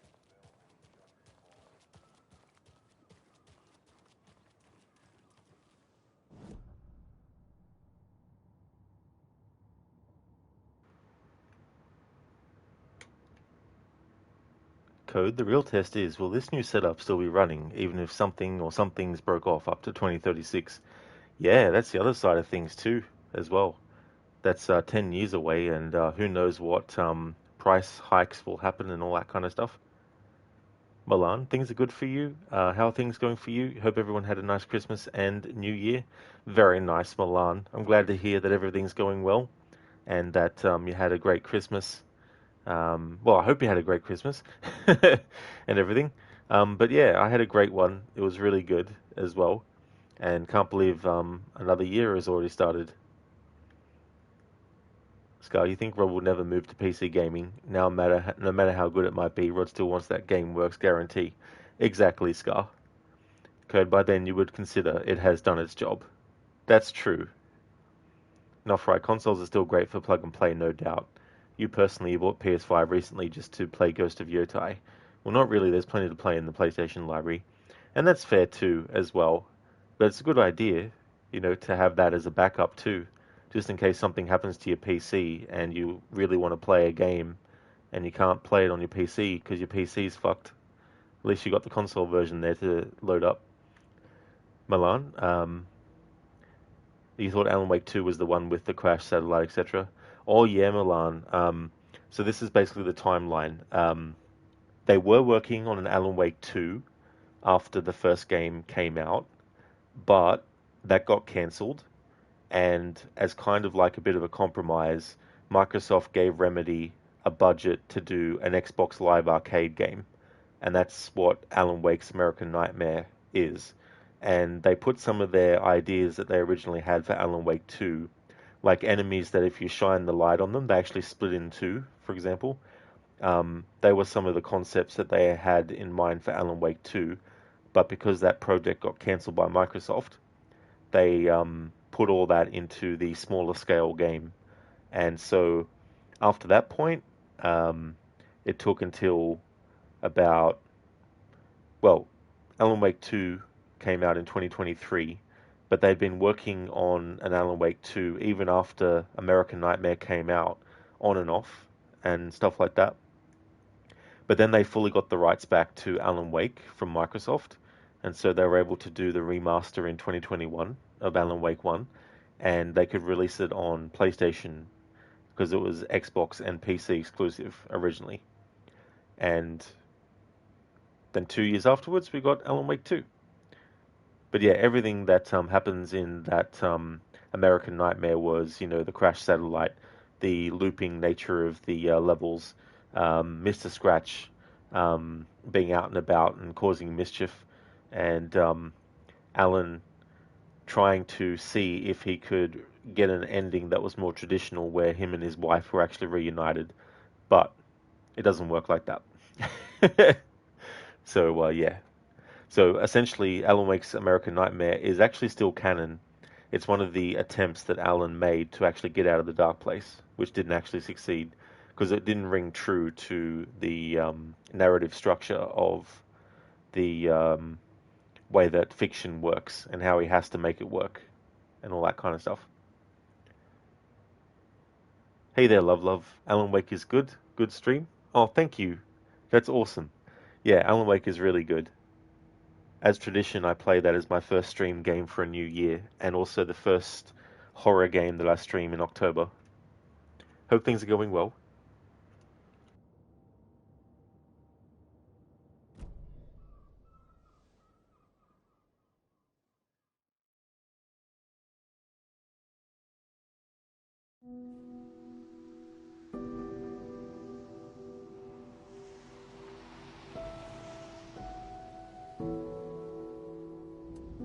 Anderson, I didn't want to say this in front of Wake, but are you sure this is a good idea? Going on your own? Assuming we believe the page, I need to check this out. We need to find the cult. Anyone we meet here could be a member. And this Scratch guy. The evil doppelganger? Must be true, or else this guy can't write for shit.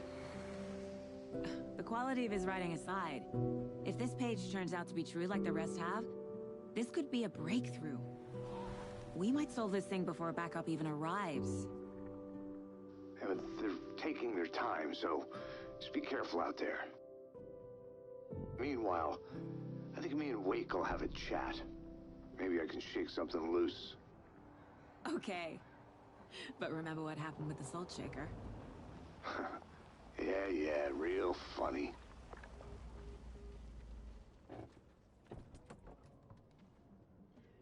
The page placed me in a trailer, somewhere in Watery. I should ask around.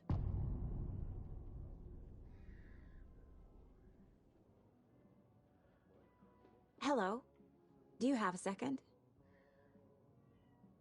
Ah, long time and no see, Miss Anderson. Thor and Odin are not here. They are old tricksters always sneaking off. Sorry, no, I wanted to ask you about something else. Oh, that's excellent, love that things are going well. That's awesome. Afro and Max Payne talking about quality of writing. Exactly, Afro, yeah. Yeah, that's one of the things with the Alan Wake games that is really, really cool, is being able to apply actual writing structure and everything into the actual narrative of the narrative and creating that sort of like, babushka doll sort of thing, where you have like a large doll, then inside that one is a smaller one, then inside that one is a smaller one, inside that one is a smaller one, and so on and so forth. And also being able to mess with that structure as well in the narrative of the multiverse and all that kind of stuff. Can you point me to any trailers around here? Sure. Watery Lighthouse Trailer Park. Ilmo Koskela owns it. He owns many things in town. And where is Ilmo? I saw Ilmo and his brother at the bridge. Well, what used to be the bridge.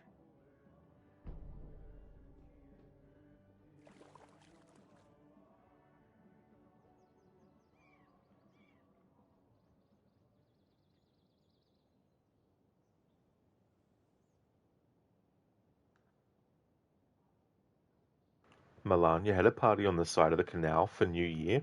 You all got pretty drunk, so you're surprised nobody fell into the water. You were playing your instruments and drinking like pirates on holiday. It was a good way to see the new year in. Well, that's really good that didn't happen, Milan. It was great that you were able to enjoy yourselves in that way and have fun.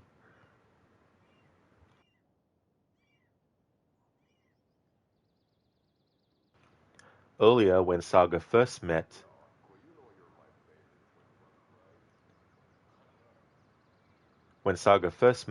Ilmo, they were meeting for the first time. However, now that the story has incorporated Saga and her life into the narrative and is twisting it, it has started to make characters like Ilmo believe in the reality of they've known Saga for years.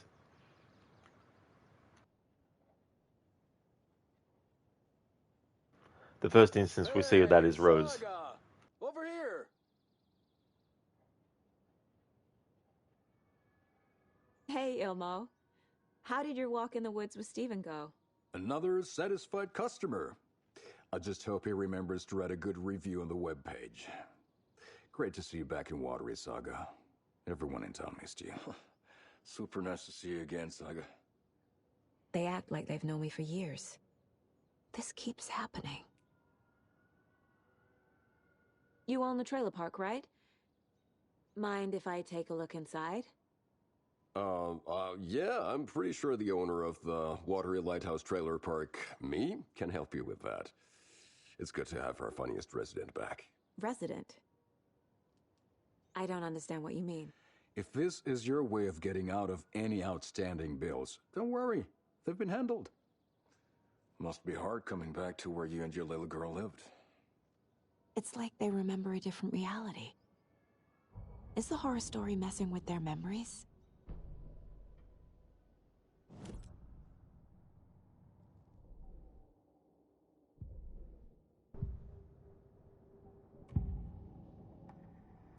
Ilmo made it sound like I lived here. Does he really believe that? Light, laughter, and love will guide you home. Saga and her daughter. Oh boy. Happy faces raise property value. Family comes first, Ilma. We take care of her trailer while she's gone. She's one of us, Jaakko. Her spare key is safe and sound. The Koskela brothers have happy memories of me living here. This must be the story affecting them. I'll play along for now. I need the key to that trailer.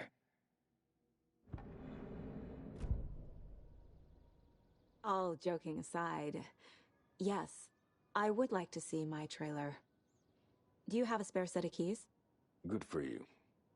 Yeah, I have a spare set. They're just over at Coffee World.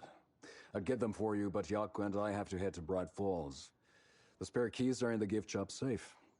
I'll call ahead and have someone get them out for you. Oh, the road's flooded, but if you just follow this trail behind me, it'll lead you there. Call the gift shop so they can give Saga a hand. Yep. There's Coffee World. Need to get across the river.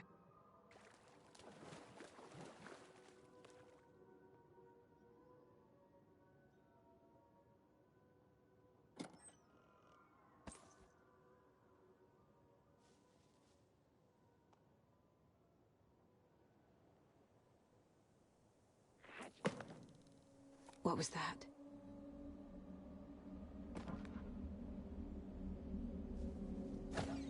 Fuck!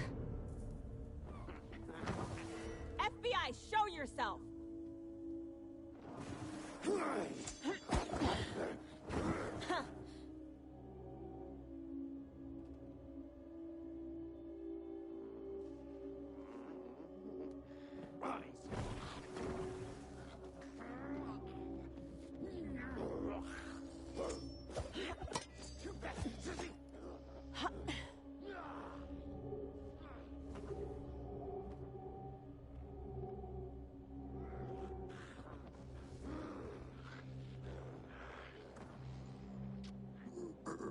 Rot.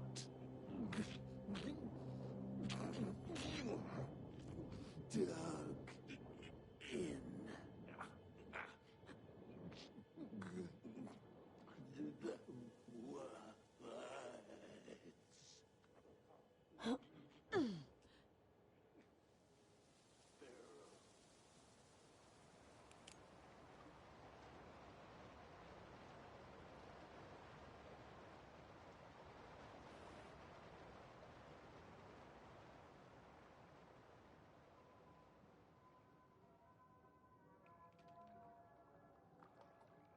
More people turning into Taken. Is this the cult? Or the story? Or both?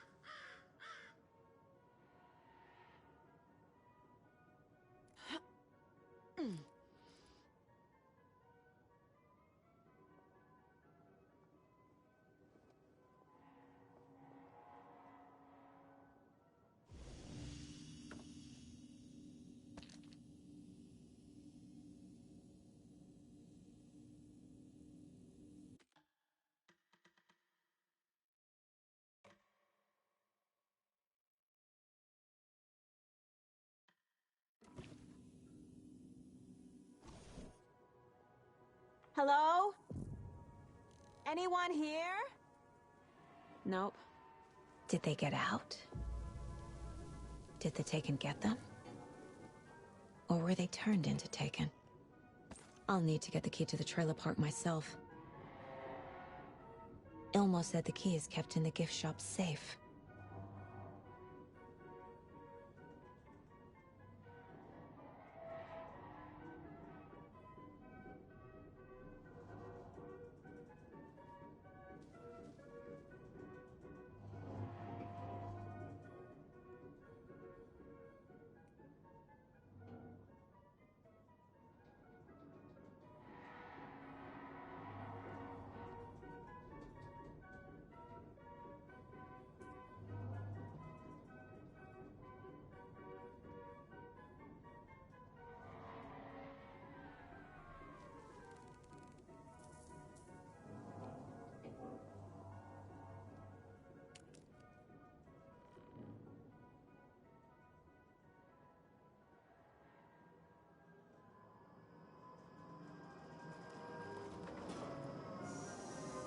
Okay, then.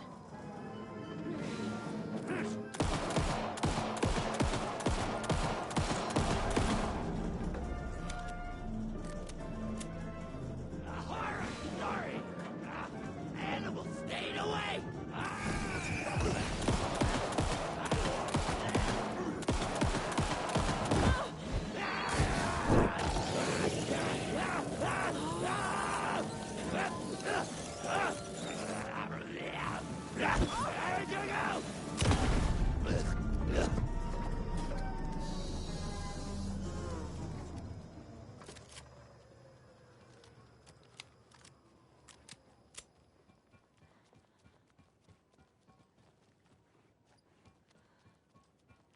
Always good to have a screwdriver. Didn't mean to waste my flare. But it's all good.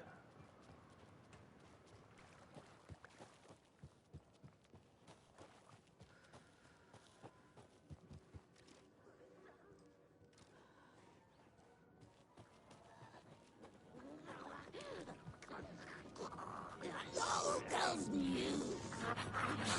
Sorry. Plastic beer mask.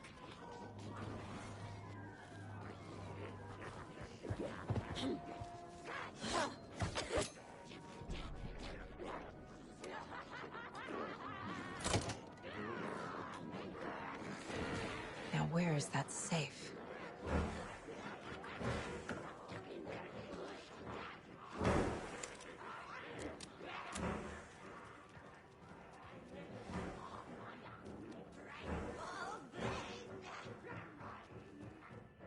Locked. Okay. What would Ilmo use for a code? Coffee World staff. Hope they're not all monsters now.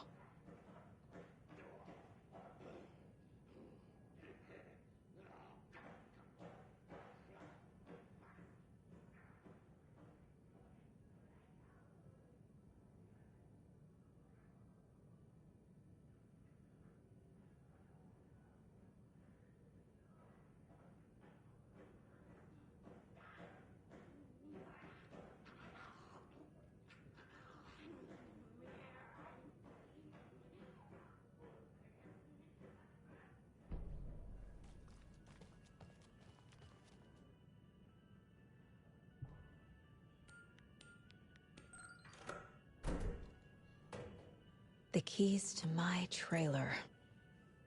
Now to find the clicker and the cult.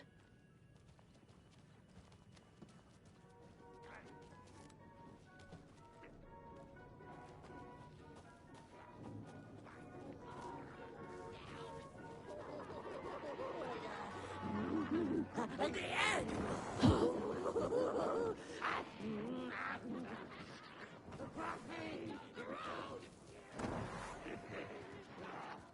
The Espresso Express!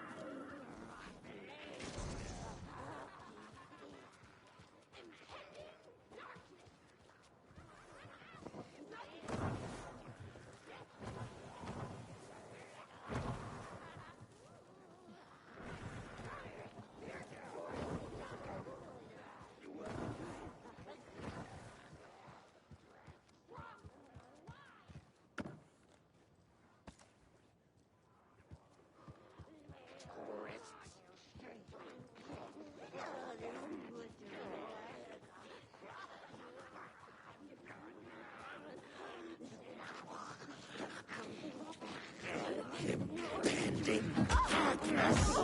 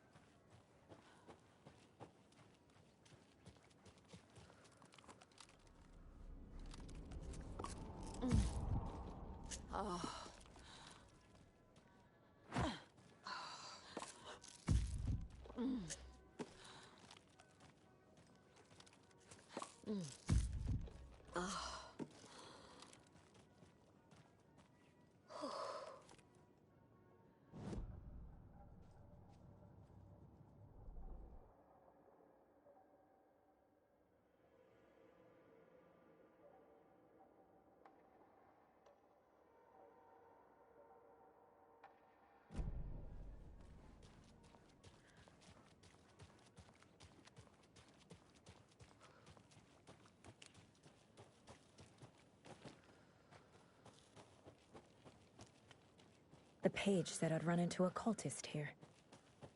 On your toes, Saga.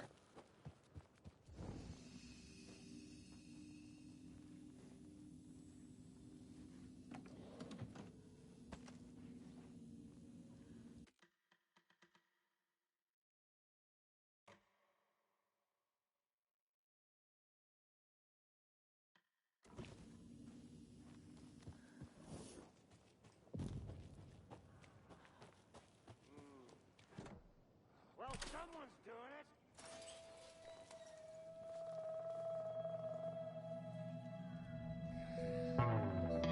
It's in the rain. Must not drink the water or take a bath ever again. Moonshine. Only drink the moonshine, brother.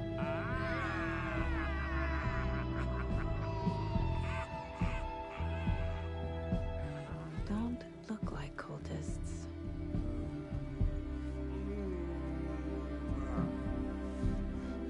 That's not helping. I don't feel like myself.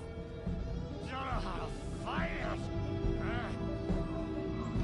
We're too old now. Excuse me. I'm looking for the Anderson trailer. Sweetie pie, right on time. Like we were just saying, it's not true. The lies to hurt you and make you weak. Don't believe a word. They believe because deep down, they want to be told what to think. We're different. Rebels! You must stop it before it turns real. Don't be part of the story. Make the story. Start the hell of it! These old drunks don't seem affected by the horror story like the other locals are. Do they know what's happening here? How do you know about the story? Same as you, of course, sweetie pie. We are family. The Andersons. Vikings. Gods.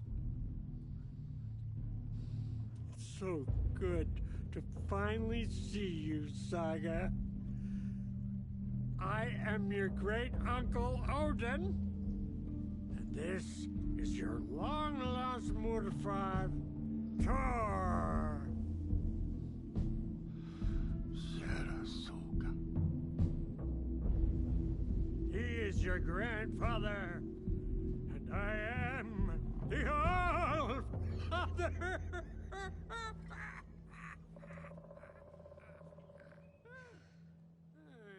Just as crazy as everyone else. Just as caught in it. I need to stay focused. I need to check out the trailer. You have things to do, sweetie pie. We don't want to keep you from your business. You can come see us anytime at our resting place, Valhalla Nursing Home. Your name is Anderson? Same as you, kiddo. Thor Anderson, Odin Anderson, the old gods of Asgard.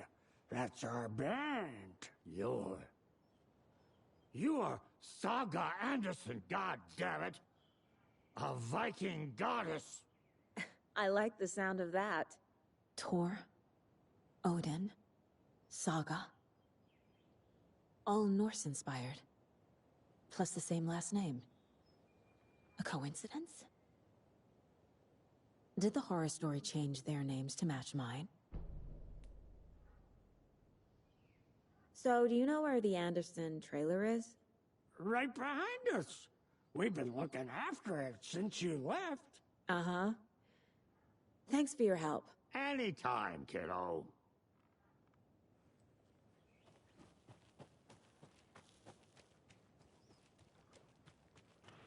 Milan, is this a don't shoot the locals run? Well, I definitely wouldn't want to be shooting Odin and Thor. But anyone that's been taken has been possessed by the dark presence and is no longer human anymore, only just, in their physical appearance, then they'll actually be getting killed. But I also want to try and dodge enemies where I can and not really waste ammo and stuff, even though I'm on New Game Plus.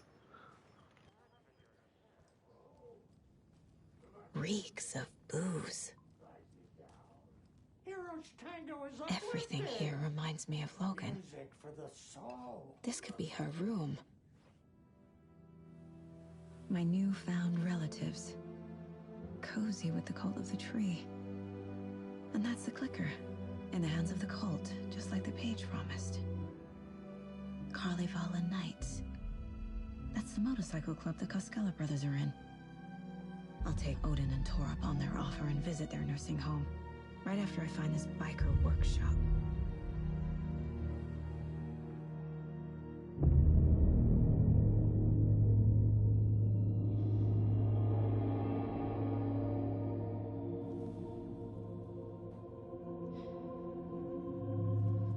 No.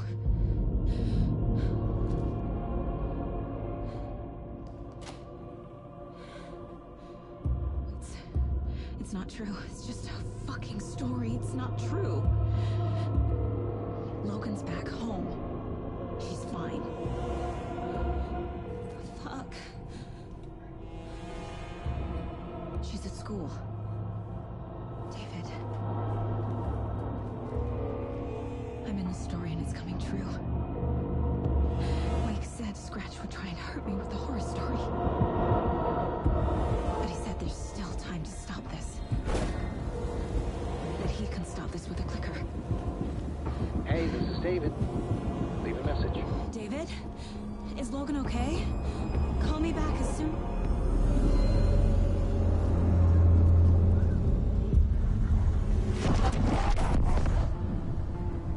Mulligan?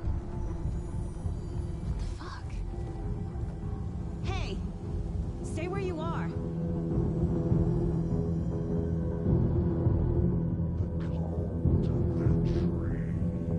Mulligan is a cultist? What the fuck is going on here?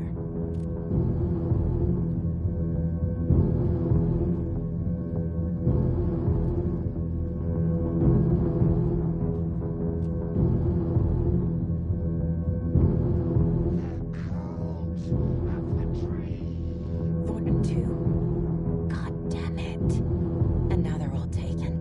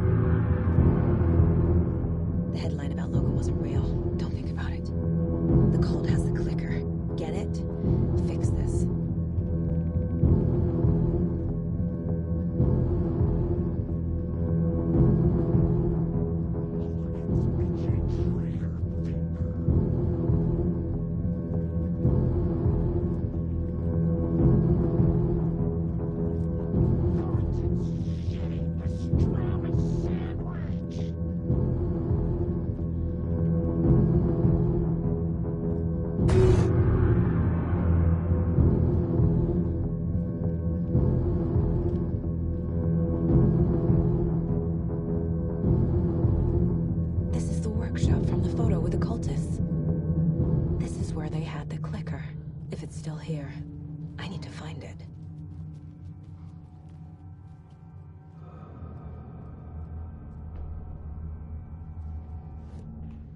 Oh yeah, Milan, I see what you mean. Yeah, no, this isn't a minimal kills or avoid killing playthrough, but where I can and can conserve ammo, then I might try and dodge and all that.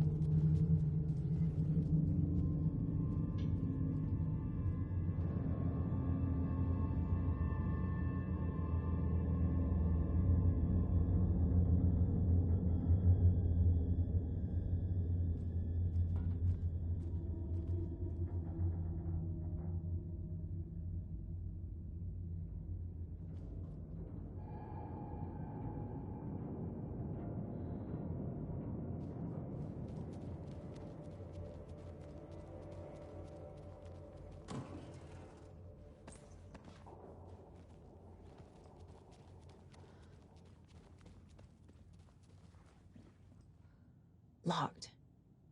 They must be in there. There has to be a way to get this lock open.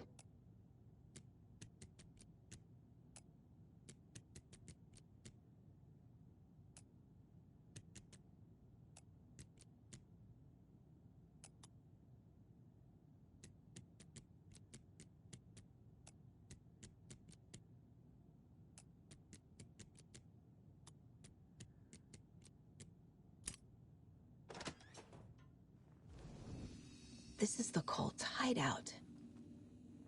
Their headquarters, even?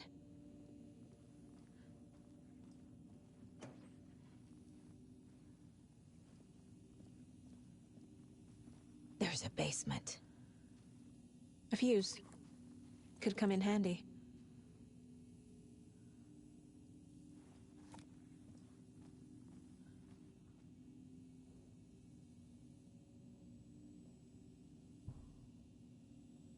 The cult is leaving supplies around for themselves. This will be handy. This is the cult's process. Their ritual. That's it. The cult isn't well organized. People aren't following orders. The Nightingale ritual wasn't completed.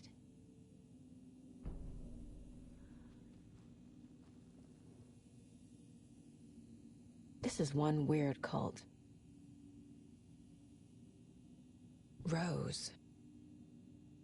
She's that waitress from the diner.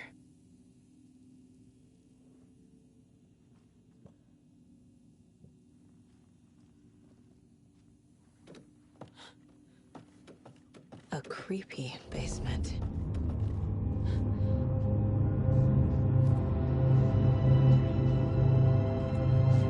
Hey!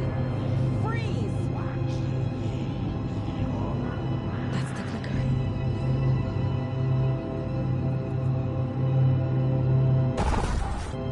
No! They took it! They're playing with me. I was so close. Hey, Saint. Happy New Year to you too. Thank you very much for the Happy New Year wishes. I hope that you're going to have a great 2026. How's things been?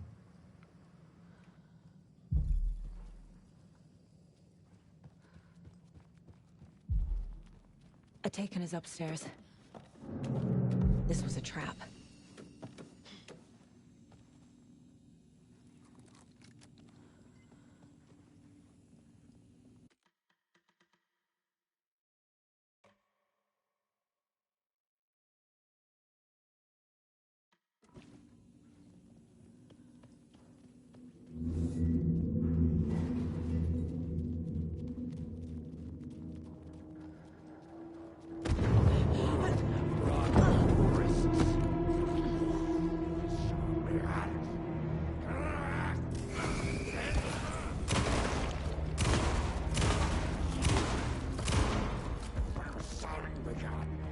terrorists.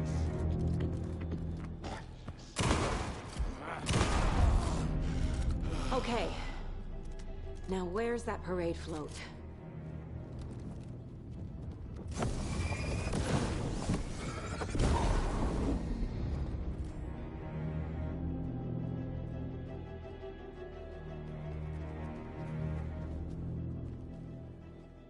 Is this the parade float the page mentioned?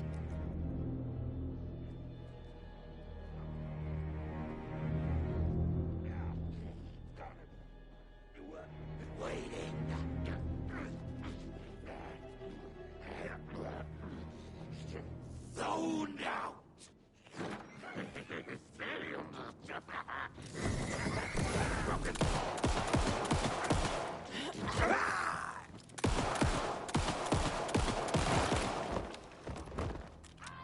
Search the woods! Coffee theme fun! The overlap formed around Watery's dark past. The ritual to enter was tied to crafting the float. Art was the key. It had the power to let Saga in. At Cauldron Lake, giving the poem and the heart to the witch side opened the overlap. Here, it's the parade float. But it's incomplete. Oh, nice, Saint. That's really good to hear. You've been well, had a week and a half off work, back to the office on Monday the 5th. That's great that you're able to get a week and a half off. That's really cool. Hopefully the rest of the time off will go really, really slowly. You started rewatching David Lynch's Twin Peaks series, been years since seeing it, forgot how good it was. Oh, nice. That's really cool. It's always good to revisit something that you might not have seen for a long time. I still need to actually watch that series because Alan Wake, of course, is heavily inspired by that, as well as a lot of Stephen King stuff. But yeah, I've never actually watched the Twin Peaks series, not even the original seasons. This is one disturbing parade float. Stabbing again and again. That must mean the arm's supposed to move. I don't hear any haunting laughter.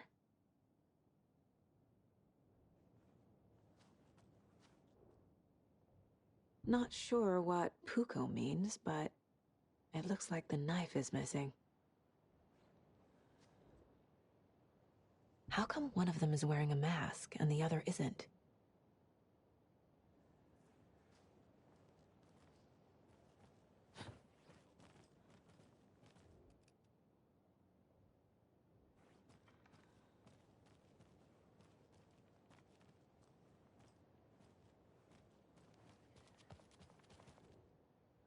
So this is the Koskela Brothers parade float. Looks like only 4 pieces are missing. The mask is the only one without a location listed. Gift shop. Easy. I can't make out what it says. Espresso Express. Got it. Fair Trade Fun Zone.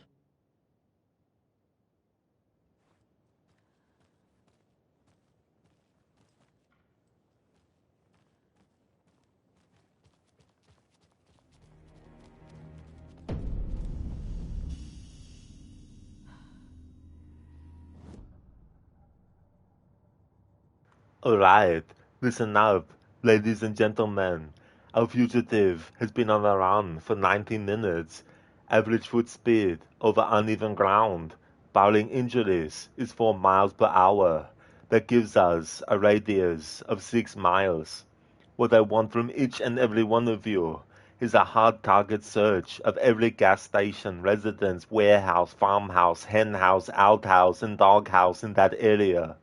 Checkpoints go up at 15 miles. Your fugitive's name is Dr. Richard Kimball. Go get him.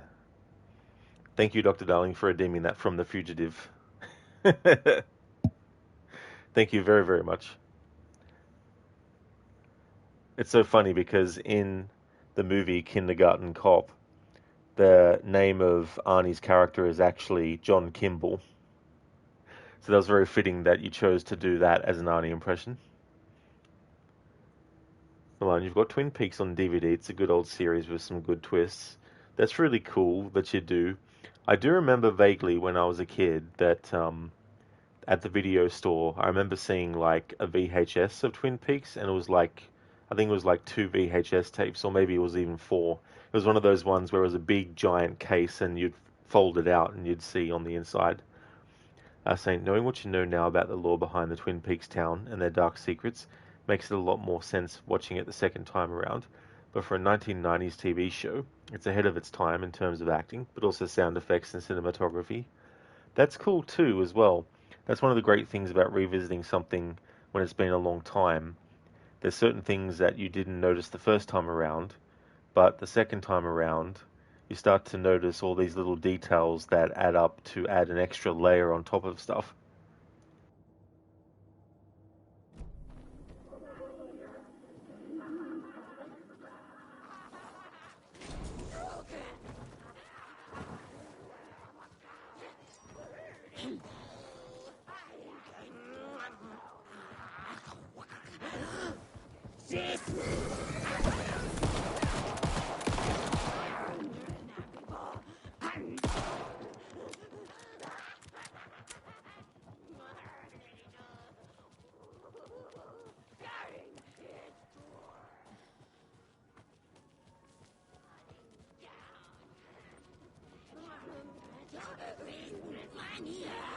Biker's repair vehicle!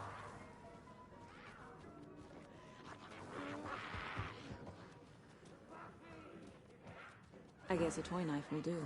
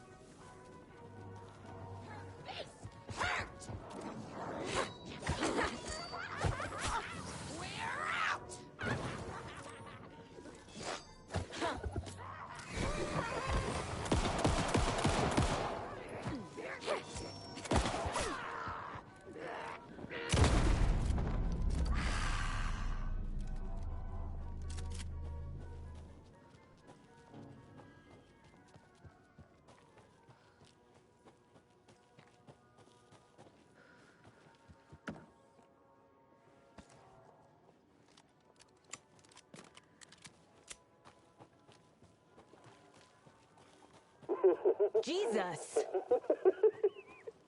Calm down, Saga. It's just a pot of coffee. Thank God.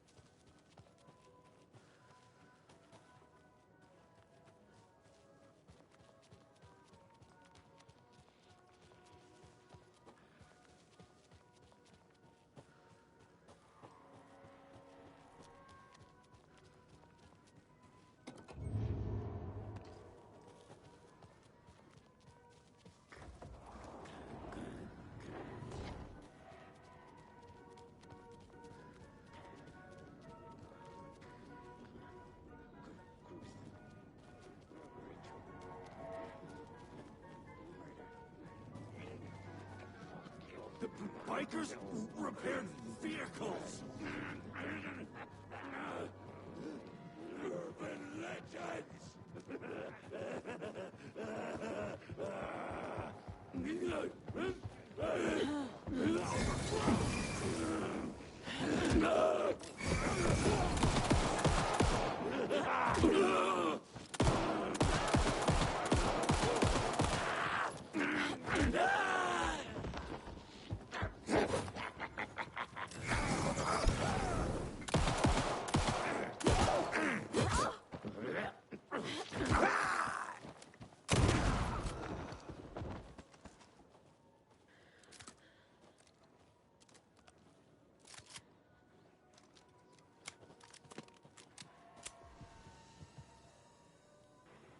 Dr. Darling, damn it, you should have thought of that in beforehand to make it even better.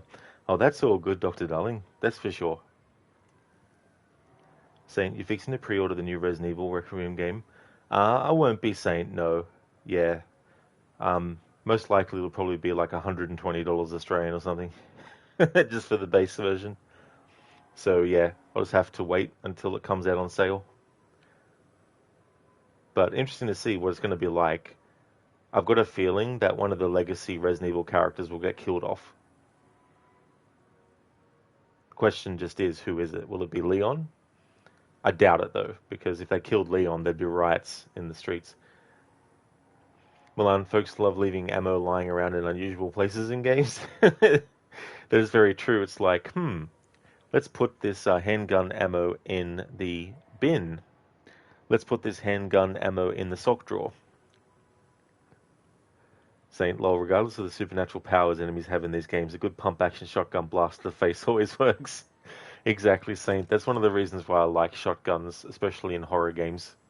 Even if it might not be the most powerful weapon amongst all the other weapons you can get, I still like the feeling in a horror game of using it.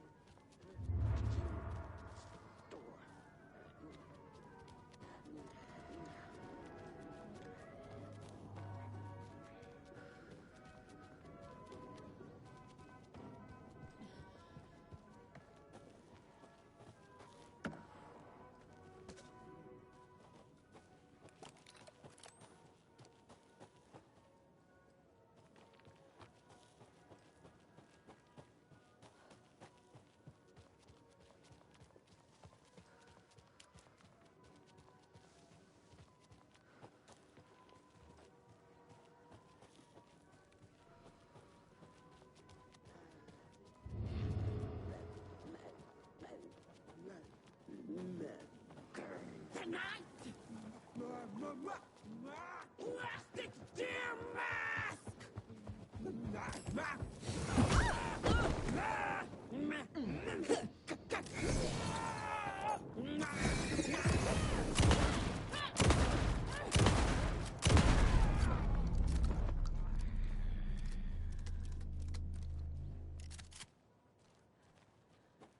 A fuse is missing.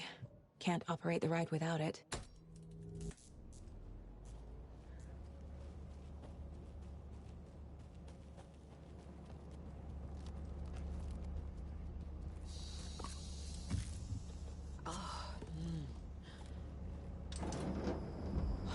There we go. Now I just need to stop it in a position that will let me get to that circuit board down there.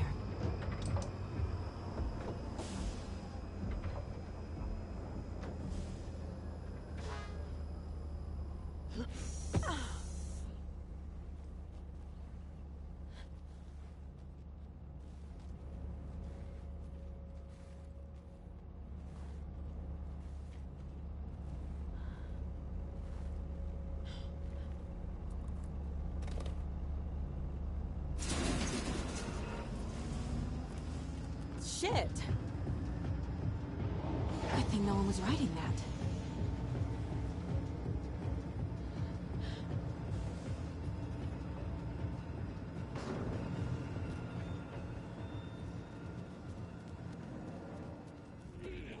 Many places to hide.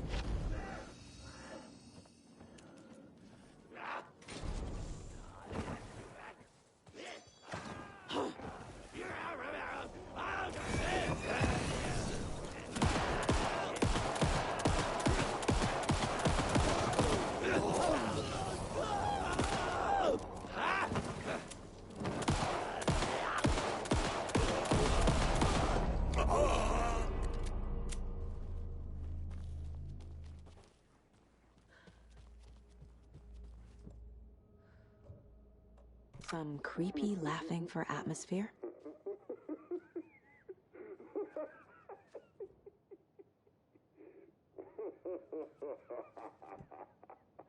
There's your knife.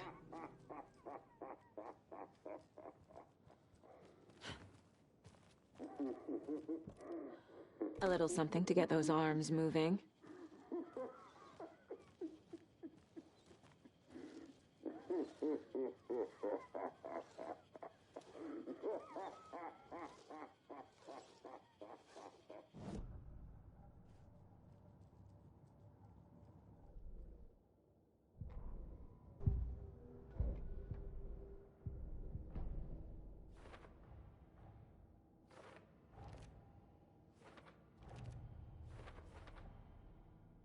I already took care of all this.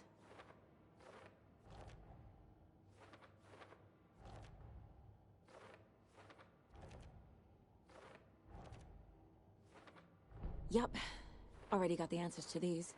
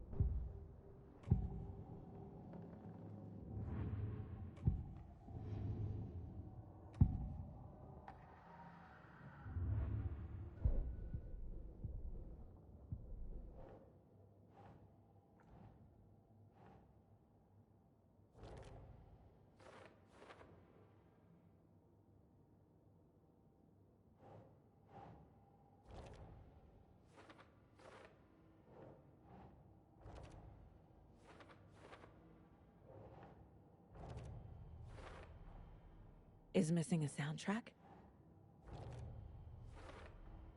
Should the characters be moving?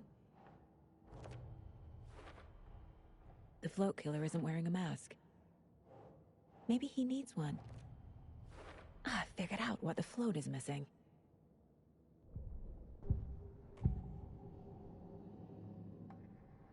The materials listed for the parade float mention a mask. Where is it? Poor Mocha Moose. He never failed to amuse me. Now we know, Ilmo, there is such a thing as too much coffee. Mocha will live on in a place of honor. He lost his head. Mulligan and Thornton had one job. Mulligan and Thornton must know where the Musco mask is. Well, on time for her to work on her overdose again. Yeah, that's something that goes back, I think, isn't it, to Max Payne? Having painkillers as health restoration. Carried over into Alan Wake as well, the first game.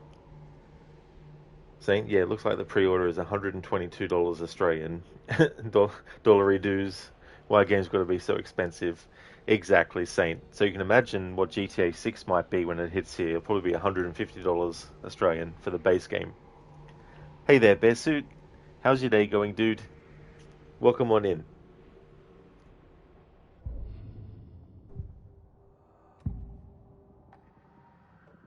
The mask is missing. Where is it? The dead brought back to life. The crown of the Grand Master. Moose steak is never a mistake. Just get it fucking done. They know where it is. I know they know.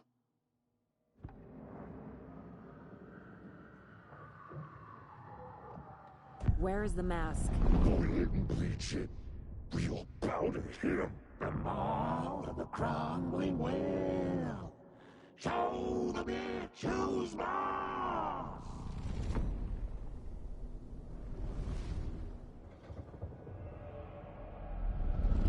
The moose mask is at the Huatari Well, in Coffee World. I saw something. Like I did in Cauldron Lake. The well, here in Coffee World. I know the moose skull will be there.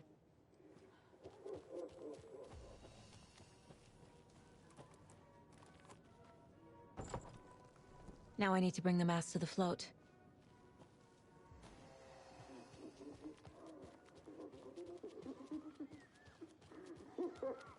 Oh, nice bear suit. Glad to hear that's going well, dude. Getting many scares with Alan Wake? Oh, yeah. There's a lot of jump scares in this game. You'll just be walking along the and just be like, what the fuck? Saying, well, is she communicating with demons? I'm not sure how much you know about the lore behind Alan Wake, but essentially there's a lot of possession that goes on, and Saga here has the ability to analyze and profile characters, even ones who've been possessed.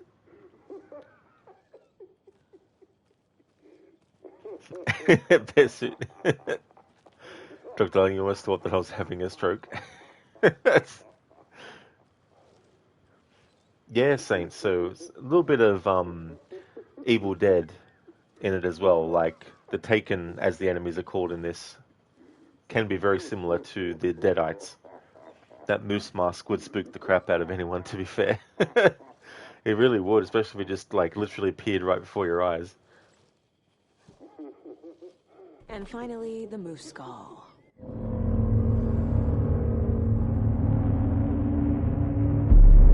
Okay, Saga. Let's get the clicker from these assholes.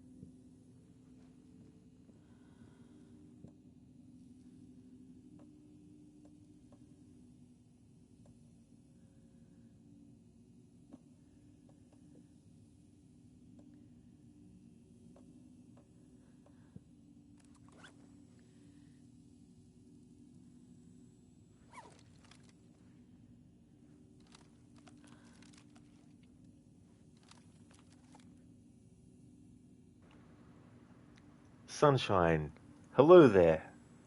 Thank you very, very much for the 45 stream streak. Thank you for that. I appreciate it. 45 days, you look so much. Thank you for all the streams, Rod. Oh, that's all good, Soda. Thank you very much for all the lurking that you do. I really appreciate lurkers lurking as well. So that's awesome. Thank you very much for that. I hope that things have been going well for you. I'm glad that you've been enjoying the streams as well.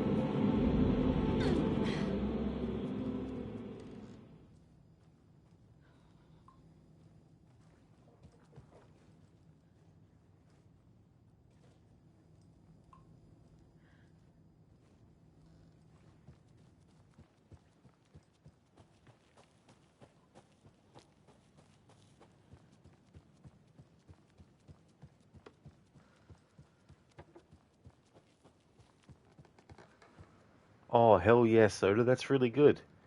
That's awesome that you've been going well. I've been going good too.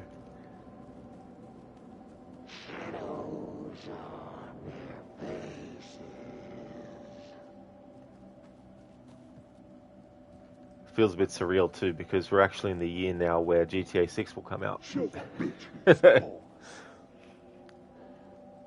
And then 5 years will pass and be like, damn, remember when GTA 6 came out 5 years ago? But yeah, I've been going well and got a lot planned for the channel this year, so looking forward to doing all that.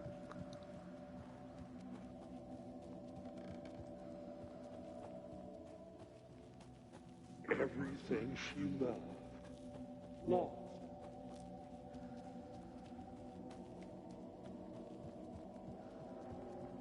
Friends leaking out like you.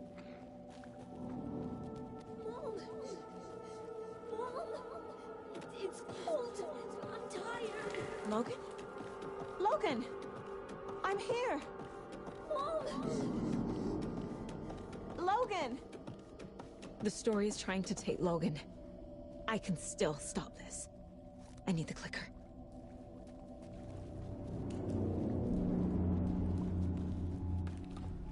Anderson, the trick. He has it now. Wake? I saw him this way in the other overlap. It's a loop. Just like before.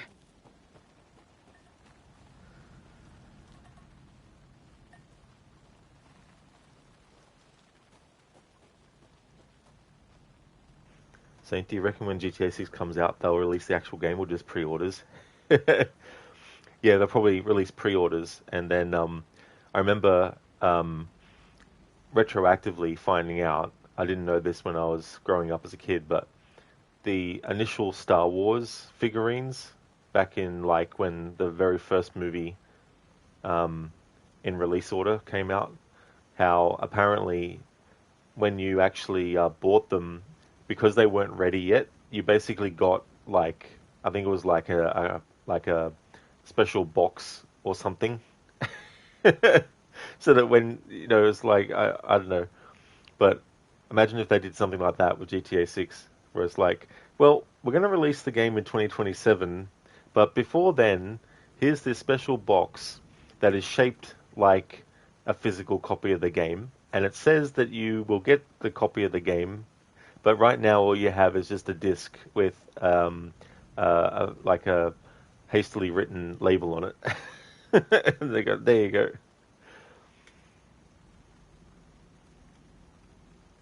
Soda, a lot better come out this year. A lot of people waiting for it.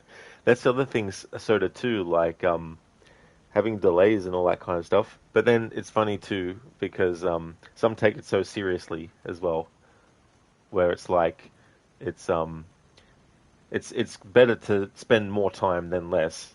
But it's just funny when you think about like people who might have been like, yep, I'm gonna get the week off work, gonna organize it, and then they have to be like, yeah, about that week off work that I got, I'm gonna need to work then, It's like, why? It's like, oh, GTA 6 got delayed. Bearsuit, you'll be there for my 5-year anniversary of GTA 6 stream. It'd be like a deep dive trying to, follow the lives of every single NPC and cover all their dialogue. Saying they better release the game and stop yanking our chains. That's it. Yeah, exactly. You would hope so. So, oh my god, that would make you so mad if you took off for a game and then it got pushed back. That's the thing too, and then like all the configuration of other people who ended up working their schedules around all that would be messed up too as well.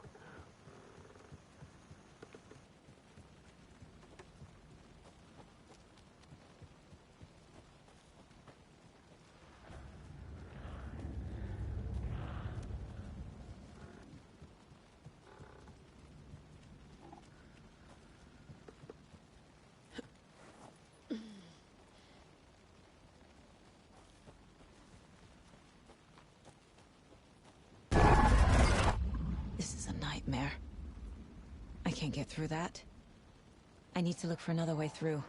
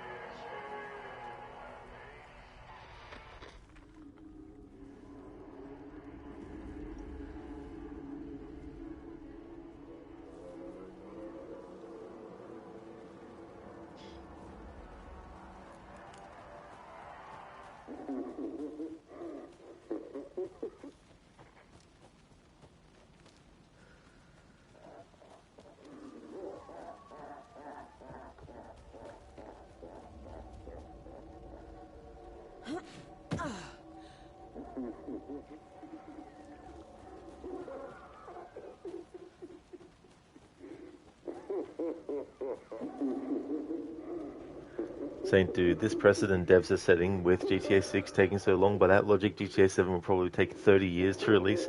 That's right, Saint, and it'll be like how the Matrix, in the Matrix movies, makes reality seem like it's reality. It'll be that level by that point. It's got people waiting for GTA 6. Why? You mean Rockstar will build it around GTA 5 online formula, so people will keep buying stuff. Also, it will not surprise you if story will be bad as well. Yeah, these are things too that when they release the game can be scrutinized more closely as well, and all that kind of stuff. But like with anything that people put value in, I guess there's a level of excitement and looking forward to something. And so when it finally comes out, it's one of those things where people might be like, oh, finally, can explore the game world, can find the ins and outs of it and all that kind of stuff. But yeah, that whole thing with GTA Online, like I imagine that they've had to do some stuff to future-proof for GTA 6 as well. Saint, your kids will be married and have their own kids before GTA comes out. That's right. Yeah, it'll be the PlayStation 10 by that point. Okay. Going down.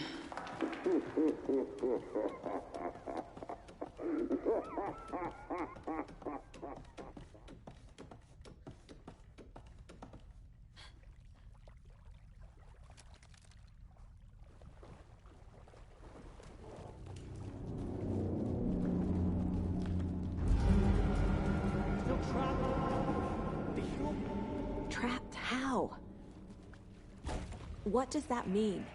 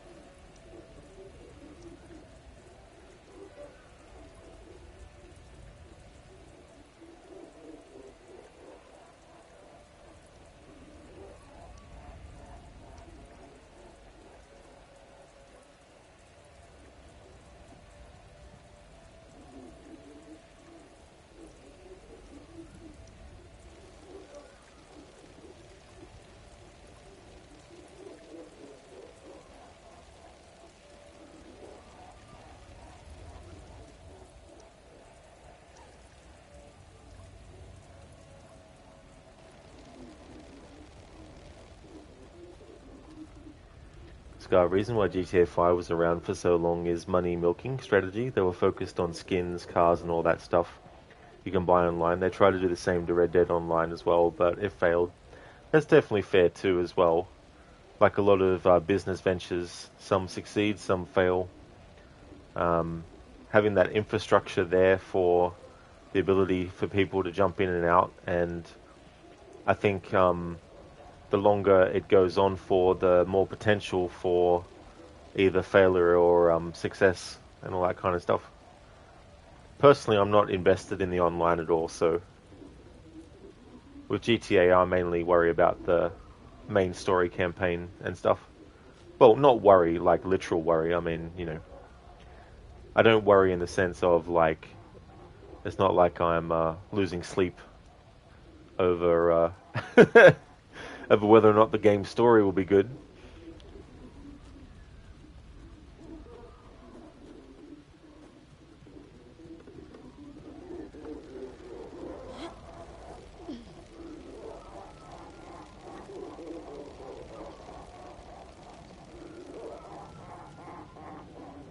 Shadows crept over Mulligan and Thornton.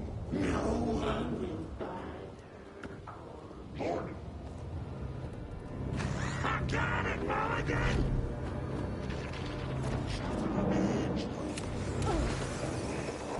This will stop them.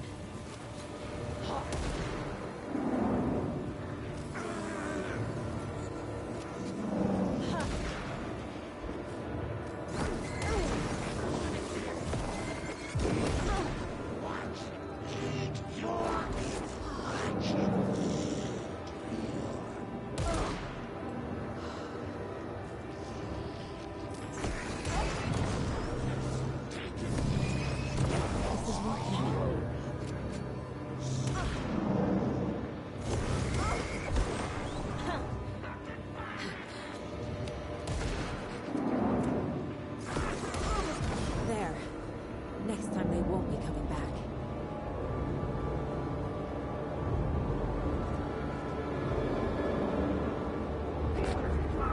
Show the bitch who's boss!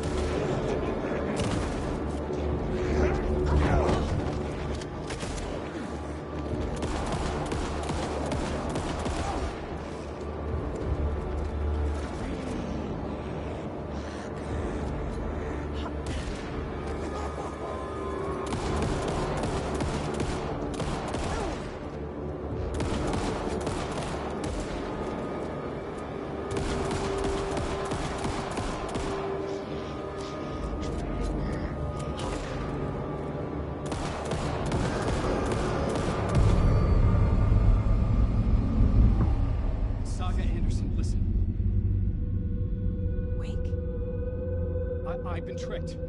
Scratch wrote, I tried to fix the story, but has it now. It's the key to escape. What do you mean, escape? You're already out. So is Scratch. We're making progress. I wrote to be the story's hero. Save her family. Save us all. Save her family? Are you talking about my family? Yes, you know it's working. You just need to keep going. Did you put my family in the horror story? I keep seeing him in overlaps, but he's already out. Are these visions coming from the past, when he was still trapped in the dark place? I have the clicker. I can stop this nightmare.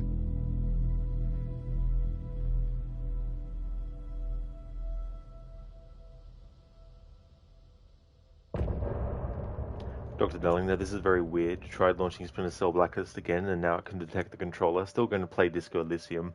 Stealth requires patience. It's so annoying when shit like that happens, you know. But maybe it might be a sign that the rest of the game can be salvageable. But yeah, Disco Elysium would definitely be a good antidote to that. I can't wait to play that game again. Like, I really enjoyed it a lot. Looking forward to my third playthrough.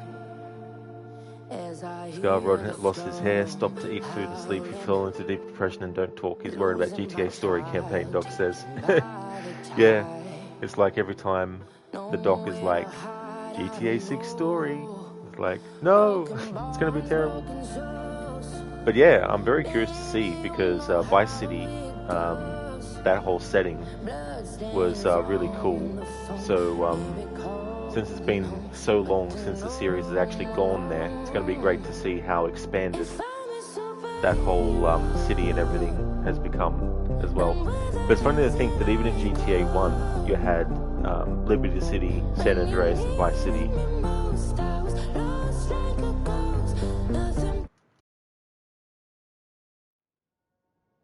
Wake said he could use the clicker to undo the horror story. I need to get back to Bright Falls, to Casey and Wake. I should check in with Casey. In that game, like, all three cities are in it.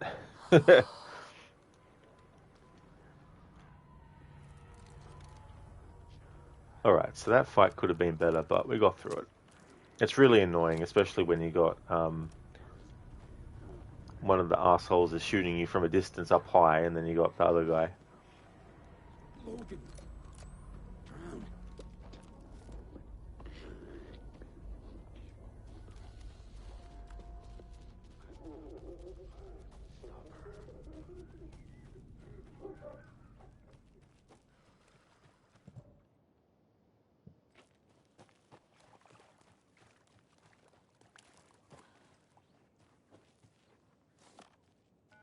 Come on, Casey. No answer. David. Pick up, pick up, pick up. Hey, this is David. Leave a message. David, can you call me back, please? It's urgent. Please. Why isn't David answering? Is Logan all right? How does this all work? Has the horror story already gotten her? Wake should know.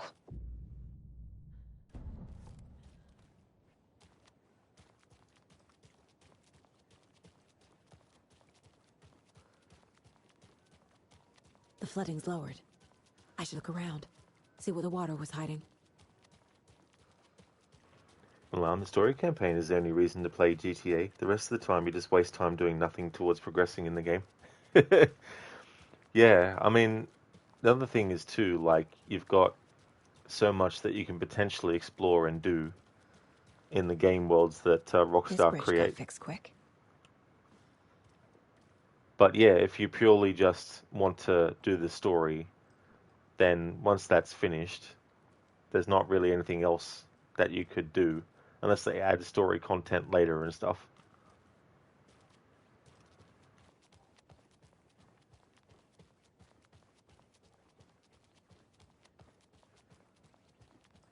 I don't think everything's okay in Coffee World. Have you noticed? I'm getting this, like, off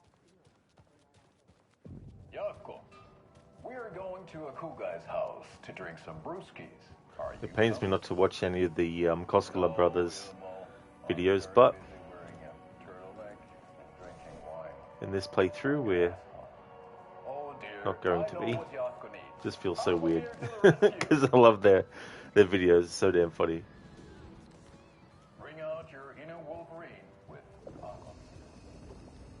Alright, so I'm actually going to switch back to Alan. Wow, this is the best party ever. Thanks, I'm up here.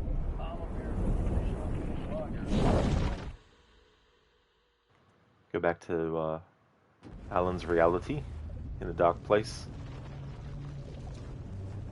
In a past point from where Saga's up to at the moment.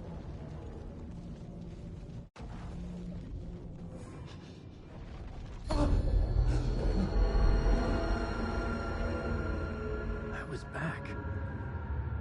I wasn't able to escape. A dark presence had stopped me.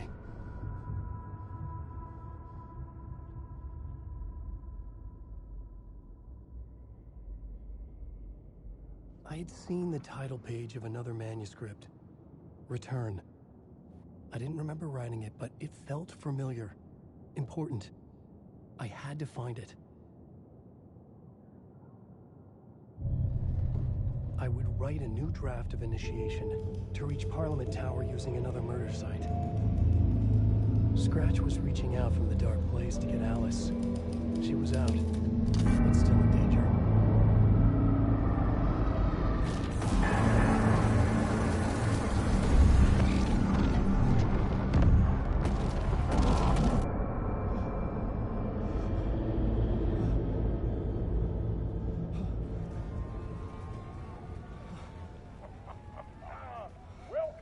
Welcome.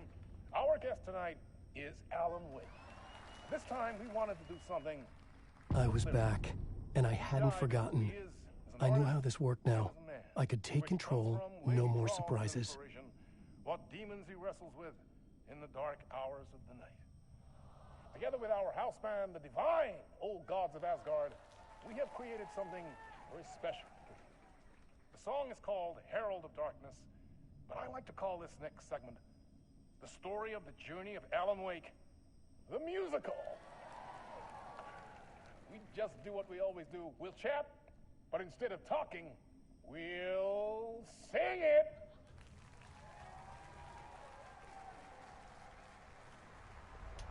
Okay, so a heads up for people who know what's going to happen in this next chapter with the song and the dancing. For this playthrough, I'm going to be rushing through it. So there will be parts where instead of just, hanging back, because normally I love to just, hang back and listen to the music and see the visuals and focus on that and all that kind of stuff. But I'll be doing that in October when I do another playthrough of this. So for this playthrough, we'll just be basically going at a brisk pace through this whole dance number. But it is really, really well done.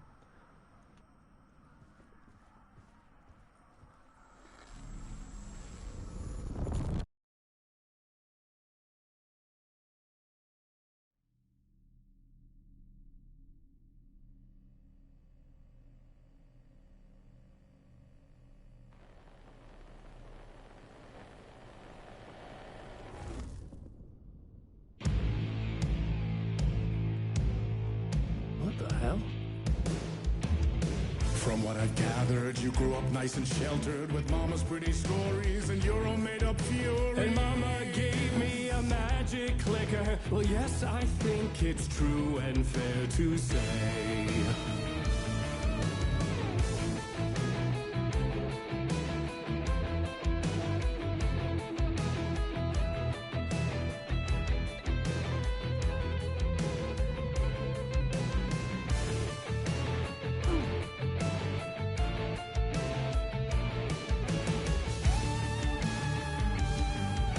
Come on in and listen, lost words you've been missing. Now the fire you're bearing, the eye of the darkness, your light.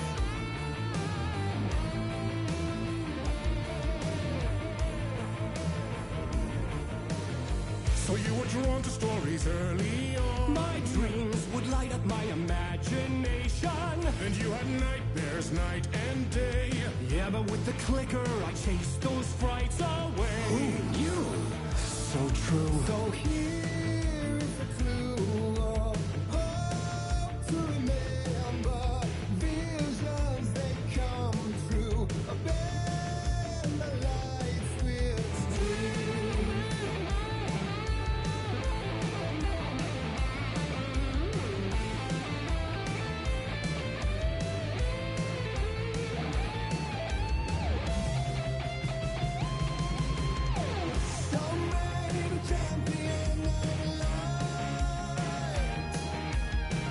I'll show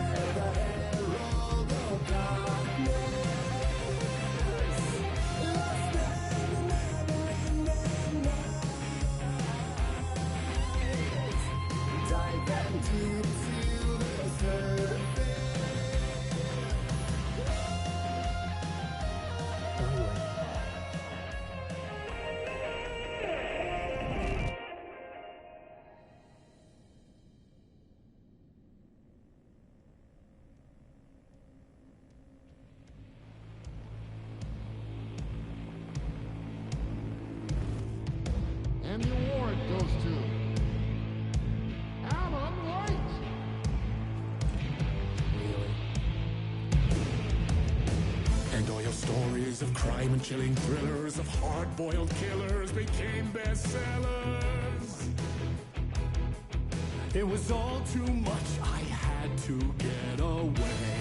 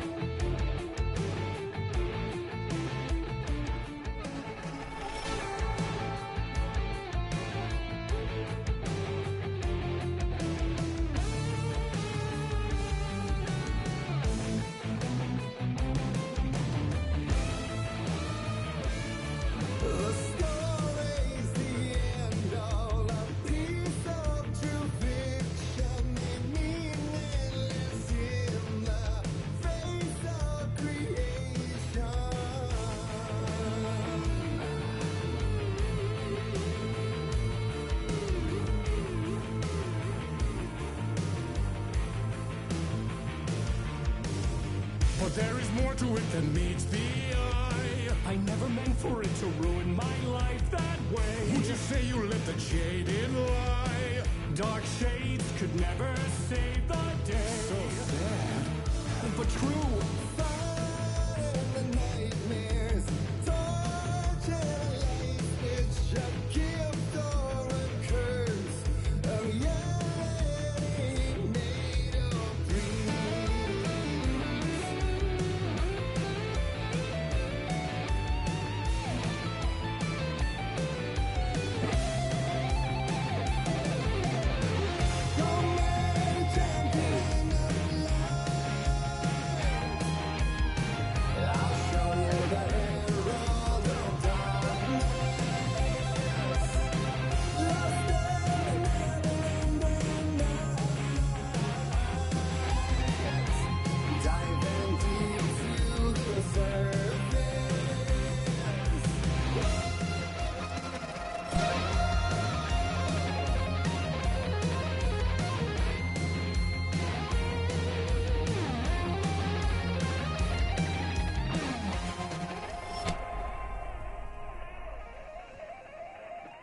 Coffeeton, this song is so European. Oh yeah? Yeah, Poets of the Fall is the band, and in the Alan Wake universe, they play as the as the old gods of Asgard. Milan, it's not heavy enough for European rock, isn't it? Okay, yeah, I'm not really too good at the minutiae of different genres and subgenres and all that. I just know if the music's good or not. As in, like, if I think it's good or not.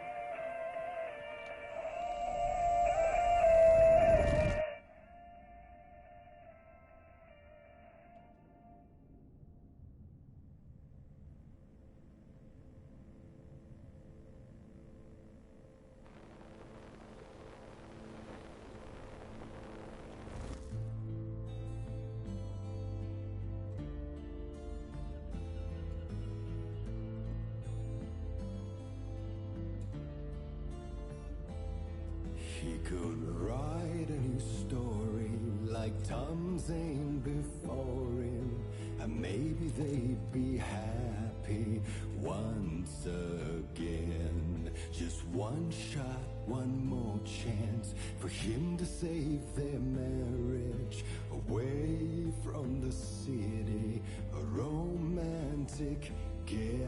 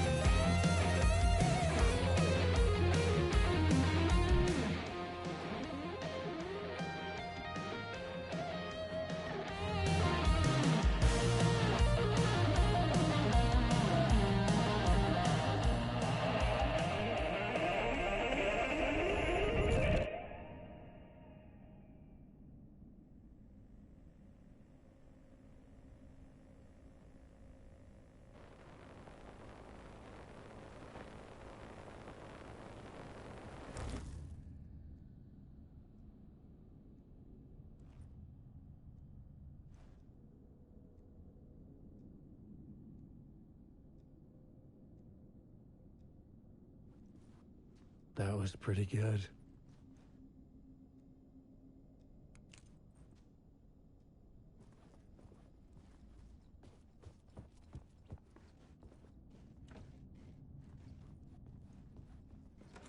A vision.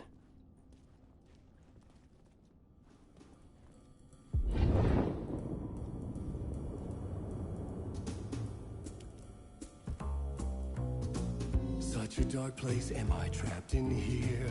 Is this real? I cannot remember. There was a manuscript, it held a key. A vicious cycle I must not surrender to. Echo scenes to seek out again and again until I figure it out to bring this song to its end.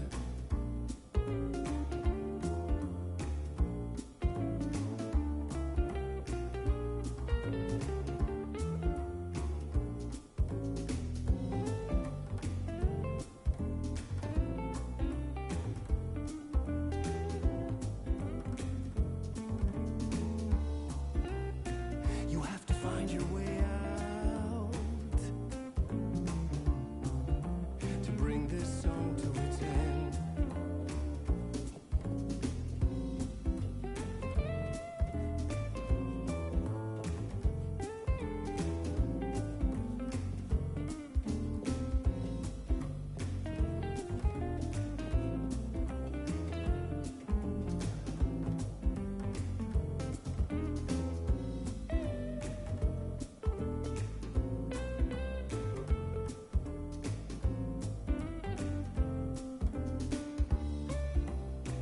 You gotta figure it out to bring this song to its end.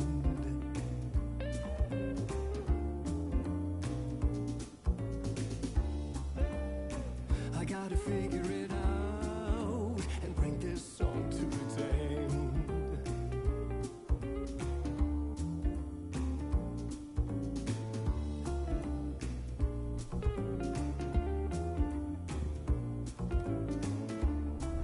I will bring this song to its end.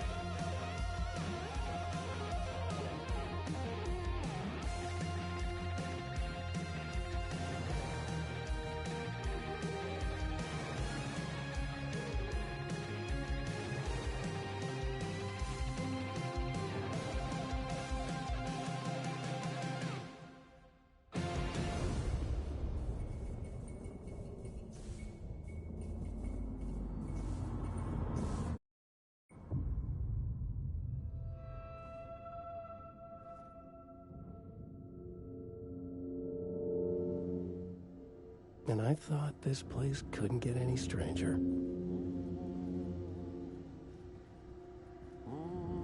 Champion of light. Catchy, right? Herald of darkness. Lost in the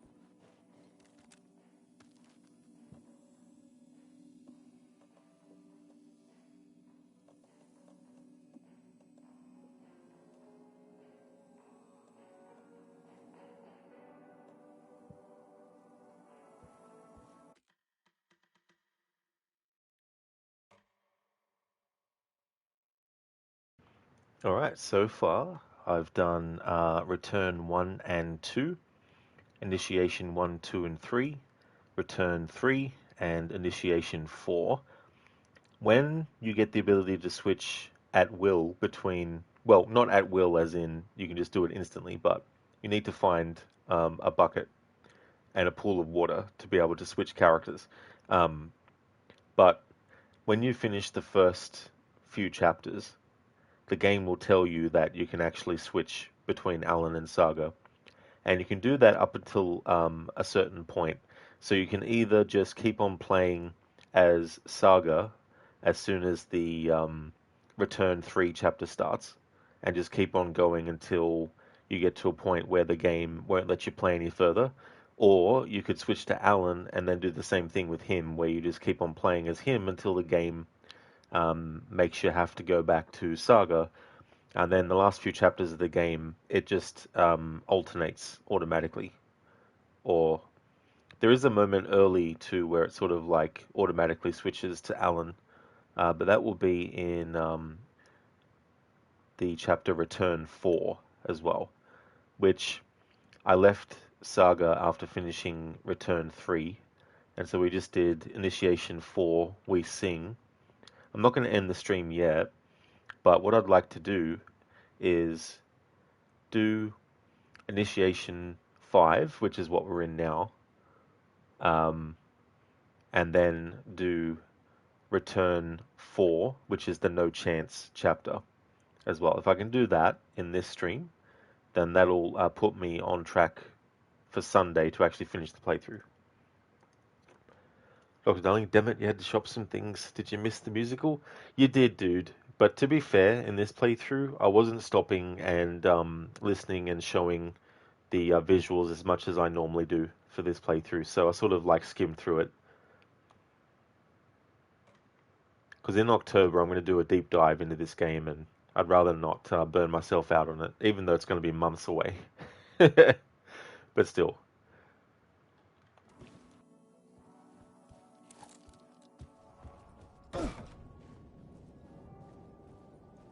It was all about me. This performance the Dark Place was putting on. But I had no control over it. I knew how utterly lost I was.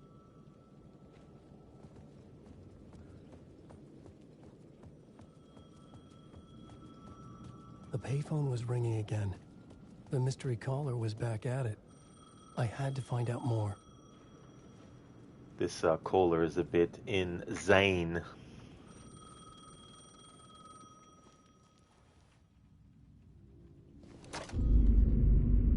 Alan Wake? Do you know who I am? How the fuck could I?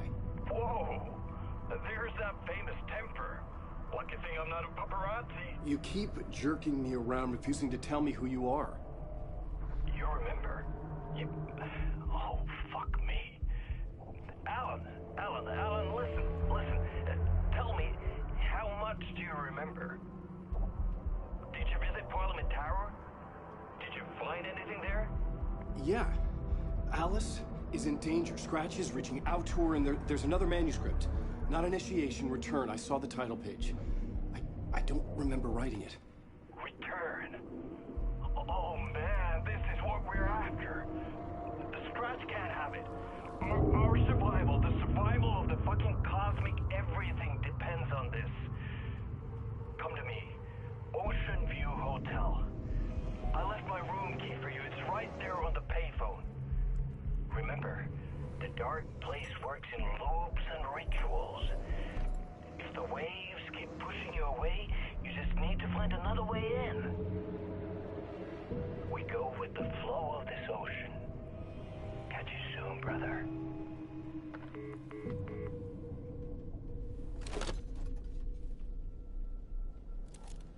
The Ocean View Hotel. A suspicious invitation to a shady meeting. Right on the money for the hard-boiled genre the whole city was built upon. Dr. Darling, boops. Detroit becomes Spiral. It's not a lake. It's a spiral. It's not an ocean. It's a loop.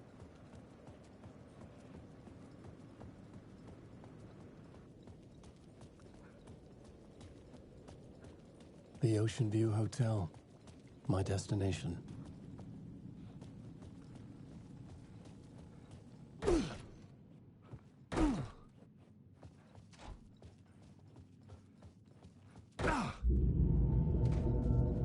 A loop that delivered me back to the street. What did the mystery caller said? If the waves keep pushing you away, you just need to find another way in. With only dream logic to lead me to the hotel, I looked to the neon signs for guidance. The dark presence is out there. It's hunting me.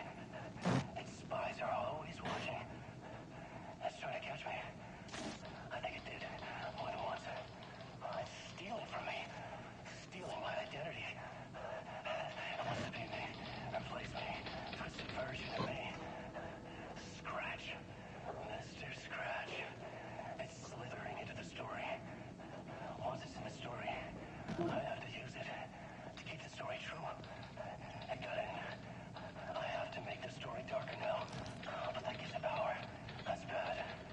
I don't want that. But I have no choice. It's an arms race. I gotta keep it together. Damn it. I'll be the first one to cross the finish line. I have to beat the devil at his own game. The story I was building was fragile, constantly under attack. There was no time to waste. The dark presence was only a step behind me.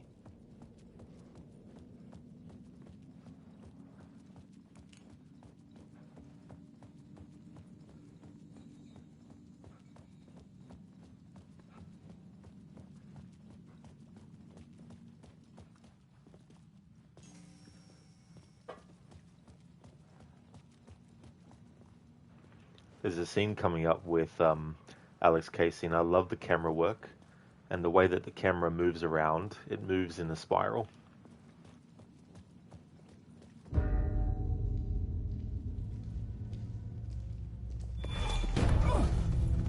Casey! You're the killer, the cult leader. It's in your eyes. No! You've got the wrong man! It's Scratch! There's no time to lose! You're going nowhere.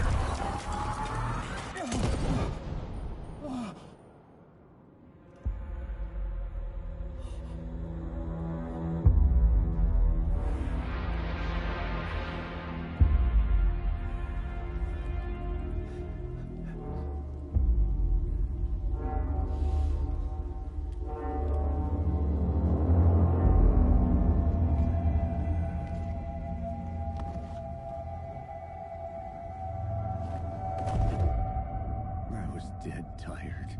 I just wanted it to be over. It was all my fault. I'd had this dark place in my head for so long. Sometimes I'd forget the pain was there. Like it was the way you were supposed to feel.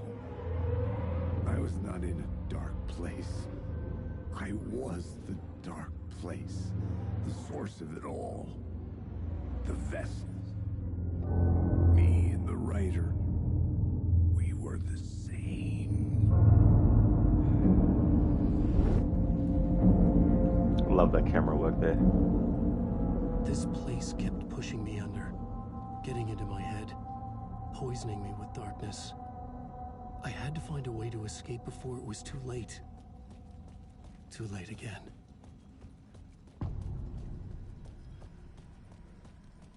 Room 665, the neighbor of the beast. As a wise man, Dr. Darling once said.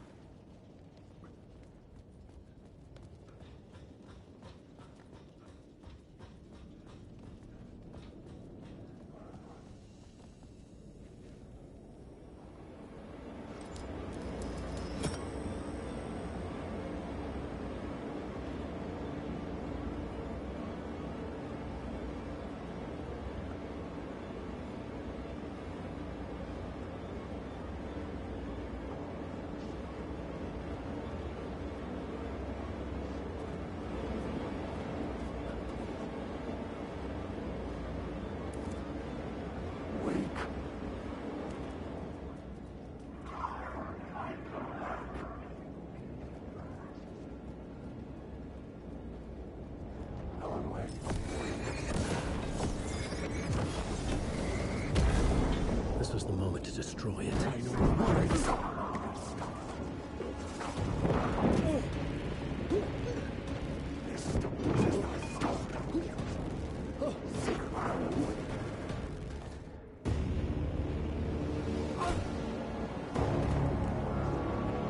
I was under attack from a shadow.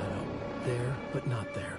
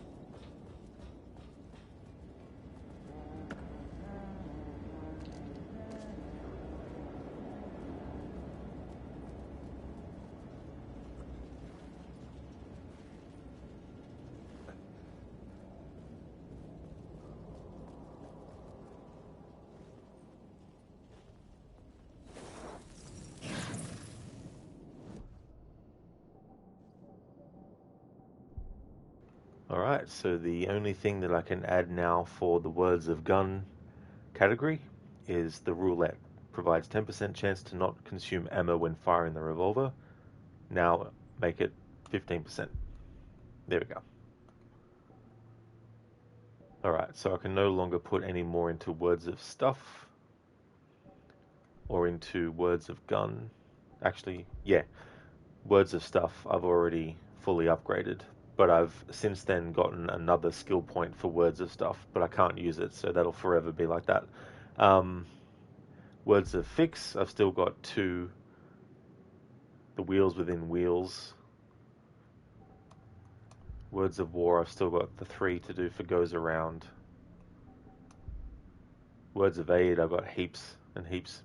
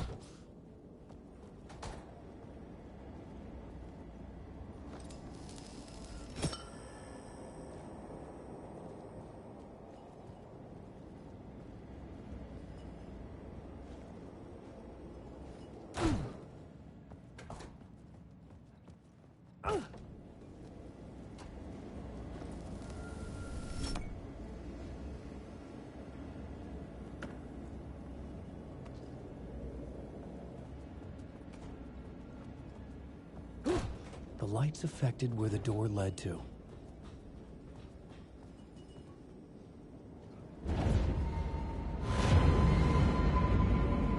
I could see The Ocean View Hotel.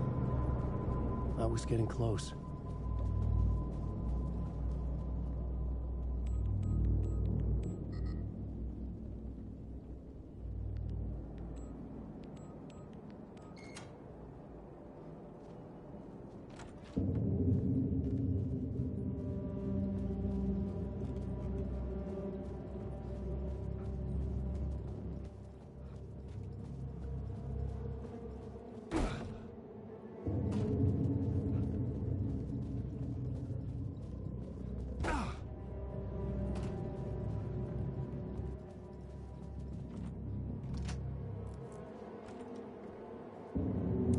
The room was empty except for the projector. More games. Was the film a message waiting to be played?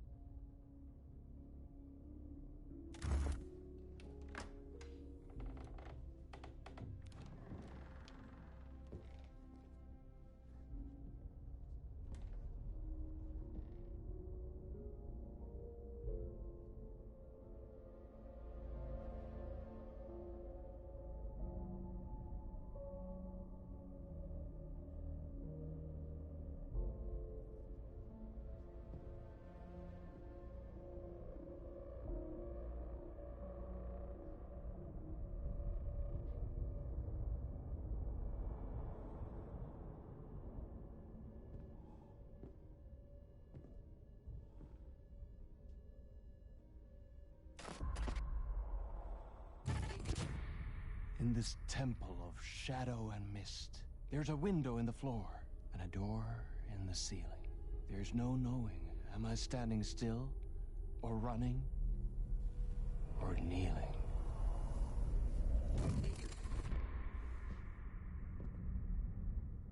You're the one who's been calling me. Indeed. I'm Tom Zane. Welcome to the House of Zane. The poet. The diver. You look like me. How the hell? Or maybe you look like me, you handsome devil. The diver was a beloved character I played in one of my films. I'm a filmmaker, a celebrated auteur. I need answers. Why is Return so important? What? Alan, you always get worked up like this. Come on, I'll fix you a drink. You and me, Alan. We're in this together. Two artists collaborating, remember? Crafting the keys to our escape. Your magnum opus, Return, and its companion piece, my film. Sharing our life-altering visions, a melding of higher minds. Dreaming up our transcendental work of art. Here, in this room, in this room, in this room, in this room, in this room, in this room.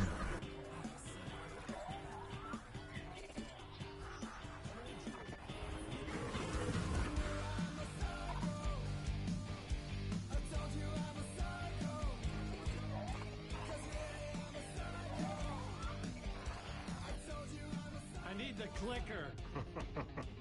It's Return, but because we return.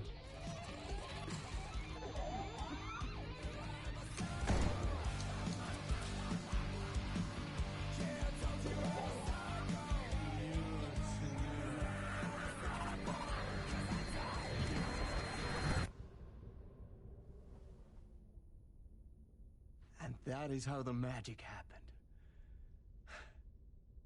Enough of this bullshit. Alice is in danger. I need another murder site to go further. Back to Parliament Tower. Scratch is... Your wife is safe, back in the real New York. But Scratch is reaching for her through an overlap. Return is the key to escaping the dark place. You need to get it before that freak does. There's a murder site here in the hotel. Let the waves of your writing carry you there.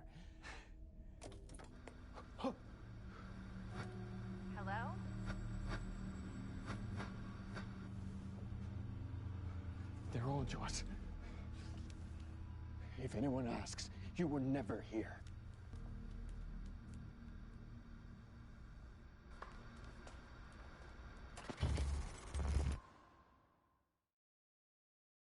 Thomas Zane had ended our talk in what felt like a paranoid fit. I had what I needed from him. There was another murder site in the hotel to guide me further toward my escape. I had to write my way to it. An idea nagged at me. I could almost reach it.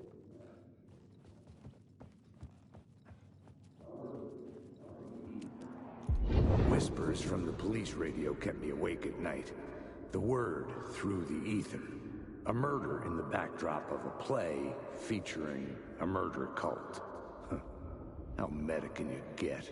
He said, looking knowingly at the camera. I could sense the cult of the word in this, and their leader, Mr. Scratch. Rumored to be Alan Wake, the writer who'd gone missing years before. The hotel was a perfect setting for a Casey story. I was on the right path.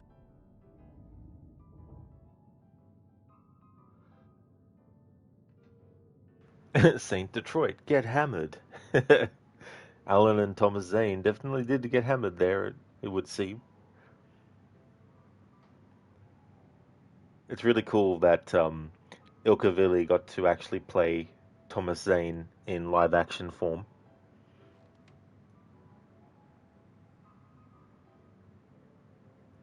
Dr. Darling, that's you. That is true. And we got a glimpse of Jesse Faden as well. Hey there, Lynch Mob. I hope things are going well.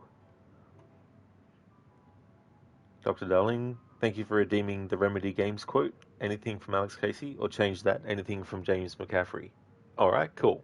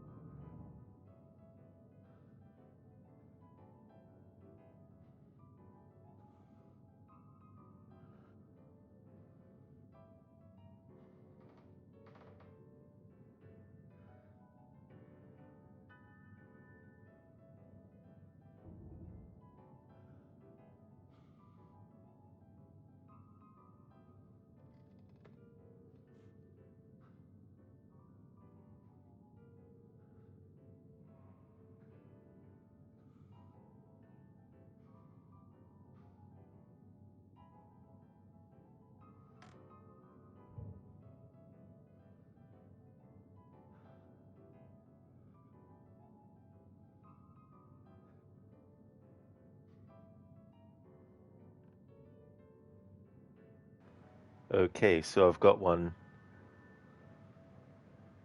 Something's coming. The whispers growing louder. The worst winter storm in Bureau history. A retribution for my sins, our sins. This threat could destroy the Bureau, everything I've built, destroy me. A web spun, turning this place against me. I catch glimpses of it in the corner of my eye. It's just out of reach, elusive. It's clever, a perverse game of hide and seek. Is this part of an attack, obfuscating the facts, dimming my eyes? It's hard to tell. I need answers. I haven't heard back from Darling. I fear for my friend, my closest ally. I think we made a terrible mistake all those years ago. That thing he studies is putting us all in danger. It's my duty as director to keep the Bureau safe. It'll be difficult. What's done can't be undone. There's no easy fix. Magical thinking is a requirement for survival. Pain and suffering are mandatory. To change things, you have to break yourself. I don't know if I have the strength. I'm old and weak. I'm afraid. I can see my hands trembling. I'm losing control. There we go, and that's from Control. Thanks for redeeming that Remedy Games quote, Dr. Darling. Lunch Mob, you just got done playing a bit of Arc Raiders and you finished a few missions in GTA 4 Lost and Damned because you wanted to do the DLCs before the main game with Nico. Very nice, Lunch Mob. That's good. That's a good way to do it, actually. Doing it in that kind of order instead of playing the main game first and then doing each DLC. But that's really cool.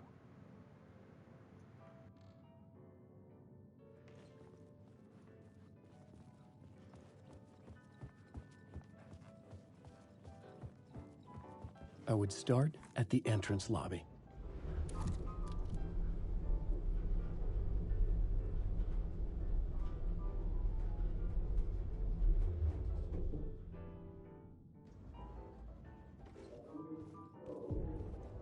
The entrance hall set the mood, where everyone had come in. The victim, the murderer, the detective. An idea, clear as a vision, waited for me here.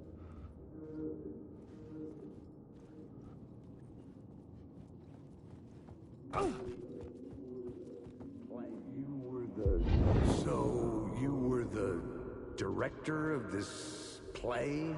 Yeah, that's me. Our performance of The Cult was cursed from the pre-show ritual on. The Cult is an immersive theatrical experience. Uh-huh. You're gonna have to walk me through what that means. Immersive theater. A play where the audience can participate, spread across this hotel. The Cult is a legend. The only written copy of the manuscript lost, the play is passed on as oral tradition between theater companies. Each company only performs it once. The play was said to have special power. You were like kids playing with a Ouija board. And when you call for the devil, he will come. The pre-show ritual. That's it. Set it up. Start from the beginning.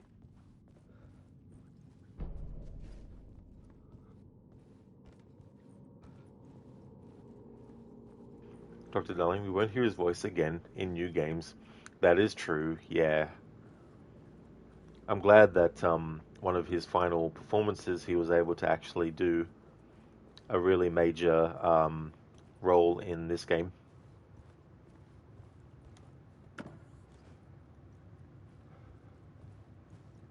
In a way, coming full circle from obviously being the voice of Max Payne.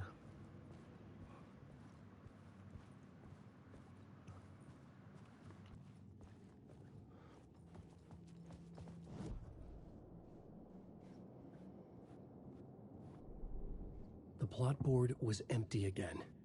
I needed a new draft, back at the beginning, but closer to my goal.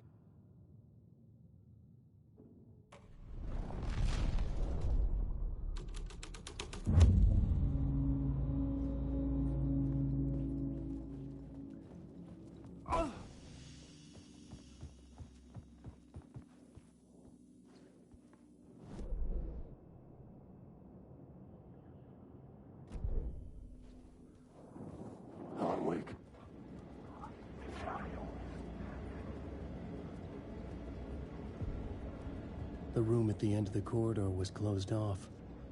It felt significant. Something terrible would happen there.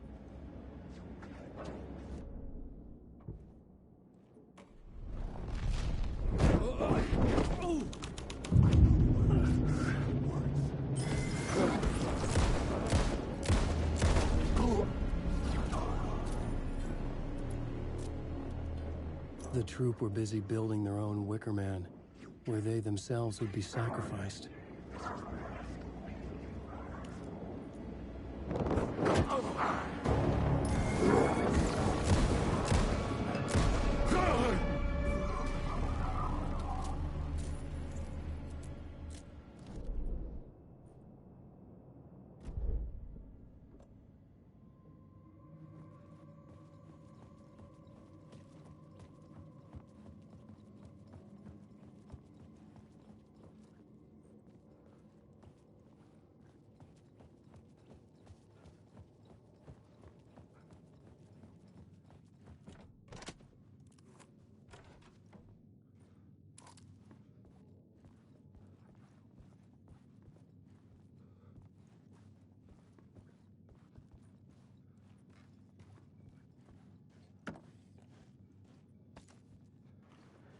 Well, he will always be Max Payne. Before John Wick, we had Max Payne. Yeah, that's the thing too. Like when you have someone that becomes part of an iconic character and series and all that kind of stuff as well, when you look back on those roles, it can really make you reminisce, especially if you played those games back then. For me, it was more Alan Wake and then Control and then Alan Wake 2. Like, they're the works that he worked on that I became really familiar with him. Like, his voice is unmistakable, so I knew that it was that he had played Max Payne before playing Alan Wake 1, back when Alan Wake 1 came out. But yeah,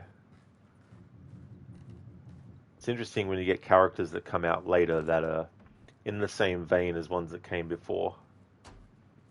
And it makes you, wouldn't be surprised if the people behind John Wick were on some level, inspired by Max Payne.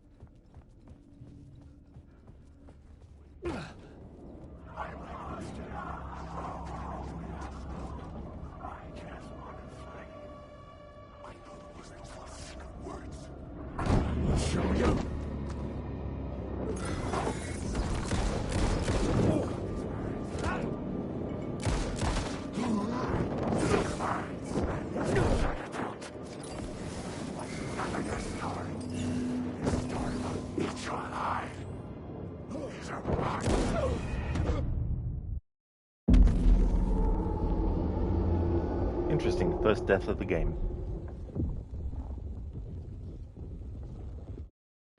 Thank you, Lynch Mob, for redeeming that.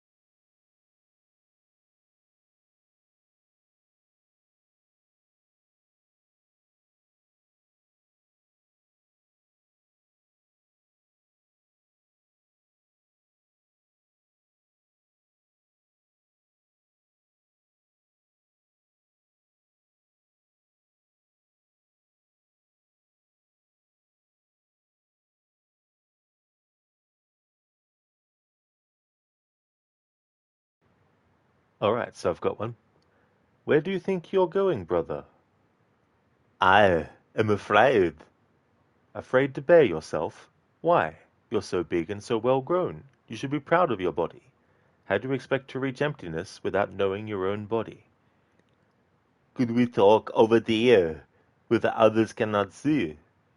Why, yes, brother, of course. I am afraid, and I'm shy. Is this, your robe? Priest's robe? Yes. It's all I have. Good. That's all you'll ever need. That's from the first Conan the Barbarian. Well, the original Conan the Barbarian. Thanks for redeeming that, Lynchmob.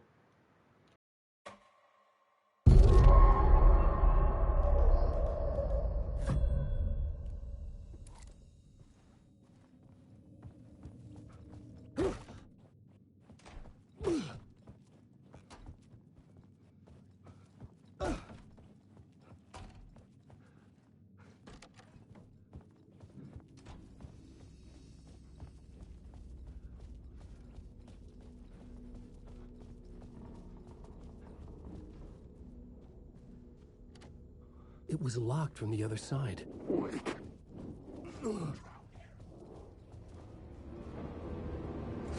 This is just starting.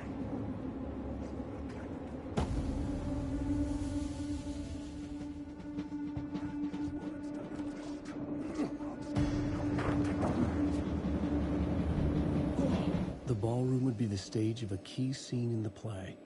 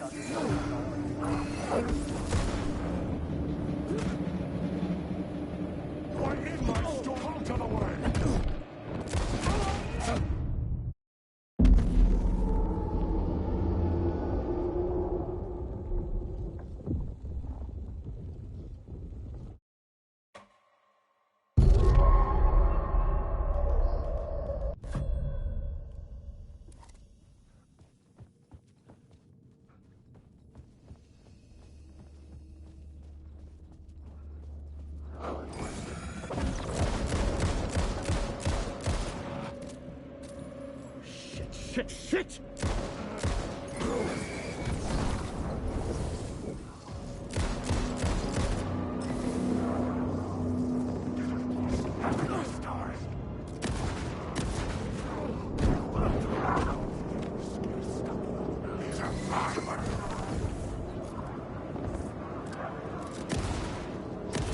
There's no escape! The shadow is congealing the darkness. This is just starting.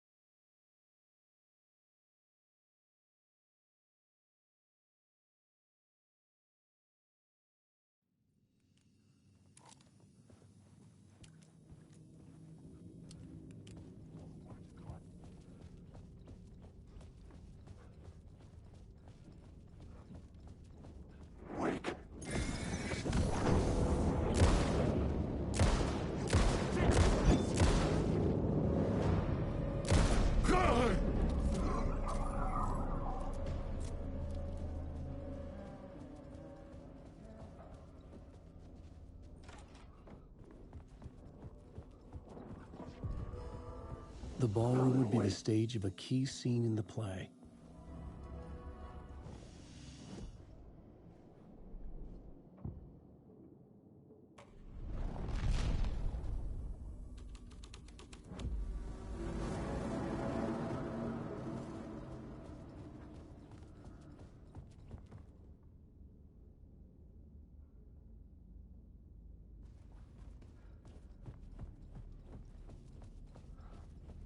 The cult in the play was called the Cult of the Tree. With their deer masks, they were the backwoods echo of the cult of the woods urban horror.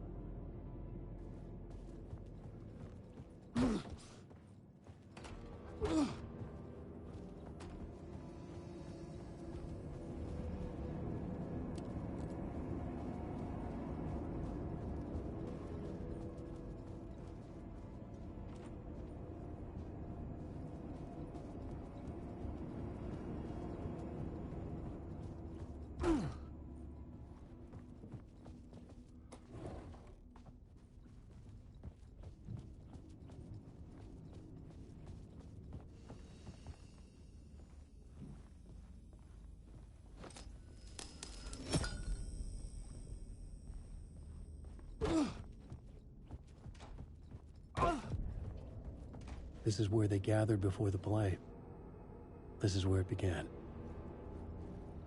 Hey, Ogorki, thank you very much for the 5-stream streak. Thank you for that, I really appreciate it. How's things going today?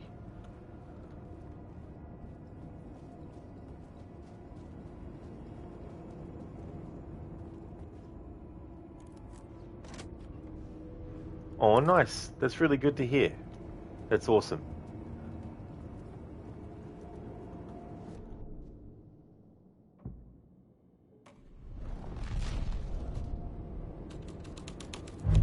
Another vision. Another idea.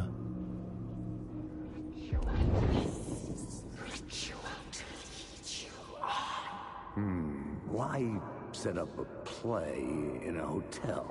Why this hotel? Because the rent is cheap? No. The ocean view was perfect for this. It's said to be haunted. Dark stories about murder, death, suicide. Supposedly, an actual cult once performed an unspeakable ritual to summon something in the ballroom. Did we summon the same thing? Tapped into something horrifying? It seemed like it was part of the play, but it wasn't. Does that sound crazy? You don't want to ask me about crazy, kid. A haunted hotel. Yes. That's a trope for a reason.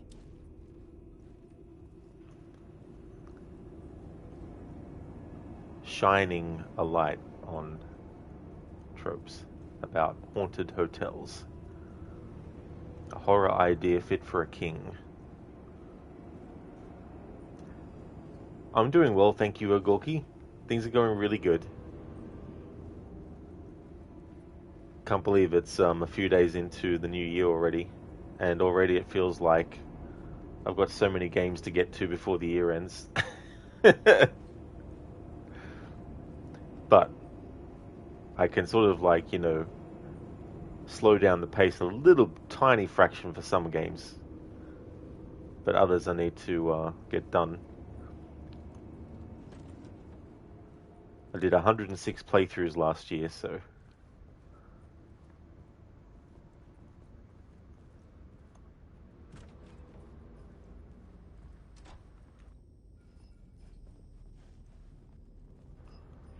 Yeah, Gorky. Yeah, last year I wanted to keep track of how many playthroughs I did.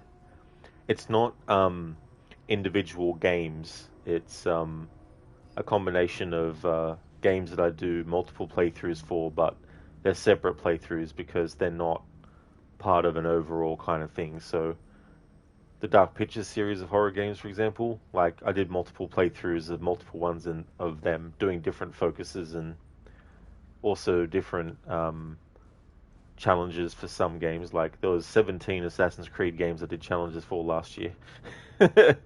12 Tomb Raider games, main entry ones.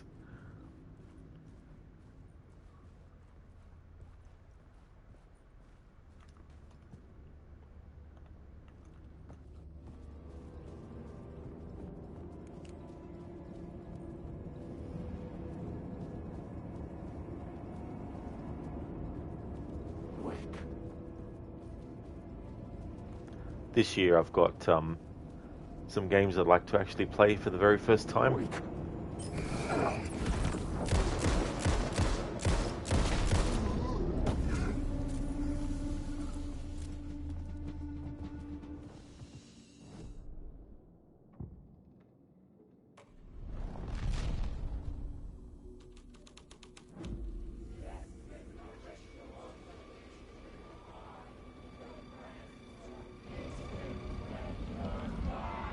It's getting real, all right. I recognize my writer's room on the stage.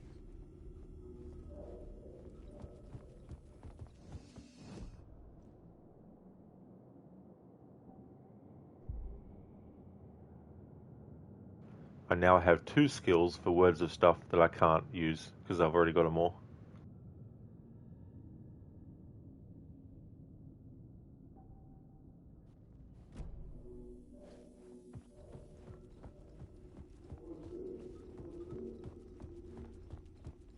I almost dreaded the ideas this would conjure up. Nice set you got here. What was the scene in this room? Well, this is what we call the writer's room. In the play, it's where the devil rewrites reality whilst God is asleep. The devil was our star role. I got a big-time celebrity to play him, and he was method acting the role to perfection. He never broke character, always wore the coat mask. His name was scratched out on the posters. Mm-hmm. And who was this mystery celebrity? Let me guess. Alan Wake? I wish I could tell you. But turns out there were masks upon masks. Whoever he really was, shit got weird when he was around. Some of the crew joked that we'd actually hired the devil to play himself. Mr. Scratch is the devil. He was born to play the role. I had to agree with Casey on that. Oh, thanks, Igorki. Yeah.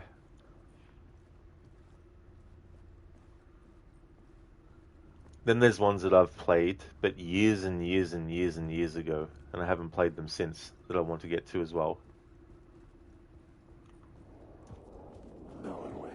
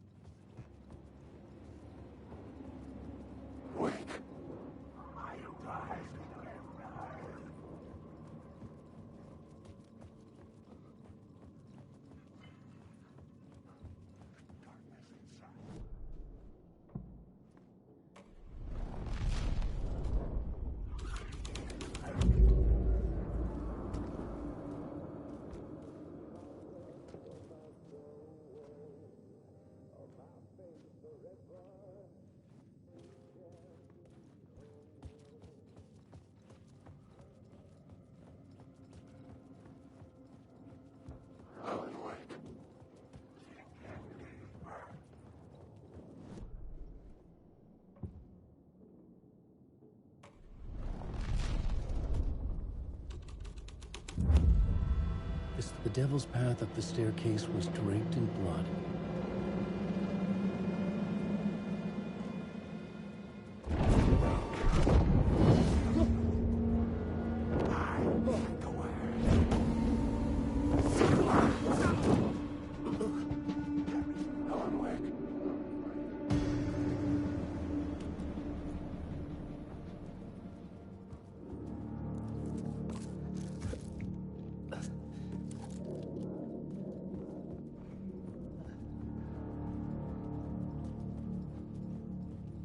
I felt the presence of a new idea here.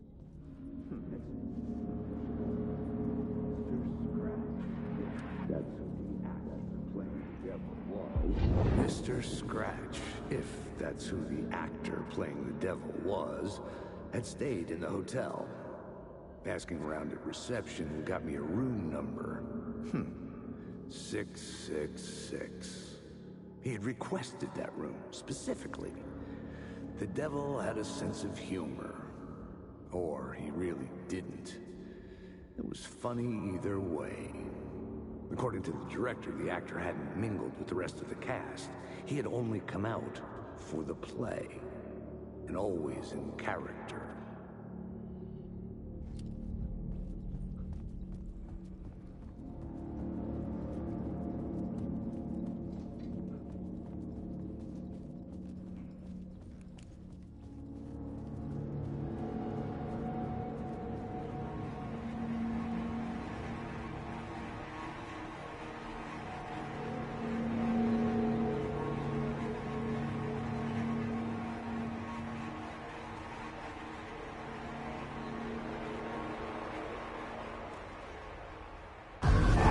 Scratch had been here.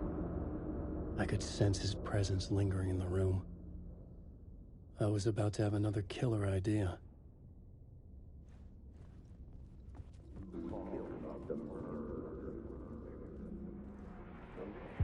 Okay, let's talk about the murder victim. The lady who was killed in the climax of the play. The leading lady. Oh, it was an honor to get to work with her. A grand dame for sure. She went back a long time. Kept insisting she had seen the long-lost original script of the play. She'd been with this mysterious writer, his muse. That was her role in the play. The muse. She was staying in room 108, where the murder happened. The set of the final scene, right. The devil comes, an unstoppable force crashing through the hotel through each scene, executed with devastating mastery, and all leading up to him meeting his muse. It turns out he knew her. He had only joined the play to get to her. To murder her. Not you again. It's the Scratchnado.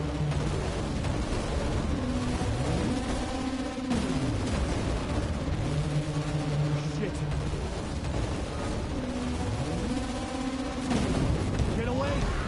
Get away!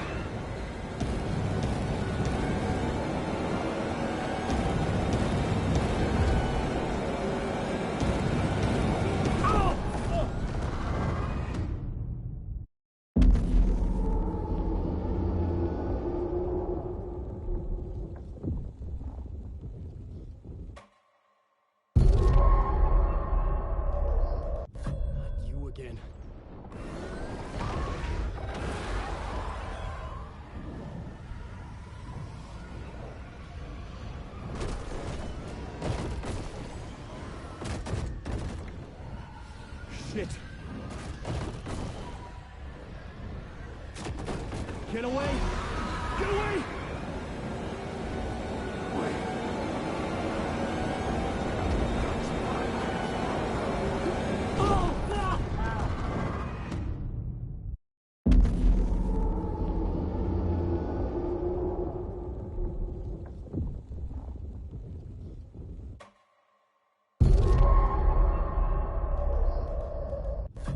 You again.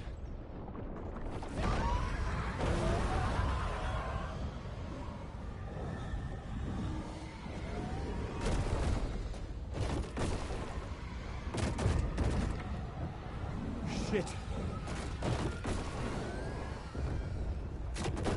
Get away! Get away!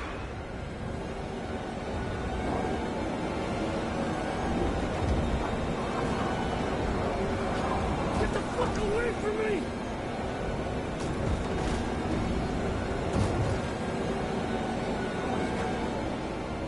I had to reach the light ahead to hide from the dark presence. Made it. I made it. The dark presence had come for me. Drawn to the story I was writing as it grew darker.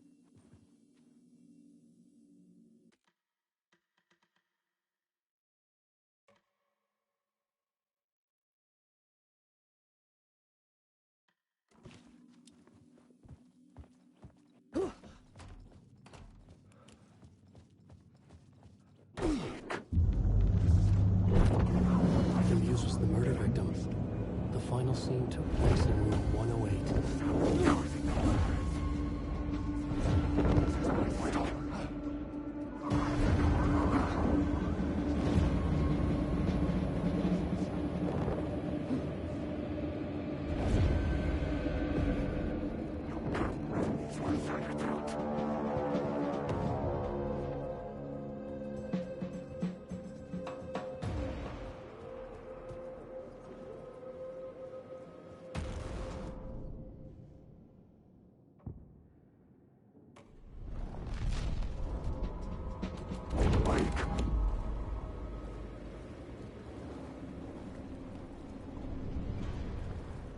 Some foreshadowing of what Saga will go through, which you could have played as Saga before this point, and so then Alan would be seeing what Saga's already done, which still works that way actually when I think about it.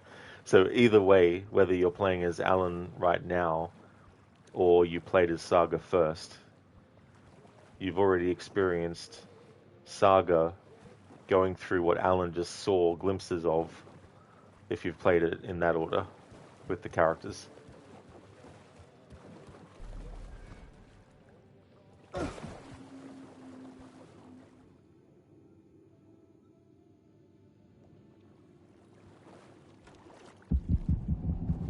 This was the murder site.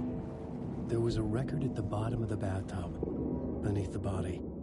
Somehow it was important.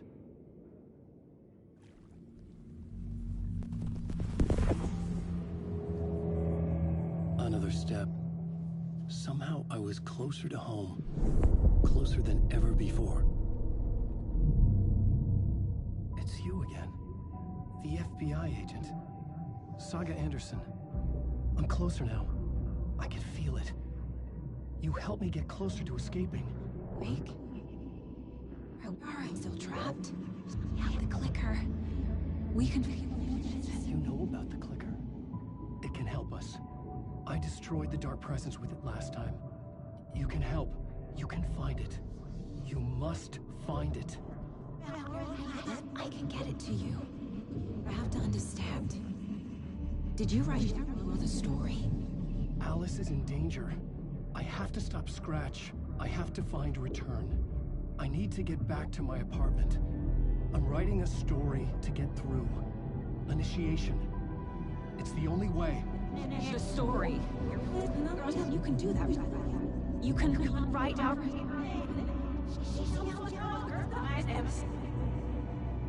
It lasted only for a moment, like two planets passing in orbit. Saga Anderson was helping me go deeper, closer to escape. Somehow, I had to trust her. Parliament Tower. I had to get back to my apartment, my study.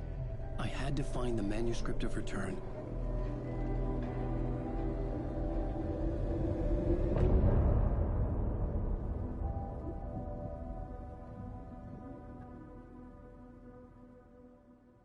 I love hearing the Alice and Alan Wake love theme there.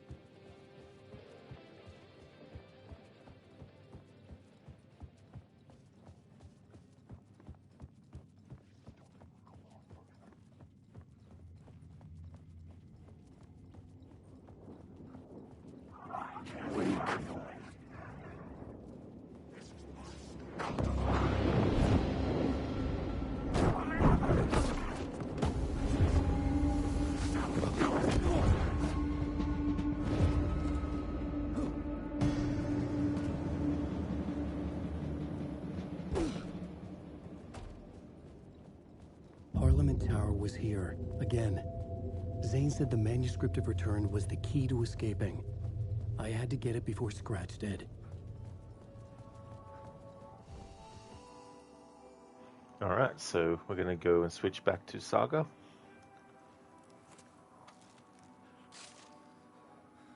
And I'll do the next chapter after switching to Saga, and then we'll end the stream.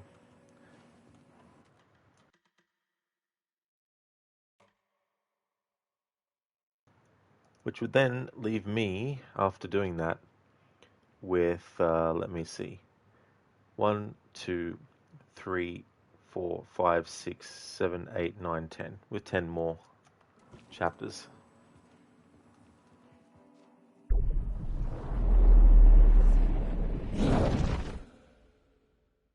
It's ironic, even doing this type of playthrough where I'm trying to shorten the amount of time taken to do certain things. Not speed running it, but yet it's still a lot of hours that you need to put into it.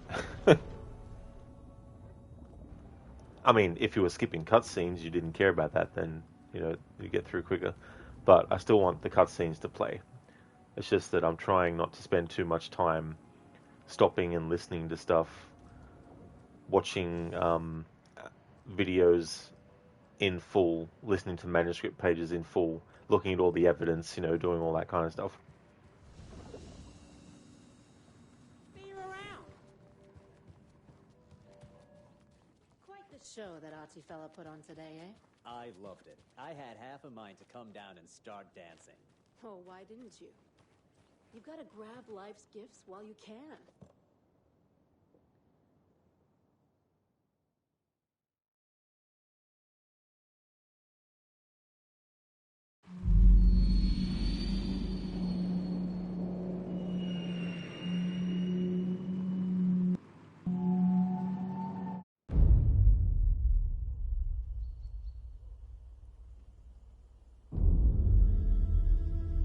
Alan Wake. My name comes up, your books come up, you come up. I've read them. There are echoes of my life in there that makes me feel like someone's been watching me.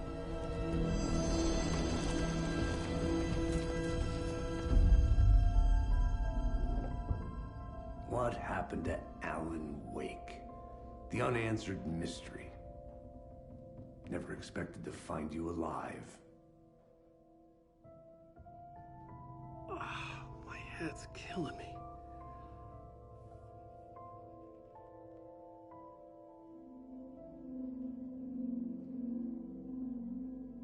I think you like using people, Wake.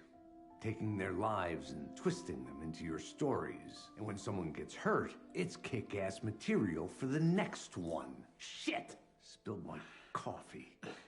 Take it you're not a fan then, Agent Casey. This is not your playground, and I'm not your fucking creation. It doesn't work that way. You can't make something out of nothing, even in the dark place where the rules hardly apply. It's very complicated to make fiction come true. I saw visions of what's happening, what will happen. Dreams. I tried to use them in my writing. I understand how dangerous it is now. Even with a paralyzing amount of planning. I think I stopped writing. I think I gave up.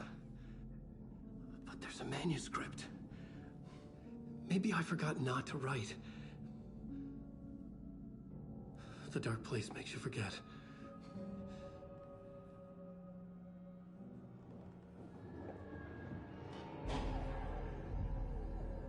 I just want to fix this. Find a version of the story that fixes everything. Shut up! Get down!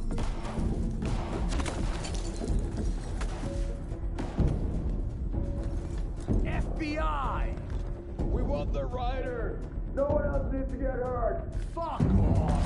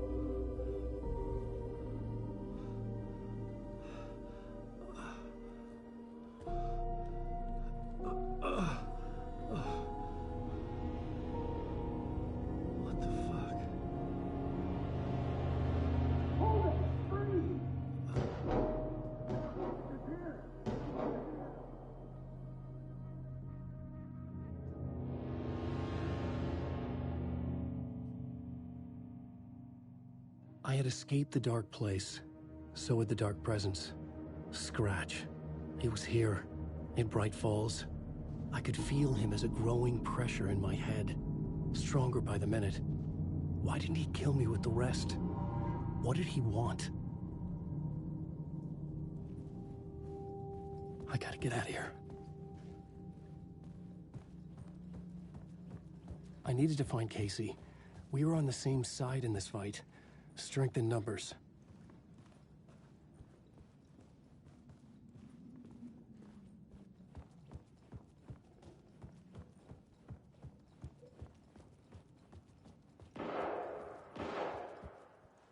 I need to protect myself. A gun and a flashlight. How nostalgic.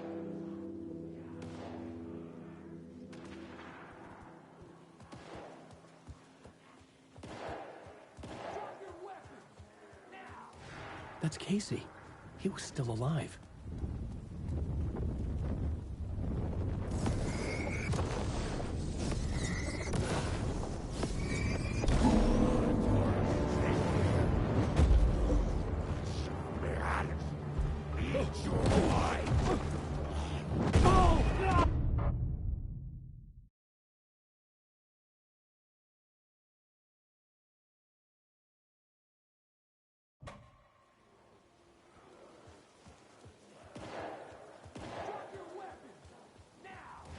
That's Casey. He was still alive.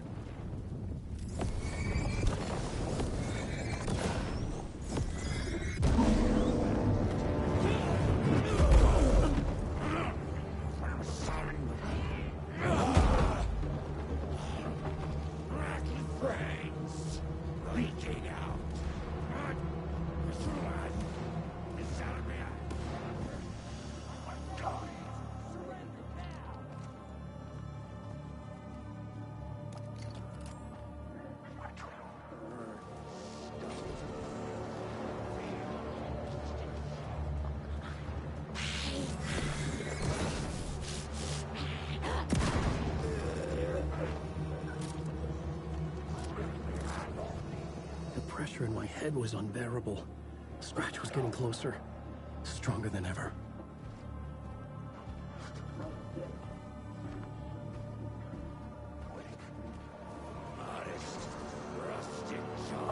Casey!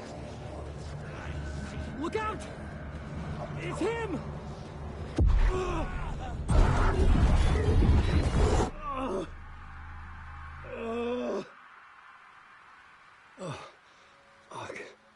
The pressure eased off. Scratch was further away. I could think again. Casey. Casey? Where are you?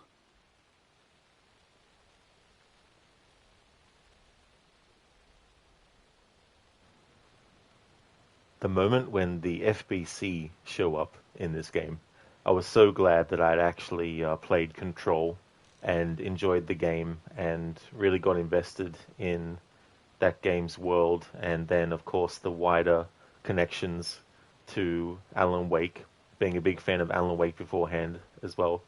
And so, like with playing The Witcher 3 after having played Witcher 1 and 2, when you have something that is appearing for the first time, if you haven't actually played the previous games or whatnot, and you haven't come across those characters before, when they appear, you don't have any sort of like point of reference, you don't have any memory of what happened in the previous games related to them. To you, they're just like a character that just turns up, you know. So if I didn't play Witcher 1 and 2, there's certain characters in Witcher 3, when they pop up, I wouldn't have had the same reaction to seeing them again. that I, you know, so with this game, when the FBC actually show up, like we get one of them early on in the story, but when they actually fully come into the story in Alan Wake 2, it's just a really epic moment. So I was glad that I'd played Control and everything. So it made that moment more impactful. Whereas if I hadn't and I didn't know about stuff in Control and the FBC and all that, then their appearance, Kieran Estevez, her appearance would have been just like, oh yeah, here's a new character. Oh, the FBC. Oh, okay. Who are they? You know. So I really like this part coming up.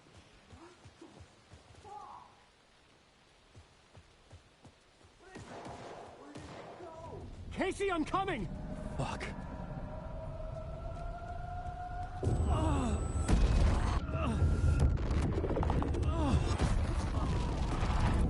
Casey!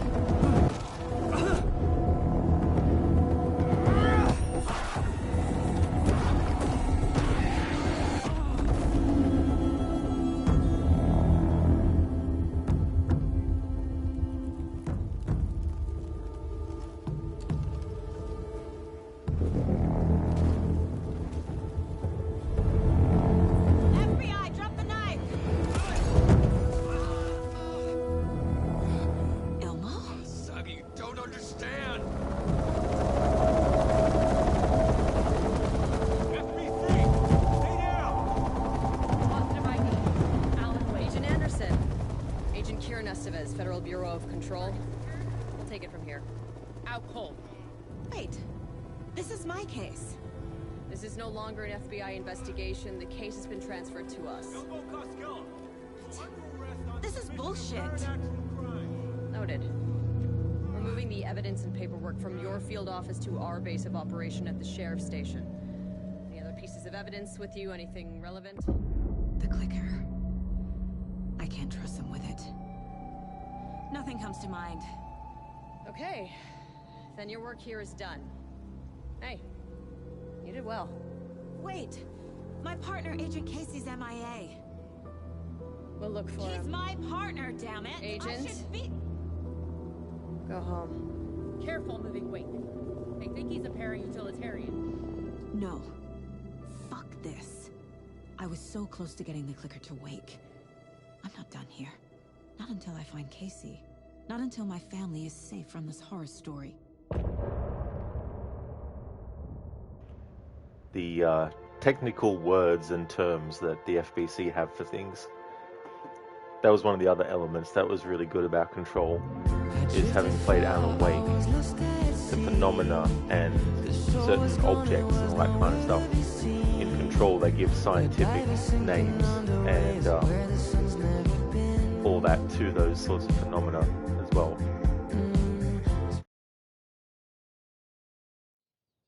Tor and Odin were in the photo with the clicker. They might know how it works. I'm off the case, but I can still visit family.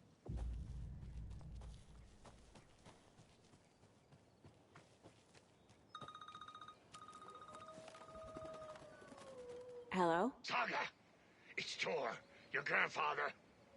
About time you were coming to visit, kiddo. How did you know I was coming to see you? Never mind that. We have bigger problems. We're losing... Oh, fuck! Fuck you, you fucking hag! Fuck! Shit. Something is off at that nursing home.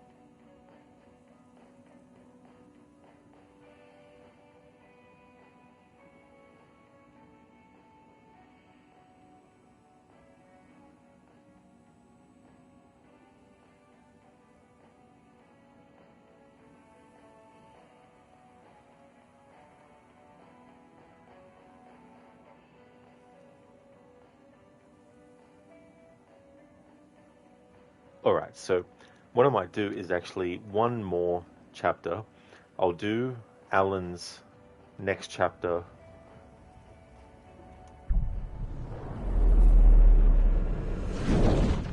And then I'll end the stream on that, because then in tomorrow's stream I can start with Saga's current chapter that I've got her up to now.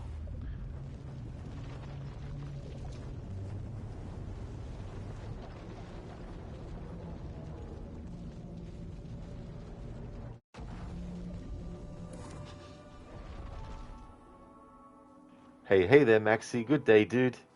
How's things going with you? As for me, Maxi, doing really well. I'm a few hours into this playthrough. The funny thing is, even though I'm doing like I'm skimming a lot of stuff, not like speedrunning, but for example, when there's like a manuscript page that we find that we have to find as part of the story, once we pick it up and the narration plays for it, I then enter into it just for that one. But if it's not necessary, then I don't.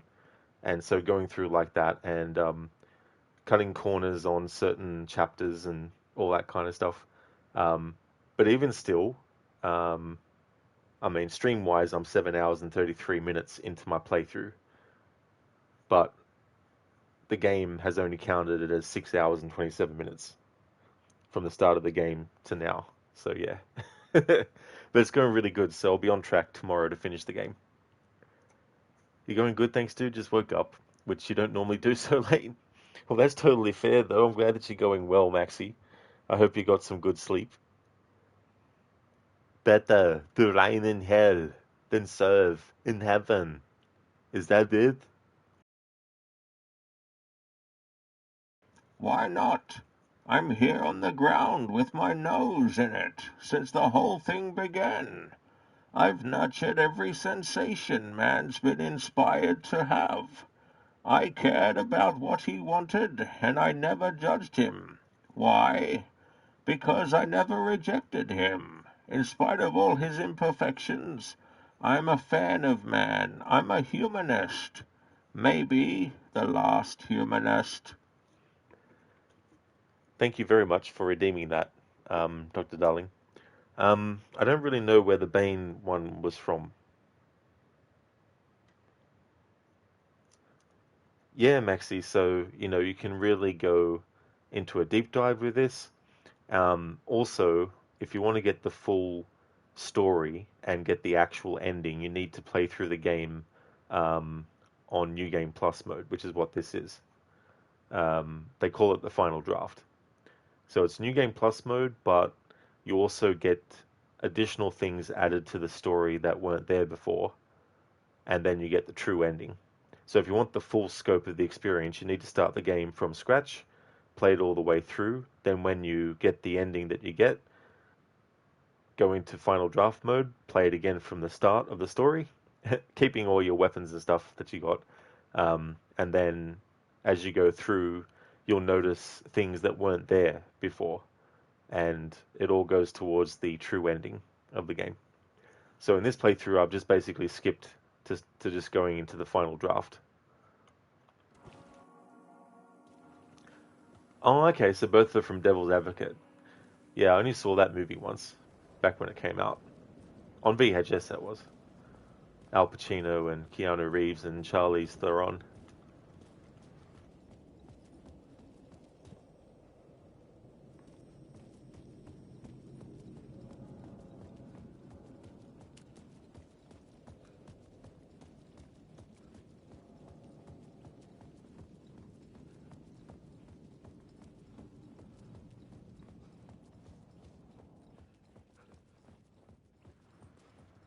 So in this elevator on this final draft mode, you have an object and dialogue related to it that you don't get when you start the game from scratch and get to this point.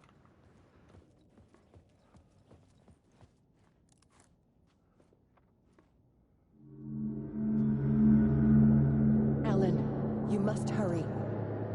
Alice's presence was here. Like the sun coming out from behind dark clouds. It pushed me forward.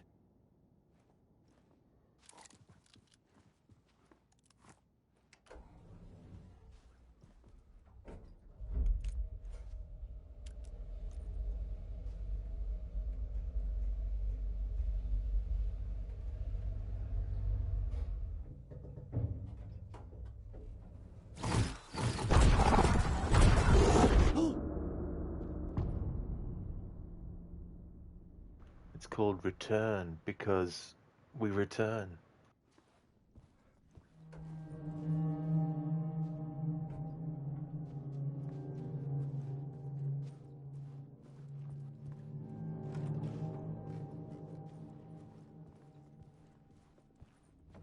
Alice had turned the bathroom into a dark room.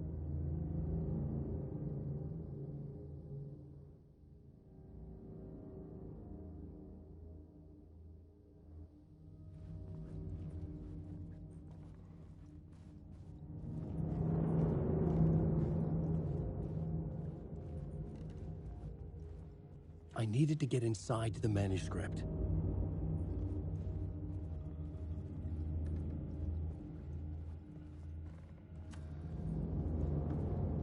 For months after Ellen died, I didn't leave the apartment.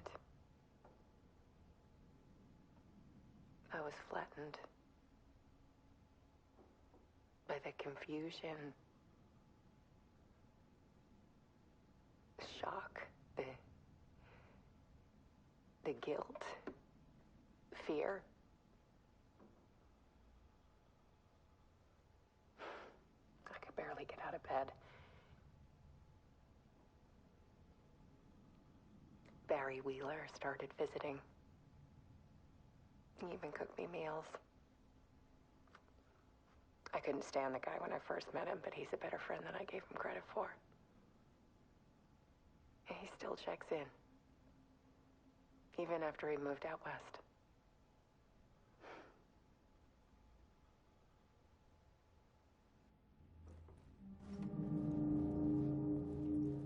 Alice's work had consumed the apartment, her whole life.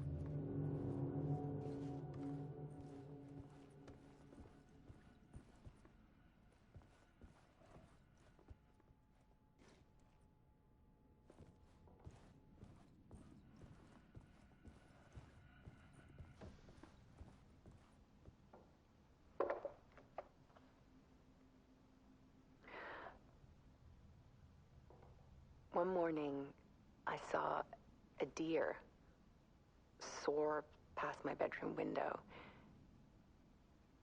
It was a balloon of some cartoon animal. And I looked out at the street below, and I saw a little girl crying. Like losing that balloon had just ended her whole world. It was the perfect image of the horror of caring. And that's when I got myself out of bed. And I picked up my camera.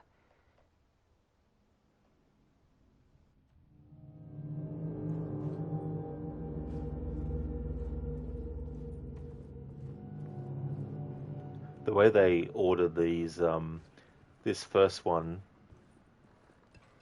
but then when you walk forward here, you might think, oh, the closest is the right, so go to the right. Oh, there's another television, go to watch it. But that's actually part 3. So part 1 is over here, part 3 is over here, but part 2 is actually further along and in this room here. So we just watched part 2. But it makes sense when the next one after this one is the final one. Hey there, Dumbledore. Good morning. I hope your morning's going well so far.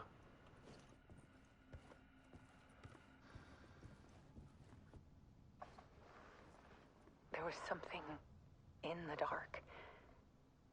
Something I needed to see, to show. The more shadows I photographed and filmed, the more I felt like I was on the verge of a breakthrough. I submerged myself in it. I only went out at night. My search became obsessive, but I still had no idea what I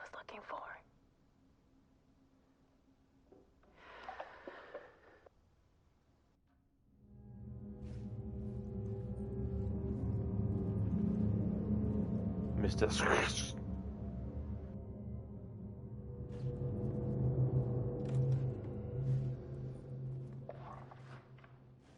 There's a world hidden behind ours. A dark tide ebbing and flowing against reality. Faces in the shadows. Fear of the dark is really just fear of what could be, that vast, paralyzing ocean. But photography can freeze reality in a snapshot, put a cage around the infinite and capture it. I need to prove those faces are really there.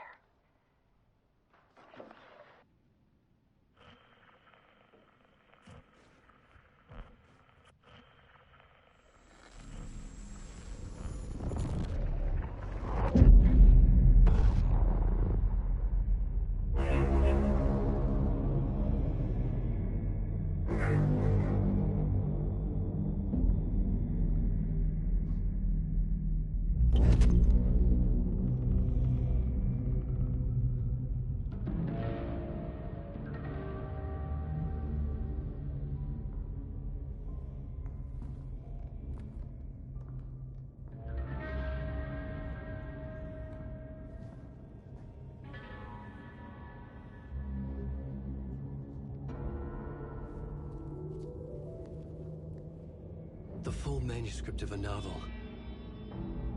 Return. A horror story about the dark presence escaping from the dark place, taking over Bright Falls. I couldn't remember writing it. I had not written it. I would never write this. I knew who had. Scratch. A monster with my face. If this story came true, Scratch would get out, people would die. Destroying the manuscript, it wouldn't stop it from happening. I would have to fix it, edit it. I could not change the genre of the story. I'd have to work within the constraints set by Scratch. I needed someone in the story to fight the darkness. Saga Anderson. I kept seeing her in my visions. She was already in Bright Falls, already involved, but she was not in Return. Not yet. I'd write her in. Try to stop Scratch within the limits of the horror story. It was almost impossible. It was taking too long. I had not reached the end.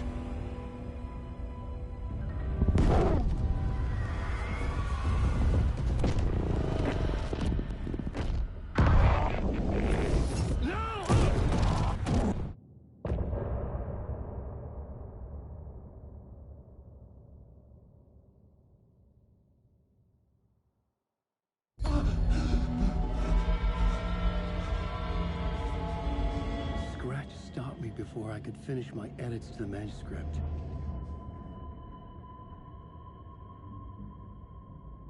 The memory of my edits was already fading.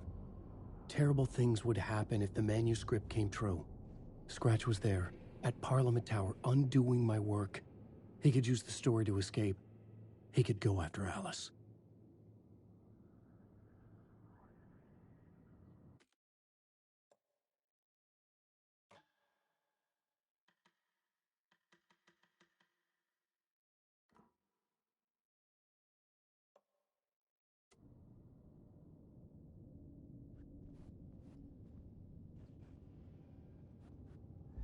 Zane had said we worked on Return together. That was a lie. Scratch wrote Return. I would pay Zane another visit. He had guided me to 2 murder sites. I needed a new one to get back to Parliament Tower. A new draft of initiation.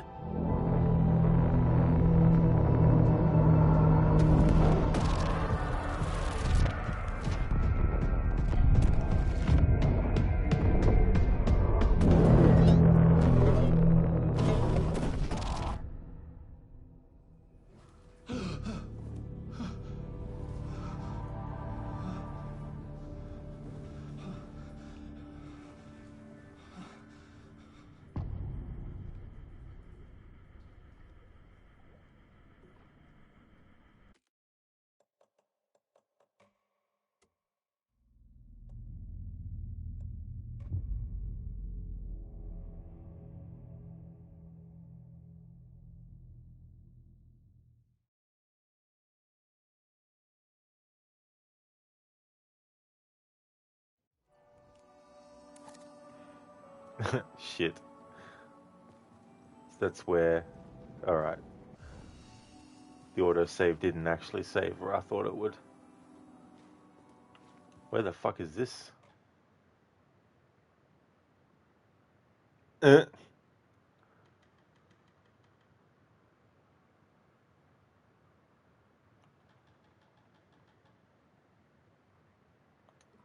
well, I'll deal with it tomorrow stream. Thanks everyone for watching. Hope everyone has a good one. Before I end, I'd just like to give some shout outs.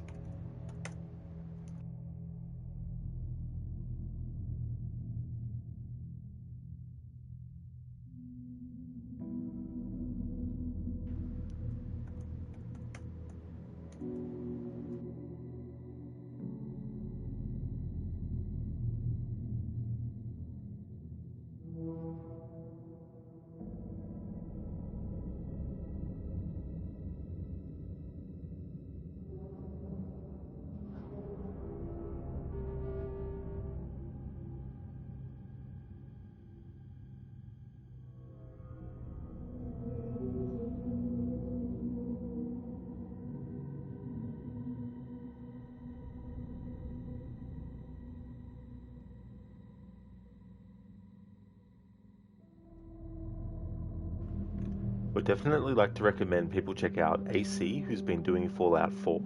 Bootleg Space Kittens has been doing Jurassic World Evolution 2. I'm in a Bear Suit is playing the remake of Resident Evil 1 on an actual GameCube console, also playing on a CRT, old school television. Lightus is a streamer of retro games. Lone Star has been doing Nice Day for Fishing. Scar has been doing World of Warcraft. Shaky Johnson has been doing Far Cry 6. And Zamaxi is doing a playthrough of Uncharted 4 A Thief's End. So definitely recommend checking them out if you haven't before. That's all good, Maxi, for the stream, dude. No worries at all. Thank you for popping in. Ogorki, no worries for the stream either. Thank you for being here too. The next stream that you'll see from me will be this again. Plan is to finish the playthrough, which would then mean Control would be the game that replaces this, but that stream would then be on, well, that's the thing I want to think about actually. But in any case, Control will be after this game's finished, Monday through to at least Wednesday. It could be more. It is going to be Assassin's Creed Syndicate. Oh yeah, Maxi, that's all good for the shout out as well. No problem at all, dude. Hope that everyone has a great rest of your day or night, whichever the case may be, and catch you in the next one.